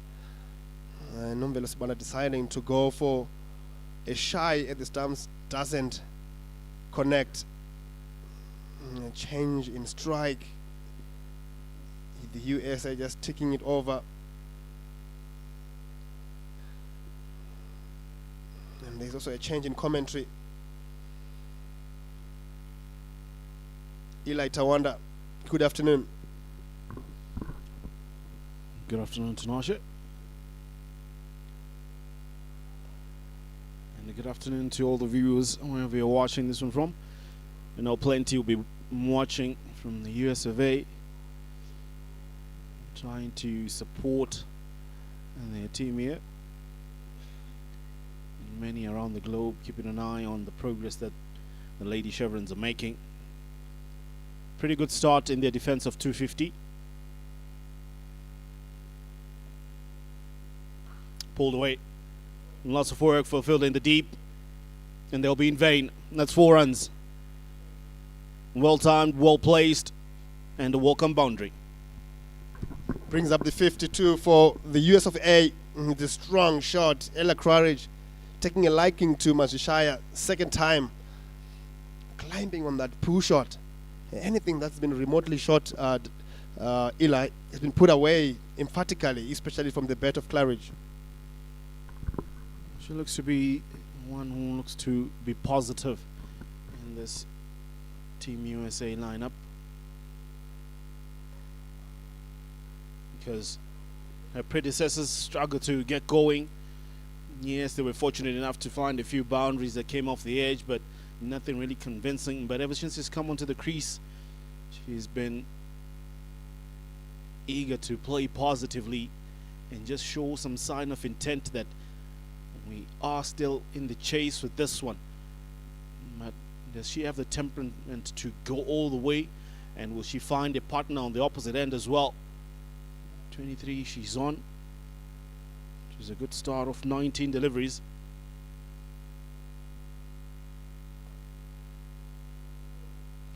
Good comeback from Rashaya. And we end of the 18th over. It's a 57 for 3.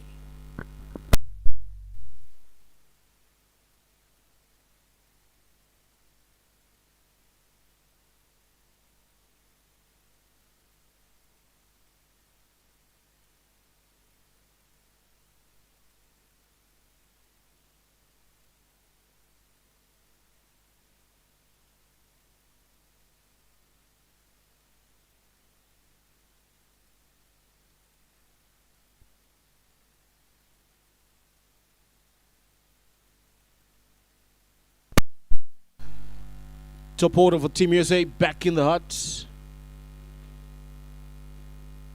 Trying to reconstruct a partnership. The pair that is in. Big shout, big shout. The umpire shakes his head and saying going down leg. I'm going to tell you what, that would have been pretty close. Adelzimono into a 4th over. He's picked up 2 wickets already.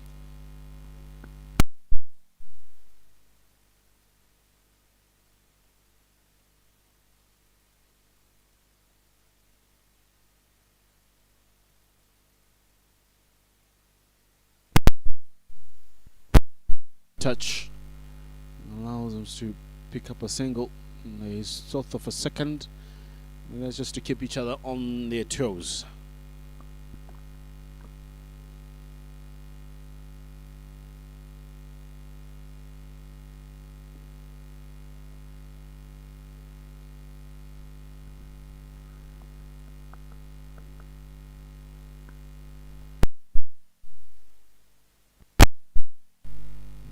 Captain tinkers with the field a bit for the debutant Adelzimono.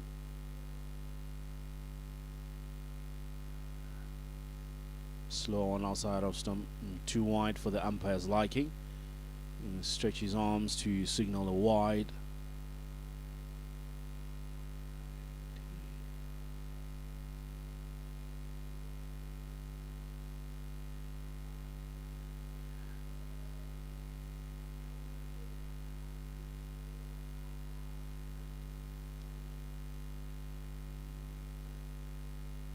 Cut away. She'll hit the sweeper. There's always tends to be a notion, Tinashe, that when you're a changeover bowler, you're getting sort of a lesser role to do. But I would love to beg to differ and find your opinion in this one, that there really is no bowler that's just given a perfect time to bowl. Whether you're coming in up early on opening, whether you're coming in the middle period, still an important phase that you need to figure out.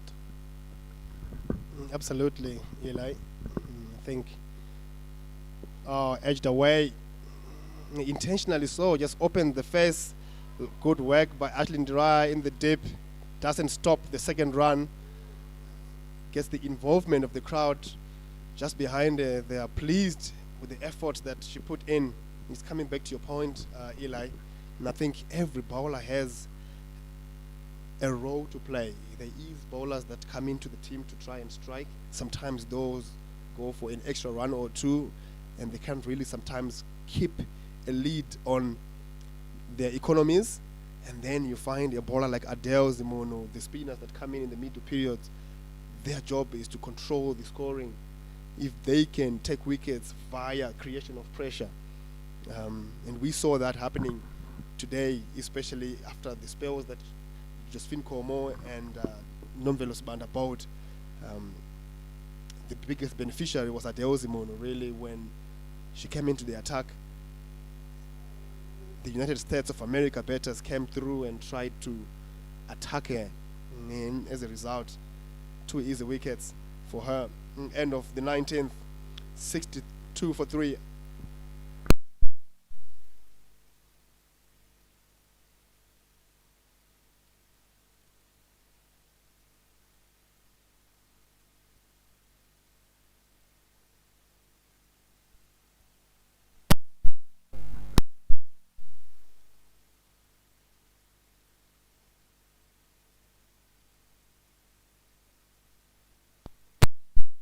Important bites of information shared by Tinashe Chimbambo. Yeah. You need to apply yourself. Sometimes you might think as a change of a bowler, you're just there to quicken the things, but batters will see you as a sign to amp up things and presents opportunities of taking wickets. Change in bowling. Spinner being brought into the attack.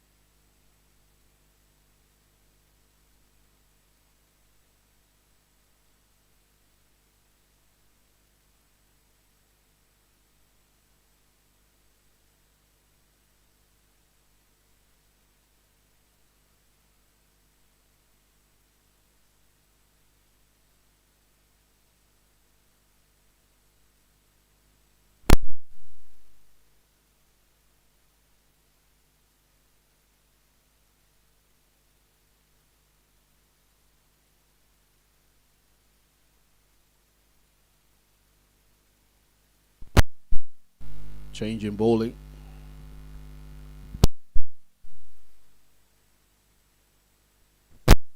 Looking to change ends coming through from the Gulf Coast end. Giving yourself a second spell.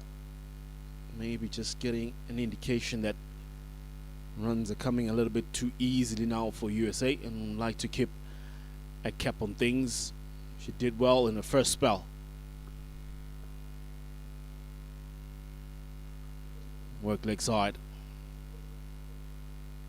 And they scamper through for one. Just the faintest of touches with the bat on that occasion.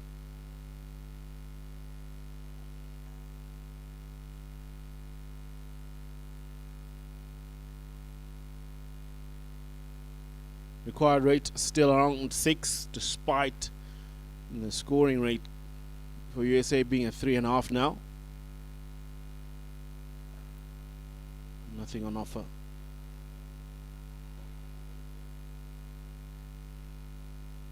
One thing that I like about Josephine's bowling, it comes effortlessly. You feel like as if she's just going through the emotions, but she really is giving it her all.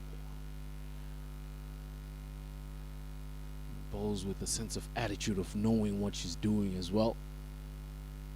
Backs herself up, being an experienced campaigner.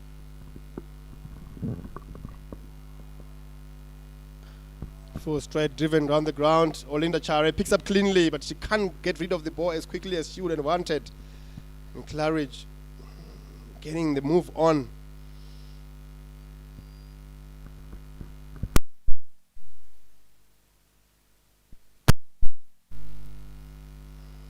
Great little spell here for the USA. Starting to get the runs. They would want this partnership to take them to the 30th, the 40th over. Have a big partnership. Nicely played, just allowing the ball to come to her. Opening the face on contact. Obviously, there's a vacant gully region there. Allows. That's important, really, for a player like Sidhu. She struggled to find the boundaries, but she hasn't kept the game at a standstill. She's managed to pick up the singles, bring back Ella Claridge back on strike, who has been very good.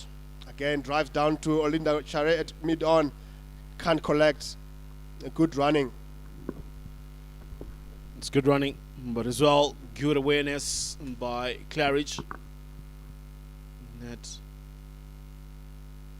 is a fairly young fielder at mid-on, so might not get as quickly to the ball as she would want to, and does not have the arm to throw that one. One more delivery to go. The over.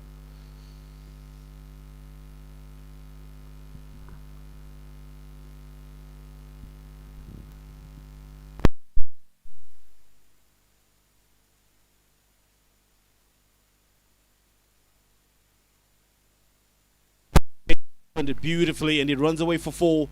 That's a welcome boundary by Team USA, and it's a brilliant way to get to the 21st over. 78 for 3.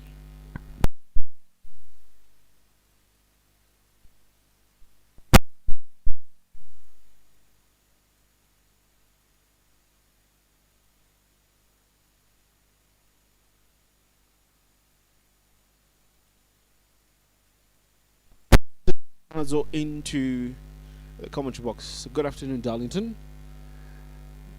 What a seesaw kind of action that we have here. At some point in time, Zimbabwe were all on top of the USA, but they're trying to crawl their way back with Claridge. And Claridge has been brilliant. She's 33 from 29, strike rate 113, 6 boundaries in that innings. And she's really given this innings getting started, getting it moving towards the US of A. And Sri Harsha, very different kind of player. Claridge strong straight down the ground and pulls really, really well. Sri Harsha just nudges the ball behind square on both sides. And they complement each other. So you've almost got to bowl very different fields, to set very different fields, and then also bowl very different lengths to these two batters.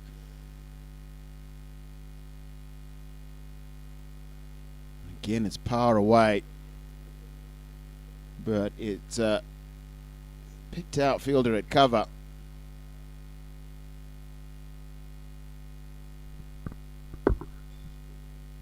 Chibumgeri Tiripano. This time it's the pull shot, and deliberately trying to find that gap between car corner and mid-on. Just didn't get the connection she wanted.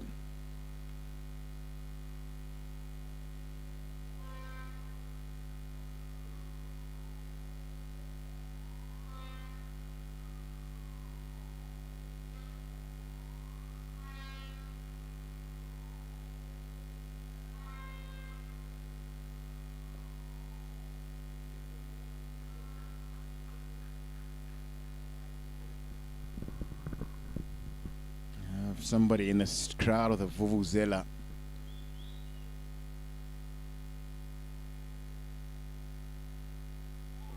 And that's off the inside edge. Looking to work it into that third man region.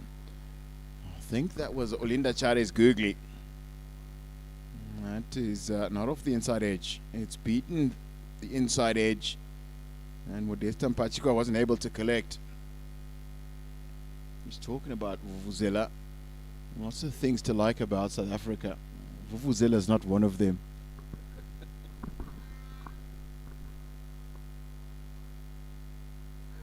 They tend to make it difficult to try and concentrate. You can imagine 25,000 of them all going in one go. As a batter or bowler, you're trying to find your marks. 22 overs done, 81 for 3.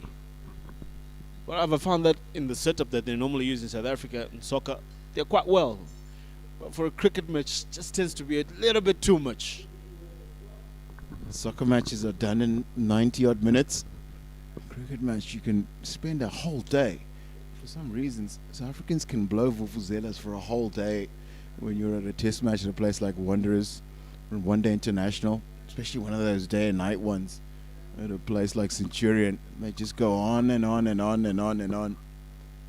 But what they do definitely do bring a sense of excitement into a ground.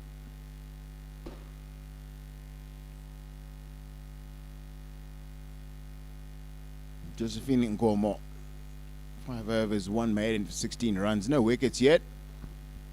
This is being worked out towards the deep square leg boundary.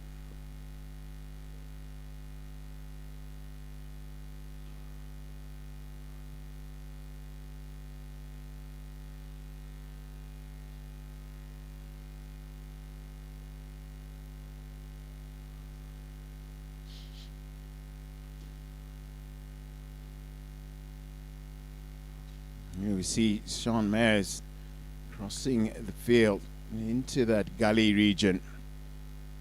Sri Harsha scored a lot of runs there.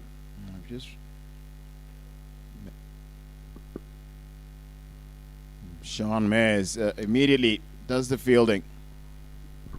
Great captaincy there by Josephine Nkomo, well aware of the strong positions that Sri Harsha is looking to score from, and plugging in that area with Sean Myers.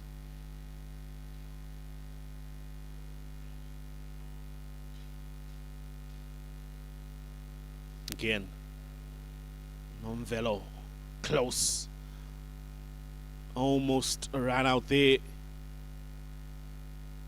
It's always an interesting battle where you see the captain or bowler, they plug in a hole, and then the batter still tries to aim for that same region to test. You were saying, did you really put them in the right place? But this is good captaincy from Josephine. What she's done is just now probably forced Sri Harsha to look somewhere else to find her runs. And in there, you might find an error. Still got a ball a good length at her though.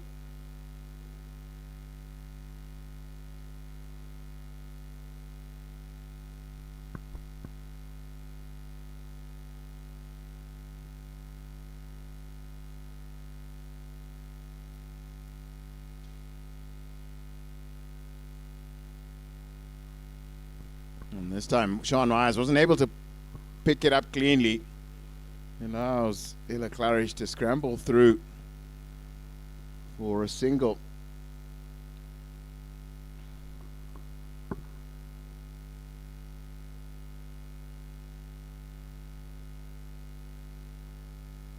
This is a good over so far from Josephine Nkomo. Just 2 runs from it. 1 ball to go. Just to make sure she finishes up nicely. Just a little delight as Modesta Mpachikwa wants sweeper in exactly the right position, but that's not going to make a difference as Josephine Nkomo's bowled. Ella Claridge, a nice little full toss, and she finds a boundary to finish the over. 87 for 3.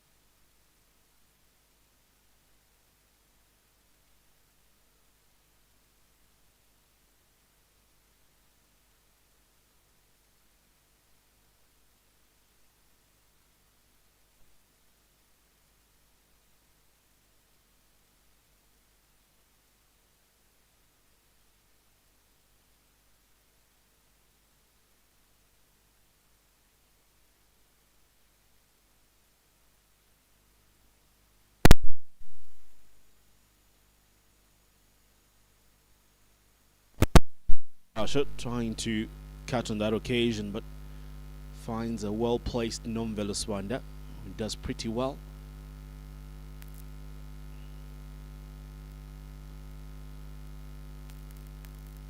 Flight it away. Mid-wicket thought she was in action there for a moment. The skip herself.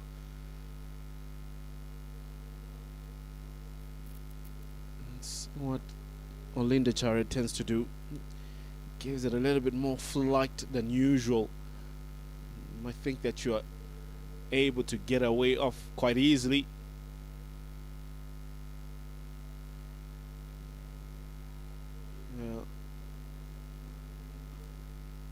It's just gotten a little bit darker just over Harare Sports Club, and slight drizzle that's coming through now. Can see some of the ground stuff getting in position with covers. You know where the rain comes from better here, Darlington. That is worked into the third man region. Cristobal Chatonzwa is on the field. Not picked for today's game.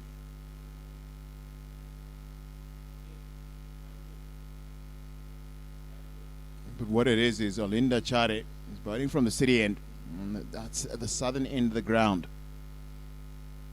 And this time she's come down the wicket and smashed it down the ground. Still looking straight. Not getting enough bat on it this time. So the rain normally comes from the left-hand side of your screen, and there's some dark clouds in that direction. We are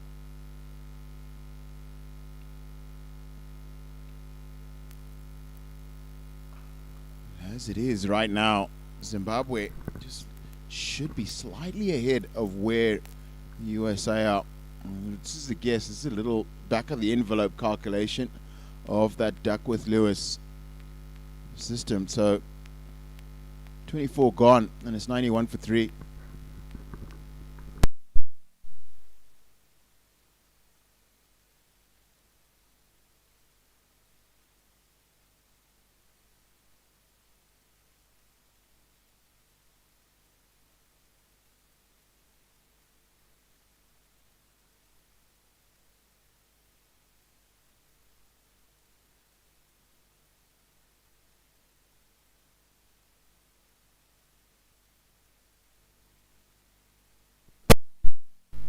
Josephine Gomo still in the attack, coming from the Gulf Coast end. 91 for 3 after 24. The rain almost threatening. I wonder how much that will change the sort of mindset that Claridge has. Try and get a few more runs, big ones. Because you don't want to really be behind, courtesy of that Duckworth-Lewis.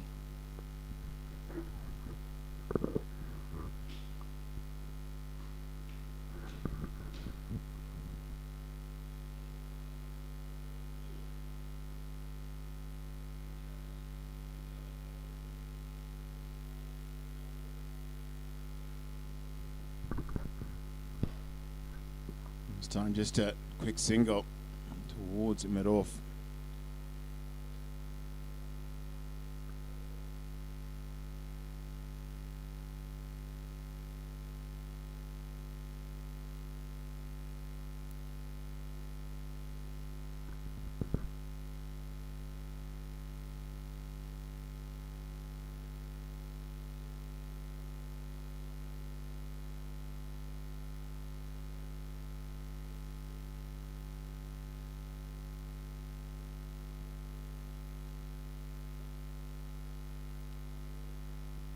good. Srihasha. One boundary to her name. What she's been able to do is rotate the strike very well. Allowed Ella Claridge, who's just striking it slightly better, finding with 7 boundaries to her name to face them at the bulk of the strike. Very different strike rates. Srihasha 15 from 27, strike rate of 55, and Ella Claridge 43 from 39, strike rate twice that, 110.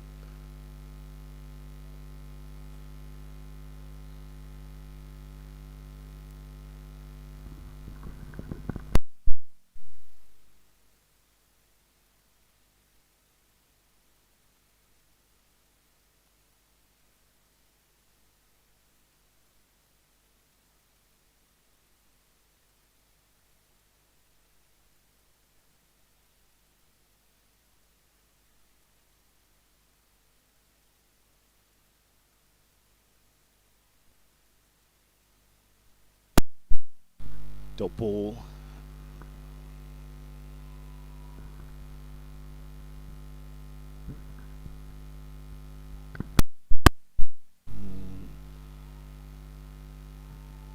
Just looking at the ground stuff. They are ready to come on as we get to 25 overs. Dot ball to end the over. It's 94 for 3 after 25. Claridge on 44. Srihasha on 16. Eagerly awaiting the call. The umpires are still okay with it. The breeze is just getting a little bit heavier, knocking things on, and the umpires, they call the ground stuff to come through. You can see them rushing across the field as quickly as possible.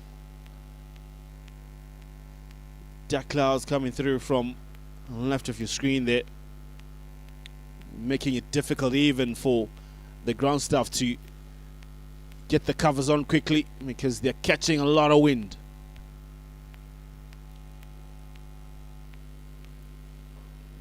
Just wait them to see how they negotiate this phase quickly here.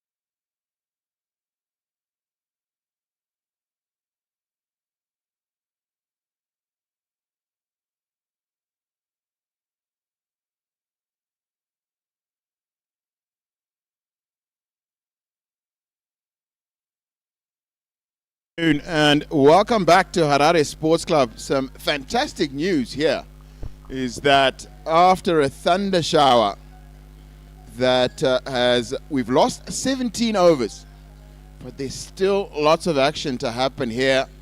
To and in batters for the United States, and the United States need 183 to win.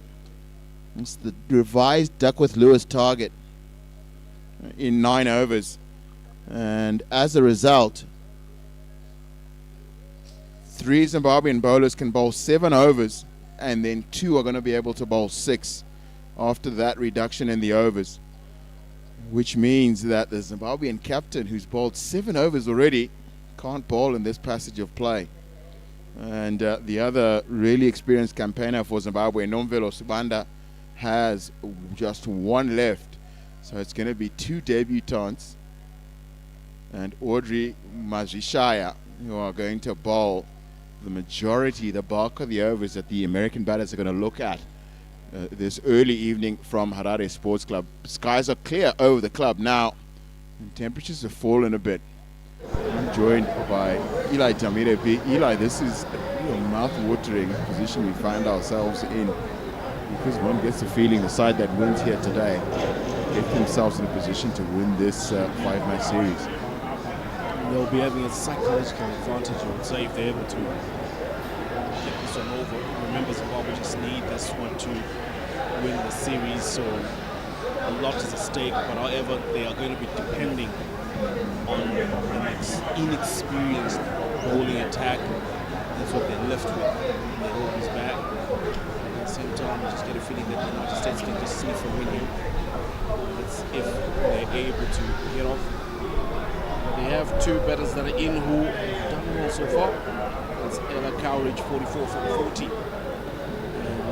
And Sindhu Srihash, 16 from 30. So I will be giving orders to get things going after that rain delay that we had. So for deliberations, as to the strategy of how go about this one. Pretty much it's dependent on the United States if they're going to take the charge and be a little bit more attacking and play some shots and trying to go for that target that's needed. Let's try and work out roughly what it means to make 18 runs in 9 overs. It's at 10 runs and over. It's a strike rate of 166. The Claridge, when she first got to the crease, was doing that quite easily. Sindhu Srihash never got anywhere near that. His strike rate currently 57. And it's just, I think, the ability to take advantage of the inexperienced Zimbabweans who have to bowl the bulk of the overs this evening. Linda Jari has not been bad at all. 3 overs for 14 runs, strike and runs per over 4.67. And the other one is Josephine Nkomo, who's finished her allotment now of 7. No wickets this afternoon. Economy of 3.43. There are some other options for the Zimbabweans as well. Sean Mayers, we know can bowl. And so no top 1 scorer today for Zimbabwe. There's another option. Ashley Ndiraya is another option. Getting Tiripano, also another option. I've just noticed Mr. Tonswa is a short 3rd man, so she is not on the field. I saw her towards the end of the innings have a little bit of difficulty. There it is, that's the sign. We're away. Umpire Chris Berry waves Olinda Chari to begin play.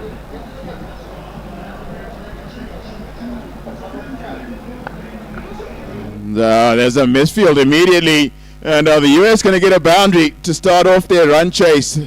The second half of their run chase. No, it's Sean Mayers who runs around from the cover point boundary to keep it down to 2 runs. So we need to be clinical and well disciplined in the fielding efforts. We need to try and swing and a miss. And Clarion trying to target just behind square leg there, vacant region that is there.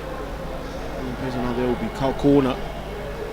Josephine Komo just giving a heads up to look out for one coming away. Straight to long off. Beloved Visa just keeps it to 1. Great pick up and throw. This just makes things much more interesting. This is what I like about such situations. You put the test, your math calculation, and who do you turn to? Who takes up the opportunity to try and see the team through either with ball and bat. Sindusri Harsh on strike. And 5 fielders in the circle from here on until the end of this game. And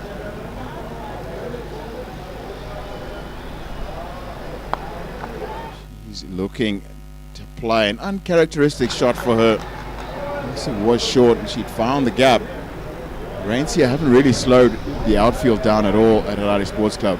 Probably would have found a boundary. Trying to Pierce looking for that all-important boundary just to ease the pressure, but Zimbabwe have been pretty good so far. Olinda's done well. Just needs to finish well in this over.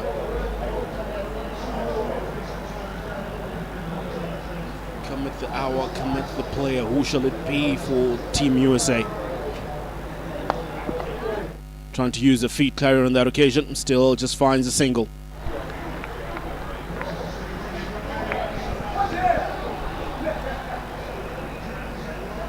End of that Olinda Chare over, and what she has done is very, very good for Zimbabwe. Just got them back into that after the rain delay, that restart.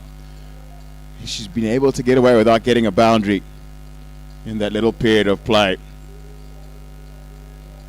It's a real tactical challenge here for the captain, Josephine Komo, because the idea is the best bowler probably is Nomvelo, most experienced. Nomvelo Sibanda, who's just got 1 over.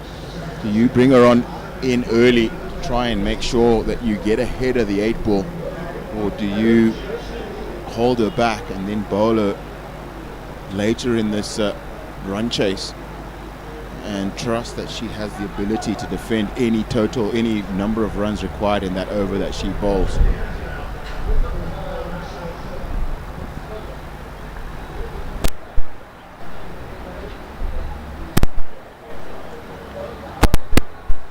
Zimono brought into the attack early. I think this is a good idea.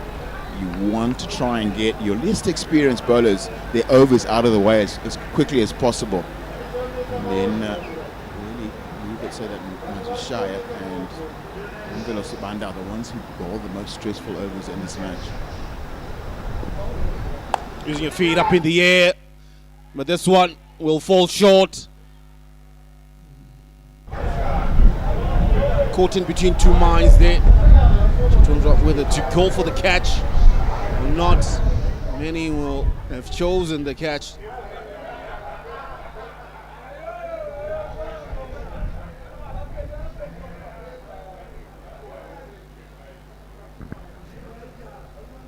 Now, players are walking off. I think there was a lightning flash and the umpire's a little bit concerned about that. Yep, and that flash sort of scared the umpires to send the players off the field there. So it'll be another break, and they will assess conditions, whether it's safe to come back or not.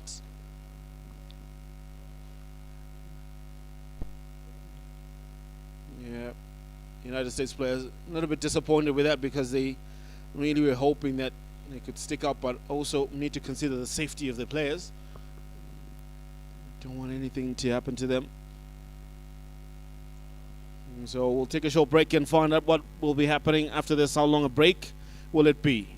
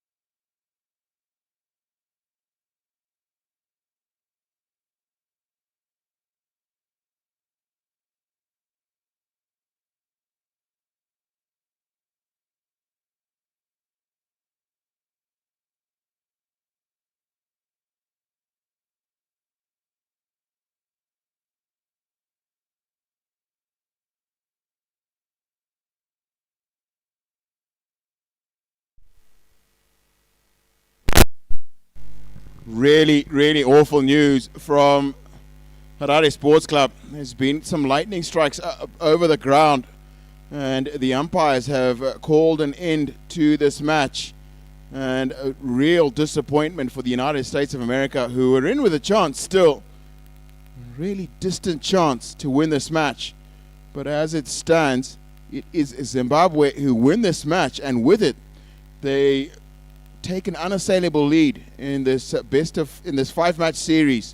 They go up 3-1 with one match to be played on Monday morning, starting at 9:15. Just a few of the highlights from that, and to give them to you is Tinashe Chimbambo. Thank you, Darlington. A beautiful, beautiful match played in the right spirit, winning the toss, the United States of America, putting Zimbabweans into bat.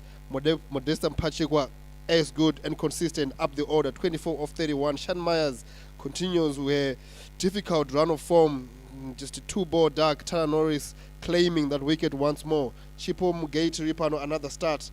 This one, a brisky one, 32 of 22, 7 boundaries in there. Lovely strike rate. Beloved Biza, the 15-year-old, continuing today rather slow, 22 of 63. Ashlyn Diraya, magnificent.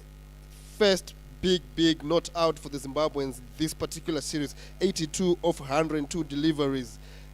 They shared a 100-run partnership with the captain, Josephine Gomo, 53 of 73, and Lorraine Piri was there at the end to finish off the innings with a boundary. The bowling for the Americans, up top, Tara Norris, 9 overs, 55. Not a great economy rate, but was able to pick up wickets consistently. Giovanna Ares, 6 overs, 29, no wickets for her, but a respectable economy rate. Isadi Vagela, 6 overs, 46. She struggled, but she was able to take the elusive wicket of Chipo Mugaiti Ripano, who was looking to steal the game early on from the United States of America. Gitika Kodali, straight out of a fifer in the second match in a winning cause, wasn't able to get any wickets today. 9 overs, 51.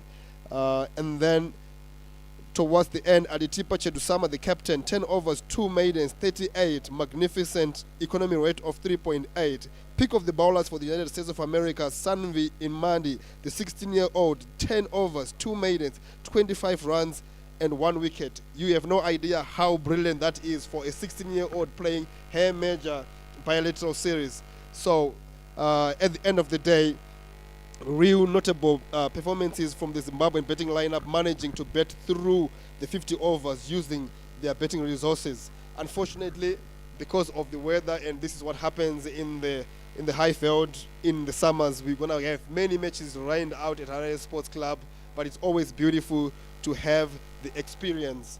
Darlington, to round up. And then in the run chase, the Americans just never really allowed into the match by Zimbabwean bowling. And they were 93 for 3, 25 overs. Disha Dingra got runs in the previous match, 19 from 49 today. Gagi Bogle fell to Nomvelo Sibanda for 3 from 11, and Anika Kolan also got 3. Adele Zimunu's first international wicket, alongside that of Disha Dingra. But Ella Claridge was the star for the US today. Really got them close and looked in really, really good touch with 43 from 42. And Sindhu Srihasha, a little on the slow side, 16 from 28. Nomvelo Sibanda, for me, was the pick of the bowling. Really dominated the power play for Zimbabwe. 6 overs from 16 runs and 1 wicket with alongside her captain. 7 overs for 24 runs, no wickets today, 1 maiden. And Audrey Mazishaya got 5 overs for 15 runs, economy of 3, 1 maiden. Adel Zimunu was the most expensive of the Zimbabwean bowlers with an economy of 5.25. Shows you just how well they bowled as a unit. Yolinda Chare, last one, another debutante. 3 overs she bowled for 14 runs, economy of 4.6. So we're just going to have to wait a little while for the announcement of the player of this match.